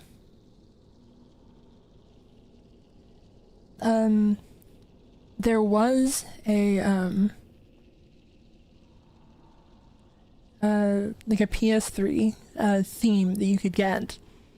You had to have a like Japanese account and go on the Japanese PlayStation market and download a bunch of like live wallpaper things. And one of them is Gwendolyn sitting in this chair, but it is a different animation than this. It's very similar, but not quite the same. So, even though it didn't make it in-game, it did get the chance to like do something with it, which is fun. Oh, thank you for the super chat, Bean Dip. One time I saw the bat data mine IRL and she Dr. Manhattan someone, then no clipped away through a wall. It was crazy. Yes, this is exactly what I came for. I mean, sometimes you do have to just explode someone into atoms for fun. Sometimes you have to kill a man just to see his death animation.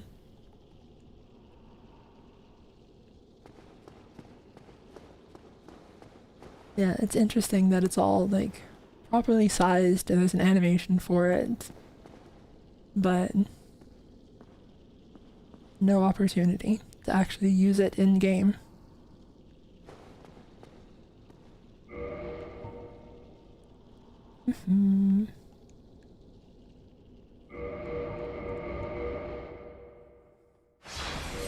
Let's go back to this.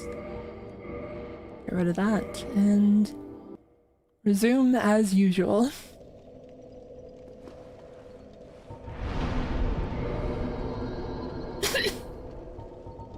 Well, I think that is everything.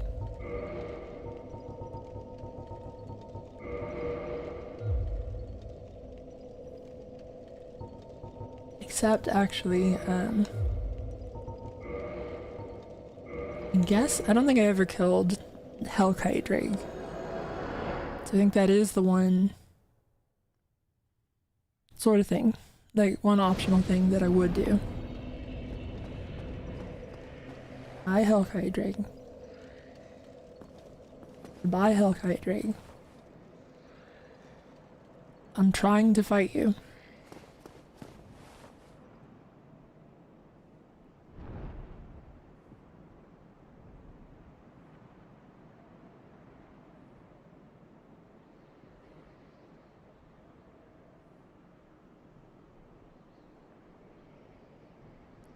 And then it just disappears.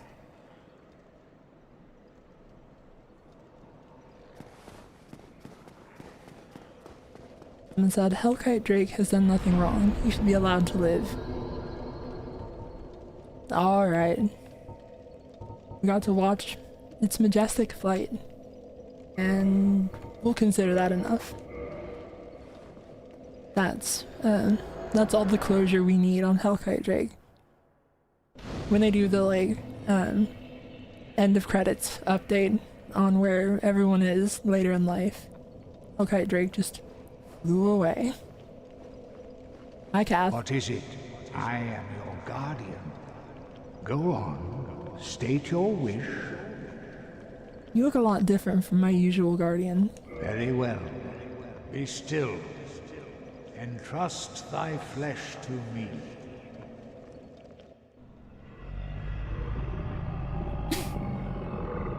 And said, the two survivors, Sif and Hellkite. I also did not kill Priscilla.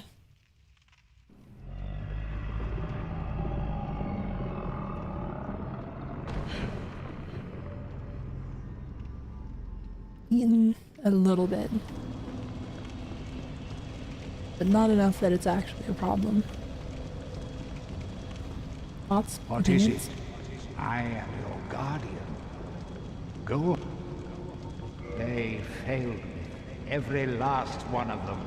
They were strong, but saw not the truth. I am certain that you will prove different. They failed. I am. Farewell. Alright, farewell.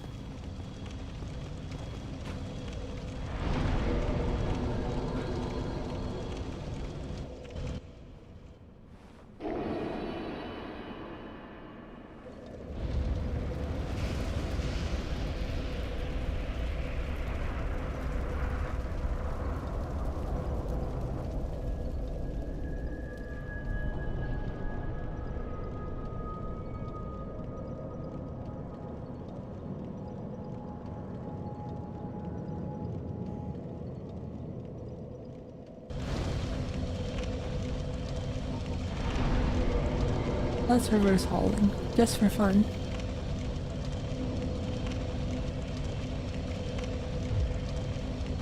I do kind of wonder if this was always the intention for the kiln, or if this is kind of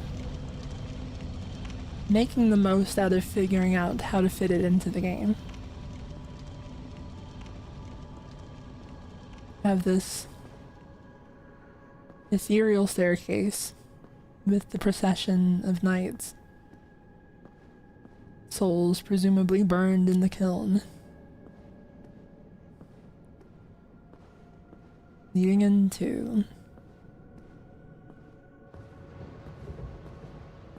the finale.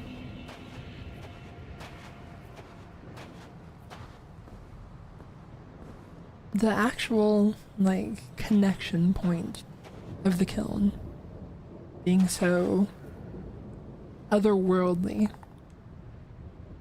gives a lot of question to where the kiln is and what it is.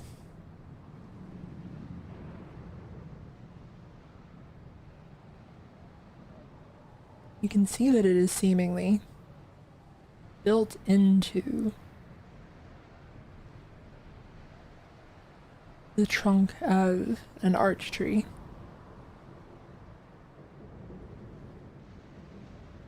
Is now covered in like burnt slag from the flames.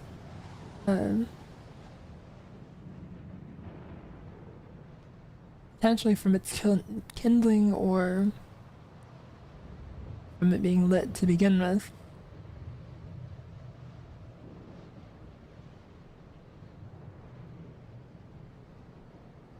But this massive structure is built on top of the arch tree. House and protect the flame, or potentially as the means to reignite it.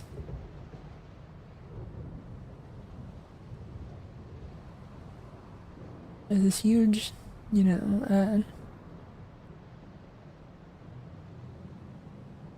not entirely domed, but like curved wall, like a crucible surrounding it. Ow. I didn't mean to do that, and I'm not happy that it happened. Thank you for the super chat, that guy. Play Dark Souls 2, could you point out the things that Scholar changed? I've only played that version. It is my favorite game in the trilogy. I have plans for what's happening in, like, with Dark Souls 2 and with Scholar, so we'll get around to seeing about that.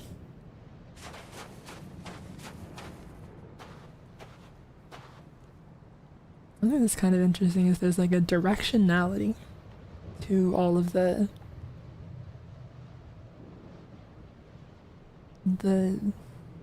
burns. Like whatever happened when the kiln was reignited by Gwyn seems rather forceful in a specific direction. And it's interesting that it is not outward from the kiln itself. It's like concentric to it.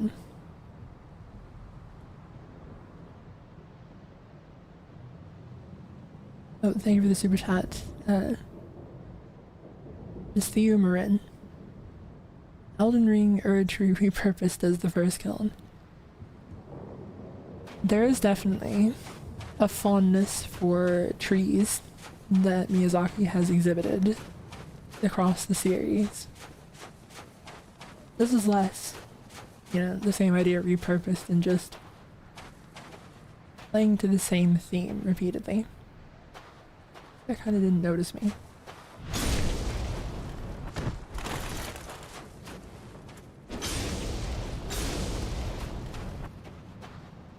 Oh, no. Never mind. Yeah, my bad. No, that was my fault. I'm sorry. Shouldn't make fun of you. I did turn off your ability to act or move. Sorry.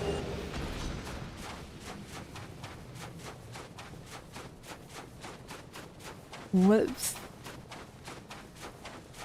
Little too much. Hi, friend. Stop it.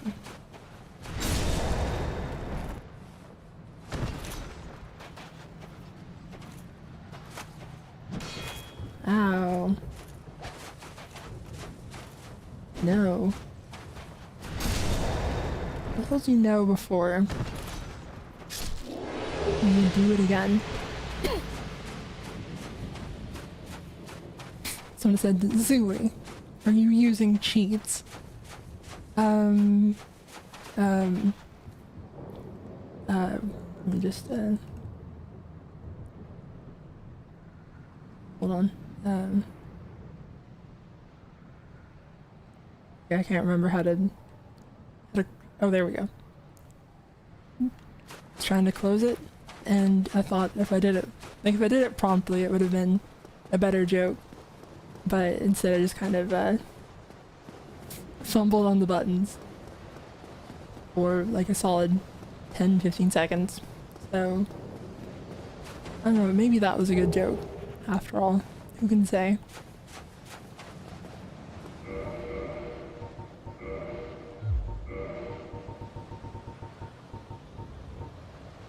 Helm of the Black Knights who haunt Lordran.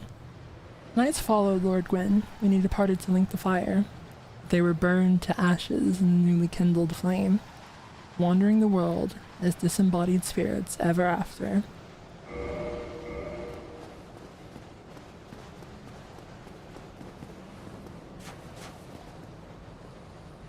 So, it's mentioned that initially the plan for the Black Knights was for them to have been kind of a like roaming enemy that like stalk you through areas, but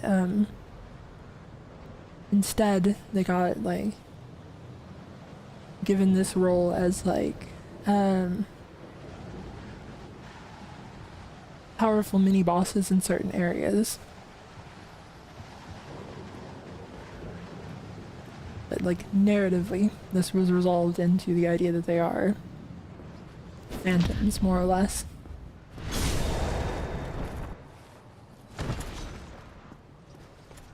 Nothing but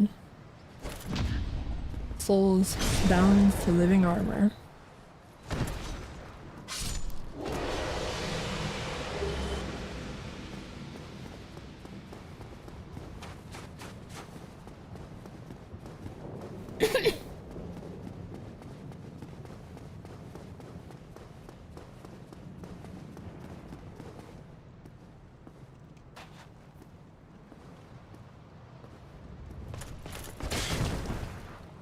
Sure.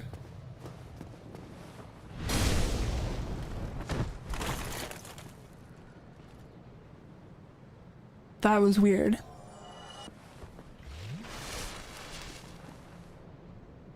We're just gonna not talk about that guy. I don't know what that was about. My friend. What?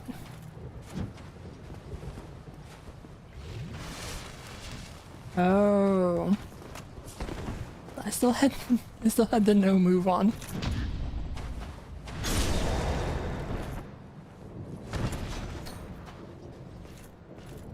Cheating. It knows no bounds. Ow. Ow. My bad. Sorry, gang.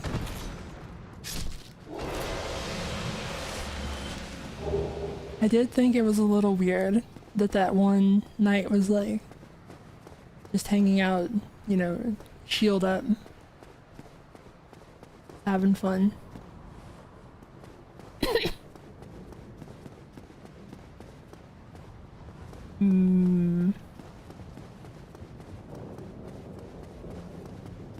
Did I do all of this stuff? Did I need to talk to them one more time, maybe? Do I just not remember where the sign is?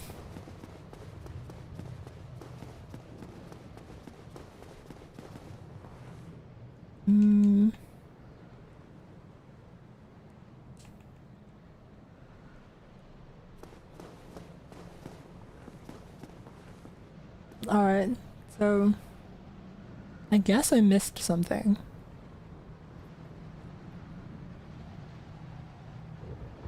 What else is there?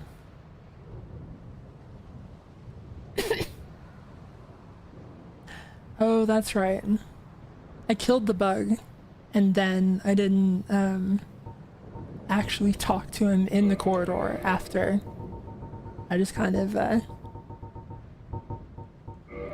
yeah, so real quick. This will also you know, make up for the initial walkthrough being a little tainted by accidentally enabled debug abilities. Thanks for the super chat, Zuli's fan forever. You refused to meet the eye of a cheater. I'm sorry. I did make a couple mistakes. What do they call it? Like a continuous lapse of judgment. For sure.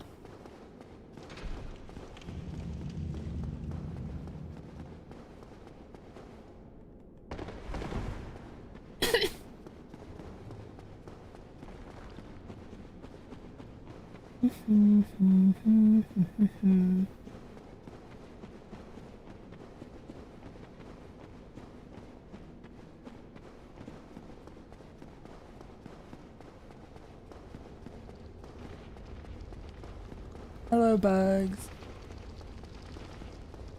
I don't feel like messing with you. Hi, Solar. Was it all a lie? Have I done this all for nothing? Oh, my dear son. What now? What should I do? My son. My dear, dear son. Was it all a lie? Oh, my... What if you set yourself on fire and became the sun?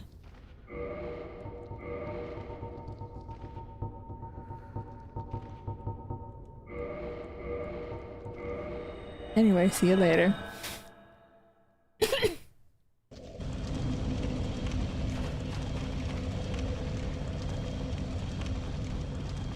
That's one way to do it, right?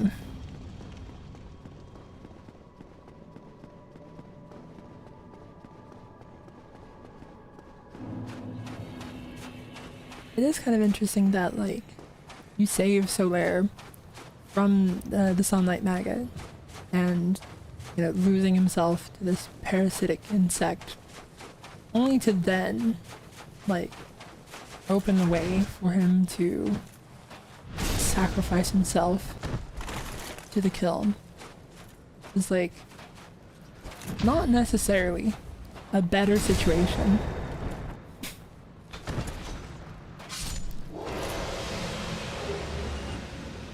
Like, all propaganda from the undead prophecy aside, like, becoming a Lord of Cinder doesn't seem like a great deal, honestly. Especially knowing Dark Souls 3 and the fact that, like, you can have been a Lord of Cinder and then get, like, called back to do it again later.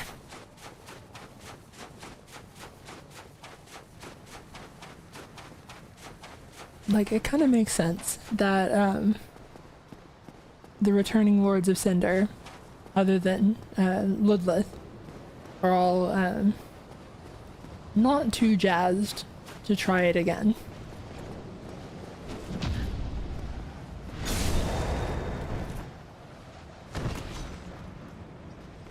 Like, the success rate of linking the fire seems a bit sketchy.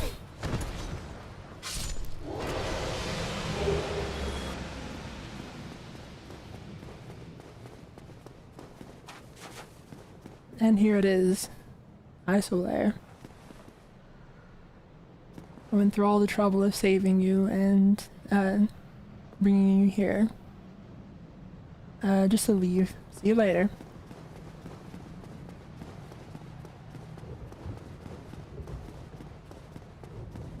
That guy got turned into an amiibo eventually.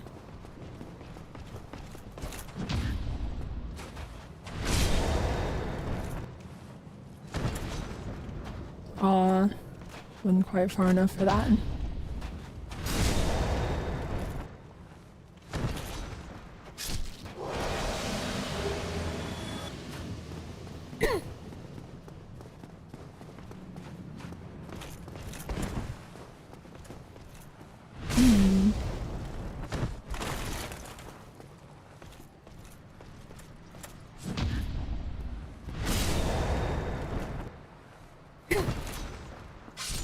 Now, one of the things with, like, when they were discussing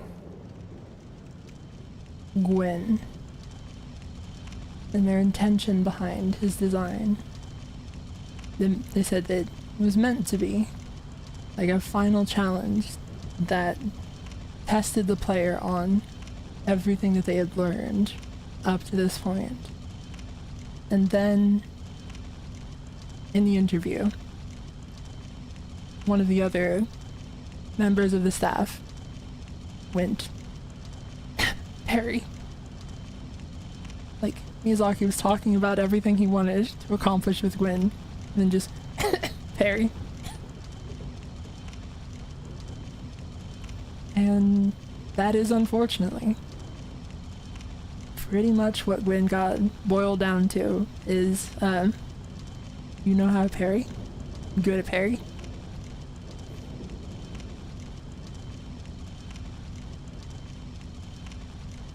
They mentioned having a lot of trouble with the aesthetics of Gwyn's clothing.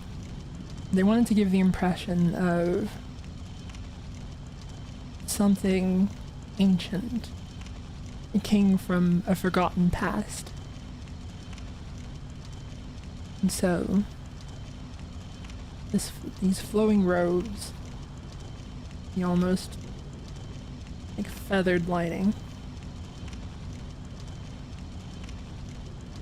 give the impression of like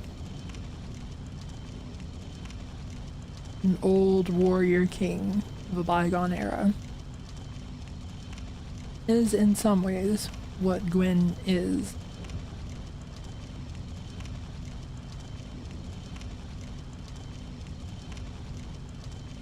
Helm, or his crown, burnt by the fires that he has kindled within himself.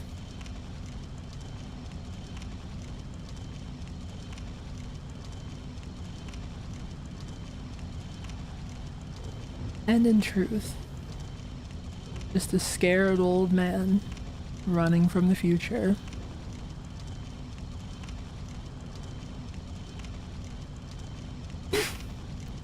While Gwyn is, of course, much more of an actual fight than the true King Alant, he is still, in many ways, similarly pathetic. There's an element to the decline of majesty throughout the series that some of the things that were once powerful are still desperately grasping, hold on to that power.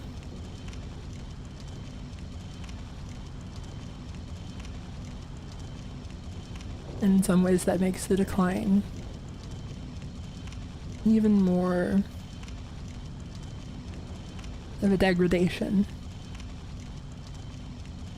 that Gwyn could not see that the time of the gods was coming to a close.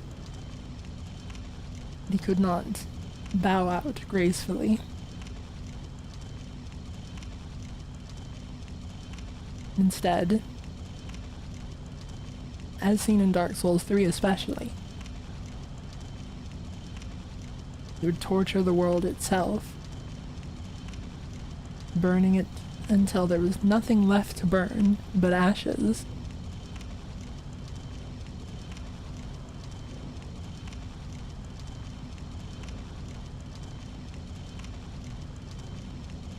Then again,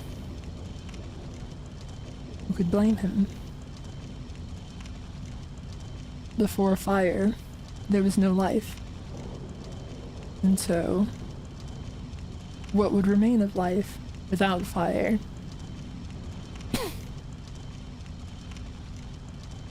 Of course, in truth, it seems that the mere existence of fire was enough to change the world permanently, so that even the state of the lack of fire would not have been a return to a world that had never known fire.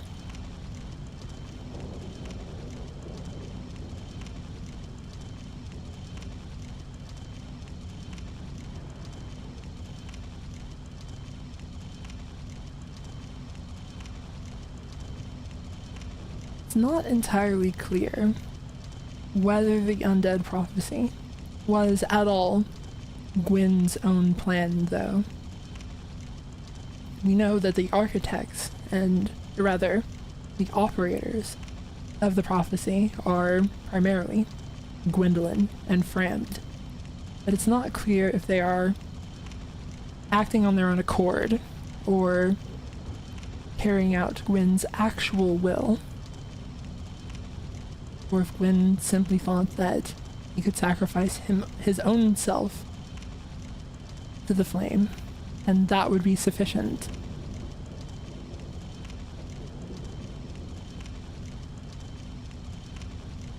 Was there some nobility in burning himself rather than condemning someone else to do it?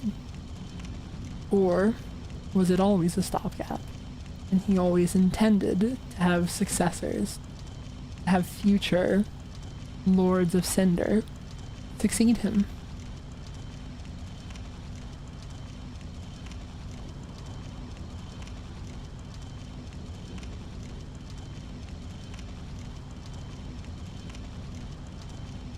Unfortunately, the only one capable of answering has been burnt to a crisp.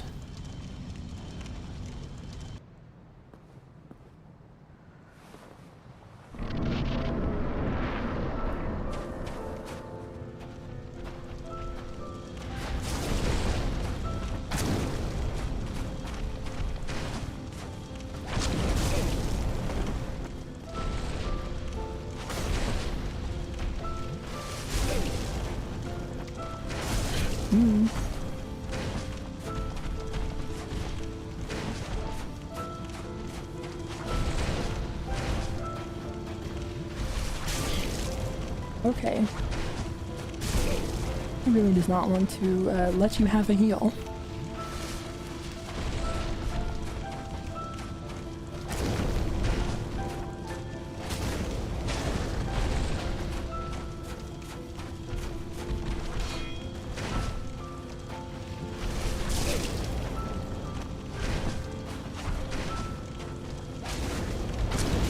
Oh. I got a little greedy there.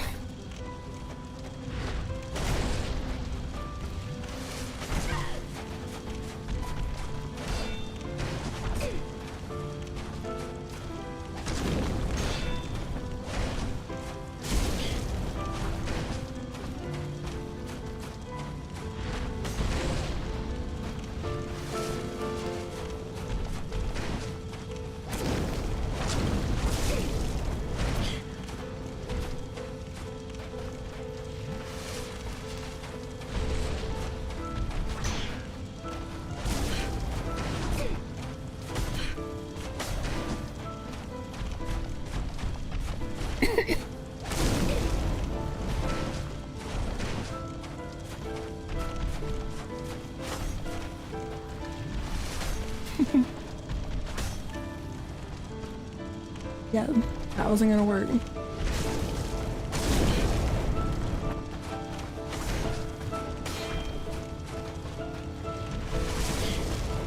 Okay. Oh, I'm managing to do a lot.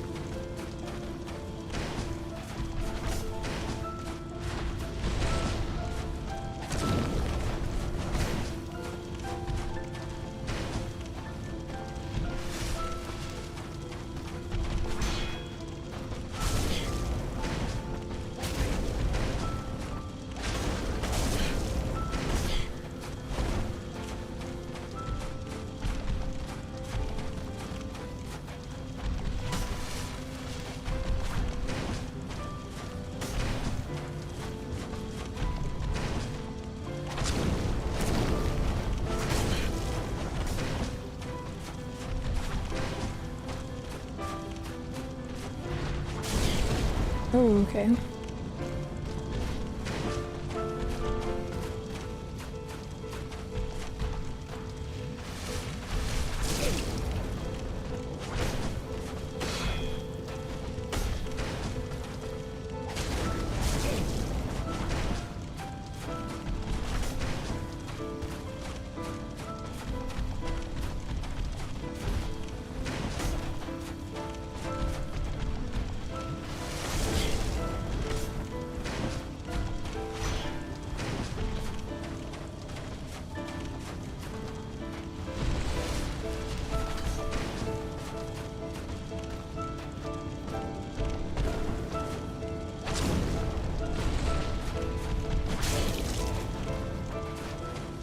Alright.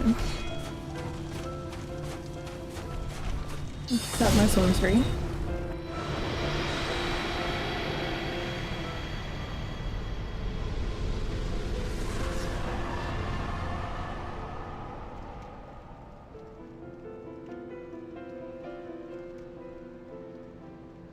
Last breath of the Lord of Light.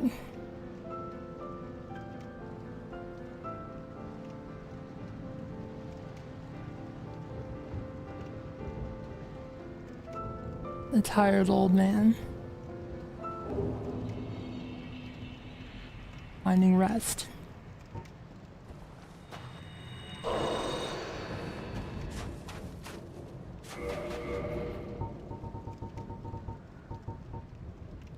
Soul of Gwyn, Lord of Cinder.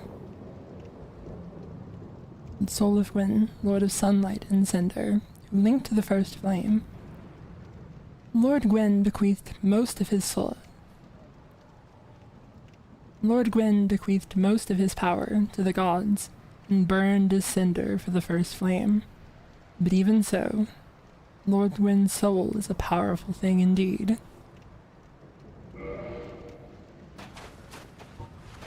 And that's it.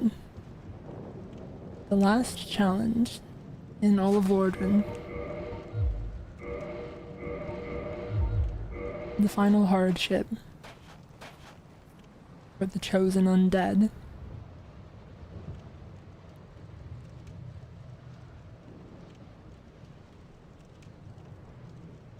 Guess that's not showing up so well.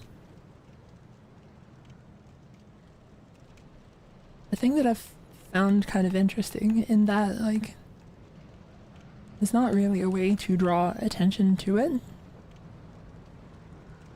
But there is this, like,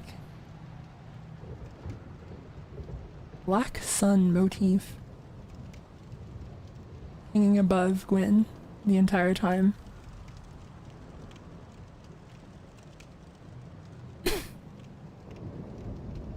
But maybe it too was charred black by the flame.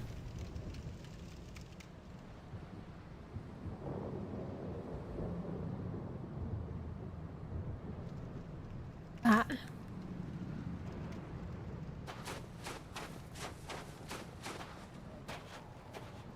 So, throughout the game, you are led to believe that linking the fire is the good ending. That you are taking a noble action to succeed Lord Gwyn and continue the Age of Fire and the reign of the gods. But of course, you learn many things throughout your journey, and perhaps one of them is to question what you've been told.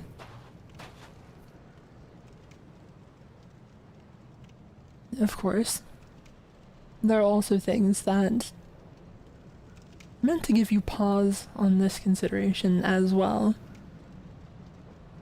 You've seen what the dark is capable of, and what those who would abuse it have wrought throughout history.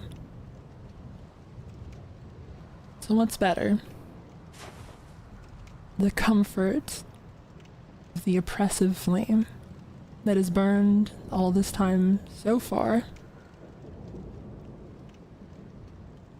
or the dangers and possible freedom of the world without it.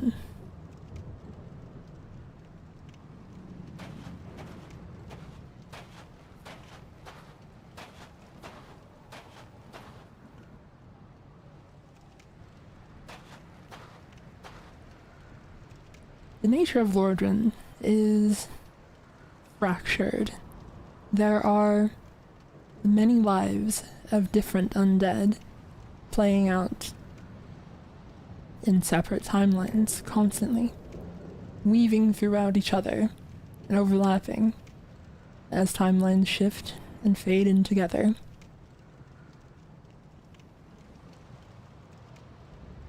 Pretty much canonically, if you leave Solaire if you prevent Solaire from falling in Izalith, in his own world, he links the fire and keeps things going. A true adherent to the Lord of Sunlight. And so, let's balance out the scales.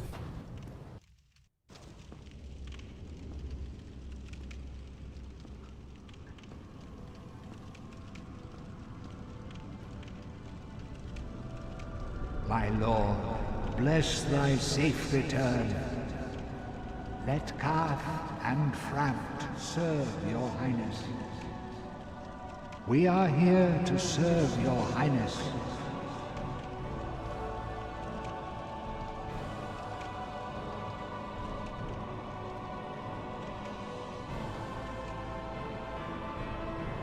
Let true dark be cast upon the world. Our Lord hath returned.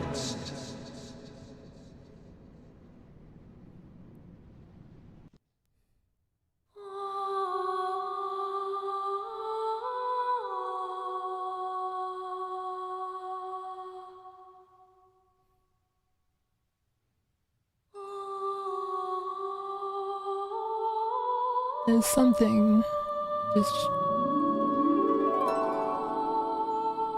truly special about, like, the music here.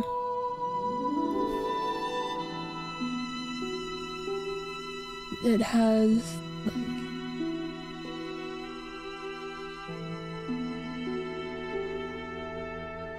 such an ability to, like, transport you back to the first time you heard it.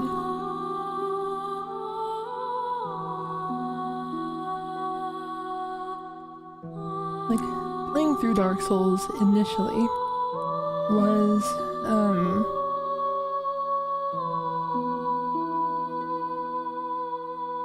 something that did kind of change my perspective on games. Like, I'd always been, you know, fond of video games and loved playing them, but Dark Souls was one of those games where you finish it and you feel like you have experienced something beyond what the medium of games had, like, allowed you to experience up to that point.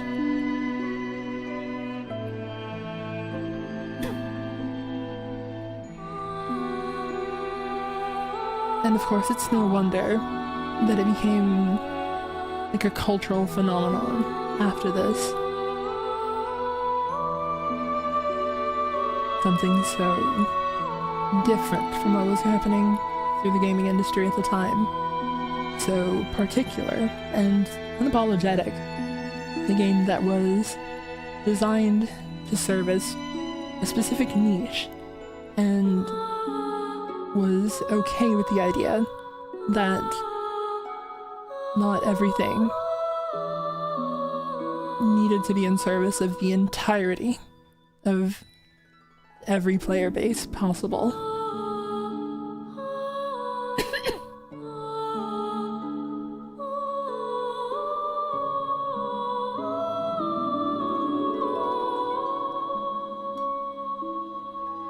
Like, it would be no understatement to say that Dark Souls did change my life.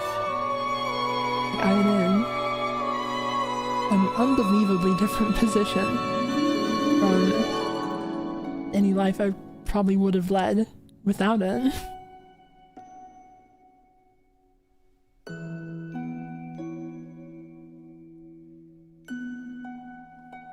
And I know the same is true for many of you as well. That, like, that these games are something more than just games. They are something that weaves its way into your heart that you'll carry forward forever after having experienced it.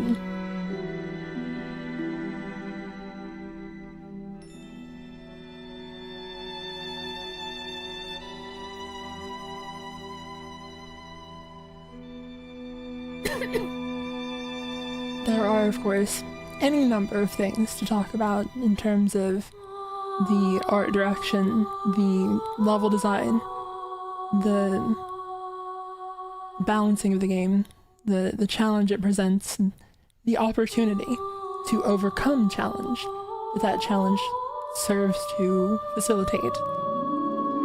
But just the sentiment behind it all is really what makes it special.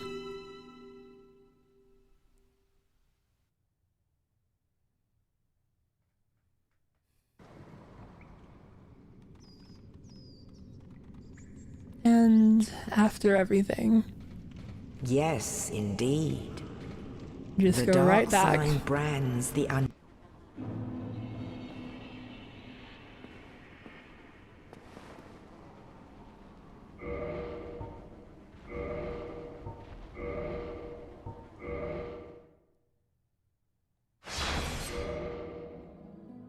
If I played for another, like if I had the stream live for another hour, I don't know that I could say everything about what makes Dark Souls special to me, but I don't think I have to.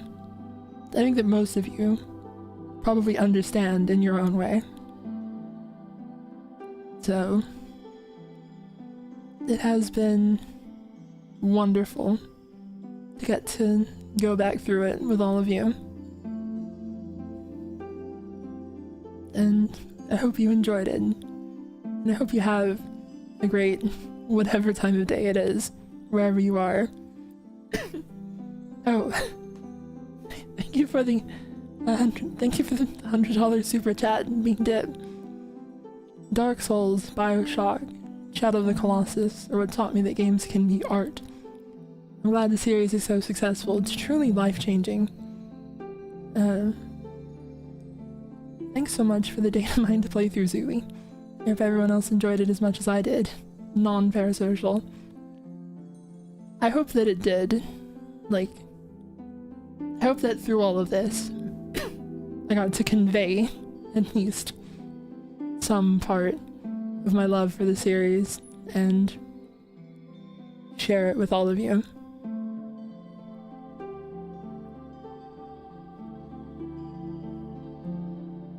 Still so easy to get pulled back in time to my thoughts on playing it the first time.